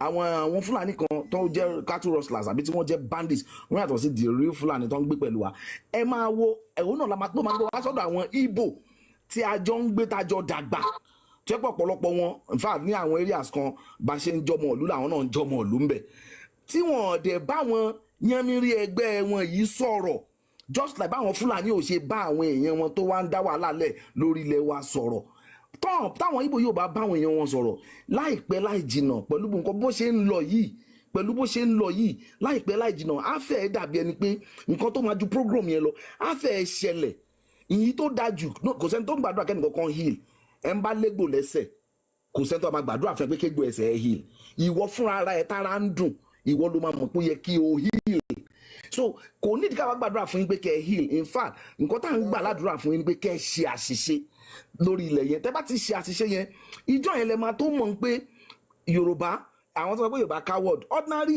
Benjamin Adékúnlé ordinary Benjamin Adékúnlé tó ń bá táwọn bàbá yín bá gbọ́ wọ́n máa ń yàgbẹ́ sára ni mo even òkú Benjamin Adékúnlé lẹ́nu tó máa ní wọn ò tiẹ̀ lè dárúkọ Benjamin Adékúnlé lórí rédíò ní East wọn ò lè dárúkọ ẹ̀ wọn ò lè fẹnu ara wọn pé kan wọn ò ń pè wọn ò lè dárúkọ 3rd Marine Commando lórí rédíò ní East báyìí bá ṣe ń sọ̀rọ̀ lọ́wọ́ ńsẹ̀ kò sẹ́ni tó lè sọ gbogbo nonsense tí Kanu tó máa ń sọ ẹ̀ rí pé he is always ó máa make sure pé òun ò lè dárúkọ ọ̀bọ̀ yẹn èèyàn kan nìyẹn o bèlè ń ta ṣe pé lọ́wọ́lọ́wọ́ bá ṣe wà yìí àkàìmọye Benjamin Adékúnlé ló ti wà lórí ilẹ̀ Yorùbá nínú ìròrí wọn pé ẹ̀yin ọmọ má ṣàǹfààní yóò ní wá tẹ ilẹ̀ wa báṣubàṣu àbí kẹ́ wá máa ba ilẹ̀ wa jẹ́ imagine àwọn ọmọ Yorùbá bọ̀ torí wọ́n ti dàrú ìwọ tó ń pẹ́rẹ́ lọ́mọ Ìbàdàn tó ní Olúbàdàn lọ́ọ́ bá ẹ Àgúnìrè sọ pé òun máa change Olúbàdàn òun á sọ di Òbí of Ìbàdàn lẹ́ni nísìnyìí gbogbo tá à ń tò nìbàdàn tá à ń tò tá a fẹ́ jẹ ọba ẹ̀ kò bá má ṣẹlẹ̀ mọ́ wọ́n á máa appoint ọba bí ìgbà tí wọ́n appoint bí ìgbà àbí kọ́ máa ṣe election for ọba bí ìgbà tó máa ṣe election local government ni. Meanwhile à ń sọ̀rọ̀ nípa development lẹ́kọ̀ọ́ you were trying to talk about trunk C trunk D trunk kìnìkan even within the confines of that roundup even within the confines of jurisdiction àwọn kìnìún yẹn táwọn èèyàn máa ń sọ nípa developed countries ní America you be so shocked pé Mọ́nàtán Chamber of Commerce wà you be so shocked ìjọ tí mo rí Redland Chamber of Commerce I was like Redland dàbí mọ́níyà nínú San Bernardino mo wá wò pé Redland Chamber of Commerce meanwhile Lagos Chamber of Commerce gan àwọn wèrè kan ti sọ pé àwọn làwọn ni àwọn bàbá àwọn ló dálẹ̀ so ó mean pé àwọn nǹkan kan wà jẹ́ pé governance is local ní Amẹ́ríkà ẹ máa lọ báyìí lójú tí ẹ rí pé ọ̀nà yìí now when you say trunk A trunk C trunk B ọ̀nà yẹn trunk B ló yẹ in fact trunk A ló yẹ kọ́nà yẹn jẹ́ o tẹ bá ti ń gba ọ̀nà yẹn lọ sùá o ẹ kàn rí pé wọ́n á kàn sọ fún yín pé lórí ọ̀nà yẹn ni o torí number one orí local government ní development wà ìbàjẹ́ federal government ló fẹ́ ṣe development yẹn ìbàjẹ́ state government orí local government land ní kíní yẹn wà so bẹ́ẹ̀ ṣe ń gba ọ̀nà yẹn lọ ẹ kọ́ ọ̀dùnkún akọ̀sọ́ wípé ọ̀nà eléyìí o is a county road ó dẹ̀ máa san $2.70 tó bá gbàbẹ̀ so ẹ wá rí pé ọ̀nà apá ọ̀tún àtọ̀nà apá òsì bó ṣe fẹ̀fẹ̀ tó yẹn náà ó dọ̀pọ̀ amúlọ rẹpẹtẹ ṣẹ́ni tó kọ county road tó máa san $2.70 yẹn ẹ nílẹ̀ tó máa gbàbẹ̀ meanwhile wọ́n máa sáré county tó ní wọ́n lè sọ pé bóyá San Bernardino ló ní wọ́n lè sọ pé bóyá kinní kan ló ní wọ́n lè ní àwa wò pé lórí ọ̀nà lórí 3rd Mainland Bridge bí 3rd Mainland Bridge ṣe wà yẹn local government Yaba local government àti Lagos Mainland local government àti Etios local government wọ́n máa ní ọ̀nà títí wọn tẹ́ pé àwọn náà maintain ẹ̀ àwọn náà tó do bridge yẹn bó ṣe tóbi tó yẹn náà federal government ló kọ́ o so àwọn ìyẹn sọ fún wa pé governance is local tí o bá ní problem o lè sọ pé torí pé ìyàwó ẹ lóyún sí kó o máa pe president kó o bá bẹ̀rẹ̀ pampers no torí ẹ̀ lè ṣe kí n gbọ́ káwọn gbogbo ọ̀rọ̀ Amẹ́ríkà àwọn ń bọ̀ níbi kan ń bọ̀ níbi kan sìn ní Amẹ́ríkà àwọn nǹkan tá à ń gbọ́ ní church lọ ti sọ fáwọn èèyàn sí pé you must be very ṣe kí ni kan to be in Nigeria right now because they said that they are killing Nigerians they are killing Christians in Nigeria are you a Christian Nigeria is in chaos Nigeria is in kí ni kan church lọ ti sọ fáwọn èèyàn kò sí nǹkan tó kàn wọ́n pẹ̀lú nǹkan tí president wọn ṣe wọn ti ẹ̀ dá president in fact wọn ti ẹ̀ mọ governor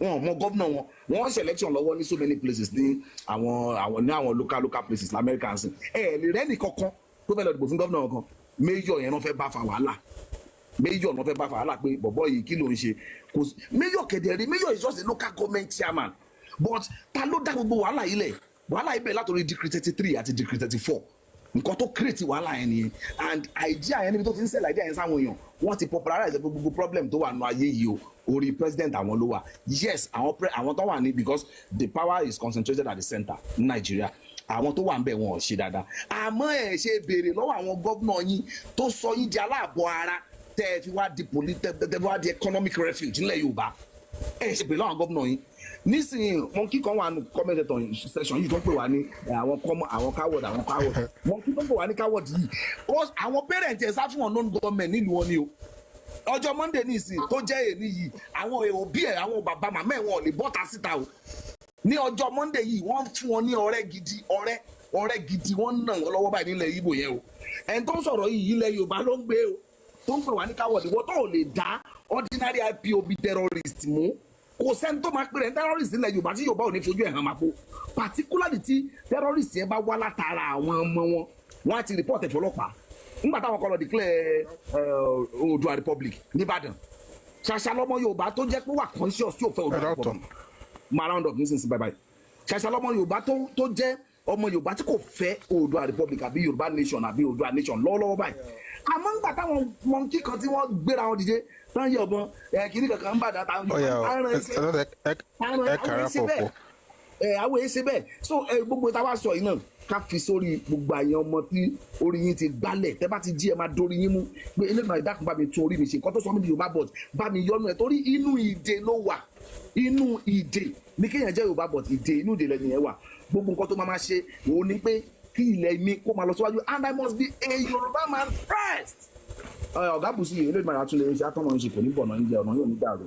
àmín àṣẹ.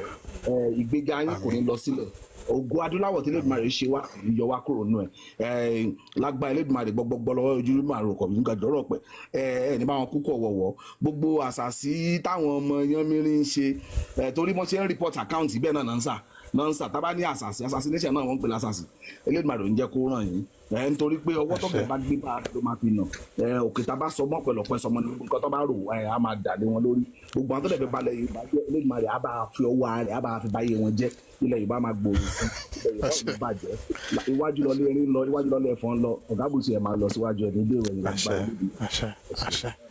àṣẹ ẹ ṣeun mo dúpẹ́ o thank you so much ẹ dáwọ́tọ̀ mo dúpẹ́ ẹ ṣeun. Madam Mosun, I think you probably made a mistake, but I brought you up regardless.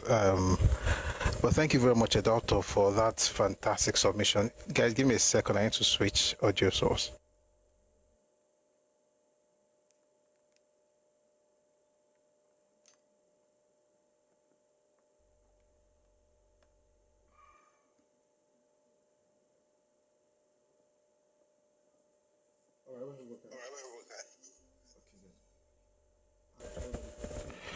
All right, we're okay. Okay, good. I'm sure everybody can hear me. All right, thank you very much, Dalton. I really appreciate that submission. Some glass boats in there, but I'm sure everybody will be all right. Folks on YouTube, someone asked how they can contribute. So, two options: you can be on TikTok, or you can first send a message on Telegram, and then you get to call on Telegram. At Redomi Realm, or maybe even Busui Oris on Telegram, but that will not be tonight. That will be tomorrow, or will be again tomorrow. So, by the way, if you're just joining us for the first time, we have the sessions every weekday. If you're on TikTok, please don't stop our tapping a jaw. Anything showing activity, please. Let's try. And I know you have tried. I mean, I should even celebrate everybody. It's been. You guys have done fantastically well. Thank you. So thank you very much for getting us to 150k likes. But it's not over until it's over. So let's end on a high note. So please don't stop our tapping. Since there was no single military brilliance recorded from the federal forces in the whole year, are you sure you read your book? Let me recommend one book. This book. Go and read this book.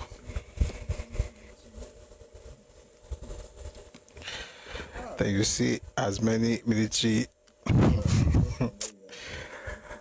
Man, I'm glad I'm not from where you are, because I'm glad we don't share ethnicity, because geez, how do you lie with so much confidence? Anyway, you'll be fine. You've read it, you haven't. I'm not even sure you've seen the cover before. You've not read it. If you've read it, you will not say what you just said. But we'll talk about it. I mean, we could talk about what happened on Onitsha alone. If I don't like talking about that Onitsha thing. If you notice, it took me a very long time to eventually talk about what happened at Asaba. And even then, it was very emotional. If I mention what happened at Onitsha, we'll get to a particular point, then we'll talk about it. So that way, I mean, the reason I don't talk about a lot of these things is because I don't want to come across as somebody who is shaming you for losing, because you don't like to hear that you lost. But I would like to remind you that you lost the war, like you really lost, like terribly. You lost terribly. So because you lost, one has to be careful how they explain to you how you lost. That's the issue. So that doesn't now make you look as if one is gloating. Like, how do you explain? Like, so you can have. Let me give you an example. I'm Yoruba. I'm glad I'm Yoruba. I'm not you. As a Yoruba person, we've had wars amongst ourselves, right? As in within our ethnic group, where one group will lose and another group would win. In 2025, we talk about it. This group and that group, they will banter about it, and that's it. We don't have to change history. So you actually did. There's no victor, no vanquish. We know who won that war or that battle and who lost. And we talk about it. Again, I'm not saying we are perfect people, but we are not on the same level as far as evolution is concerned. That's the truth, unless we are just lying to ourselves. Let's talk about how Nigeria never thought of taking the Biafran ingenuity and using it for our country. It's not your country now. You call it a zoo. How can you? It's a zoo now. It's a zoo. This Biafran ingenuity that they haven't shot, one day we'll talk about. I'm not saying there's nothing good that came out of it. Some good things came out, like the Ogbunigwe, the Red Devil. There's some good stuff that came out of it. But the question is this. This is also one of the problems that we have. Your question right now is one of the problems we have with Nigeria. The assumption that everything must be done at the central level. Are you saying your governors could not have done anything with your so-called ingenuity? Why must everything be the government, the government? It's also what we discuss. I mean, we've had this conversation. There I was talking about innovation. When we do things and people say, oh, let government come and look for this boy. And I mean, there's a lot of you that have, some of you say you have billionaires wearing singlet. You can literally fund this thing. Have venture capitals and have venture capitalists and venture such. What's the word now? Ventures, sponsor some ventures or the venture. You get the points. Sponsor such innovations. It's not a unitary system. It's a federal system. Your governors are just enjoying because you guys ask them for nothing. You only insult the president, and the guys are balling, just paying salaries and chilling. All our governors need to work, even including our own governors in the southwest. Every governor needs to be on their toes. Not all this thing where you'll be shouting federal government. You get the point. All right. Someone says you want to build guns and weapons and air systems. We're already building them in southwest, and we didn't need the federal government to do it. That's the point. You have to think beyond all this unitary system. There are about 3 companies that I know right now in the southwest building guns, armored vehicles, and things like that, and they are doing it. There's Proforce. There's another one in Remo. They are building stuff. And we didn't have to go through Biafra to do that in the southwest. All these things where you're always shouting, what has the government done? Did the government establish those companies? No. They are private organizations, private concerns. There's one in Ekiti. Thank you, Edauto. Everything, government. They are distributing to other countries in West Africa now. Proforce. And then says they are saying to Ukraine. I mean, this over-reliance, do you really think it now, if you are so grand and so brilliant, how come you can't think of how to, I mean, let's just leave it there. Who help them? They help themselves. You know, whatever, if you think you are doing well, continue doing it. God bless you. Be waiting for one government to come and support. And by the way, government should support people, by the way. Government should support, you know, and it's true that when government support, it helps. But the reality is, you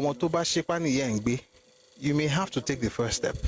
You may have to do things and then the government will now support.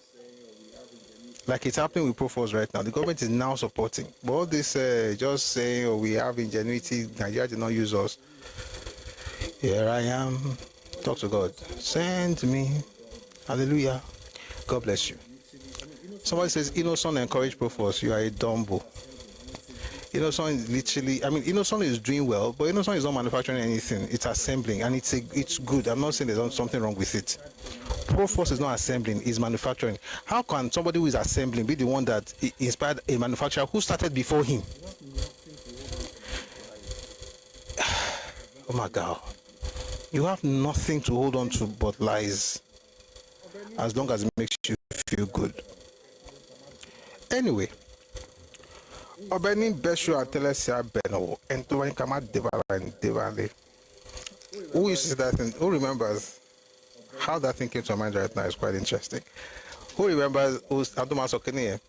Obeni Beshu Atelesia Beno and Tuan Kama Devale. A daughter, Egbai. That is Akola Wole Olawi. All right. Thank you very much for a fantastic session today. Thank you, Edalto, also for bringing up the thing about support. Again, like I always say, we are starting. We took we did a session 2 weeks ago. We didn't do anyone last week because I wanted this first one to come out, and it's almost done, and it's looking really good. It should be out latest by Thursday. That's the first episode of Redomi Republic. It's a game show focusing on Nigerian history and politics and Yoruba history and culture. So please support it. And then, of course, we're going to be here tomorrow at 4 p.m. In case you're joining us for the first time, we have the sessions every weekday, Mondays to Fridays at 4 p.m. Ife time, West African time. We usually end by 8, but it's almost 9, so we have to run. But before we run, we're going to listen to the anthems, the Nigerian anthem and the Yoruba anthem like we always do. Liked, who has commented, even those who have insulted us, thank you for being here. Hopefully at some point this truth will penetrate your heart and somehow you understand that this is not about denigrating you, just telling you not to repeat the mistakes of the past, because you guys are literally doing the same thing. And for Yoruba people as well, we also learn from this and so we don't make mistakes. And also, number 2, to ensure that we are protected, so nobody can blackmail us with propaganda and say, oh, your father did not, you know, is not responsible for people's predicaments. May God also may God bless everybody in Jesus' name. So for those of us who are giving gifts, especially on TikTok, on YouTube, I saw some gifts earlier. Thank you for your generosity. May God bless you and keep you and increase all that you have. And those who want to support us, please use the bank details up here. That's actually very, very much needed, especially with the things that we're trying to do now. Beyond the gifts is also the push. You have to push these things on social media, particularly on YouTube. We have to push it, and we also have to give gifts. So please support what we're doing. Use the bank details, or you can reach out to me if you want to, maybe chat about it on Telegram at Busuyi Oris. Thank you very much for your support. May God bless you all. Before we go, like I said, we're going to listen to our anthems. First, we have the Nigerian anthem, and then the Yoruba anthem. Please listen and sing along. If you don't know the lyrics, please learn the lyrics, okay? And be a true Nigerian. What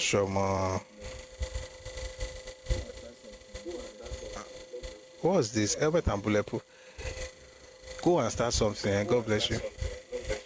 All right, here's the anthem.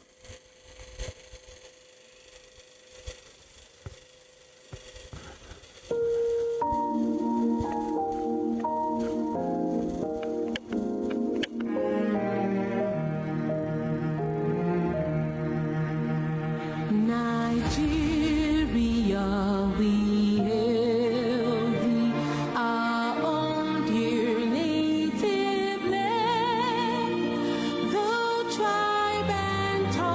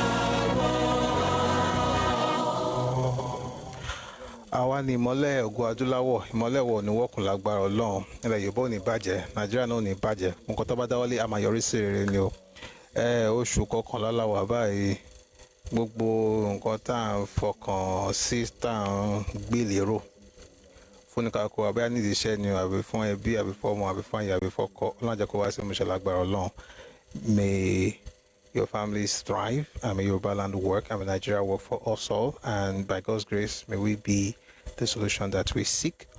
May the ideas in your mind find expression wherever you are in the world. Ẹ̀yin tẹ́ wà ní ó máa sọ pé ẹ̀yin tẹ́ wà ní òkè òkun àbí ẹ̀yin tẹ́ wà lẹ́yìn odi ẹ máa kó èrè oko délé o ẹni kó sájò bí èéfín ẹni kó sọ́nà bí èéfín o àwọn tó tẹ́ wà nílé náà ilé ò nílé wa ọ̀nà òní náà wà.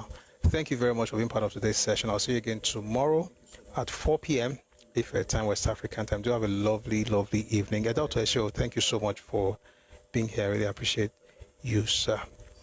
All right, everyone.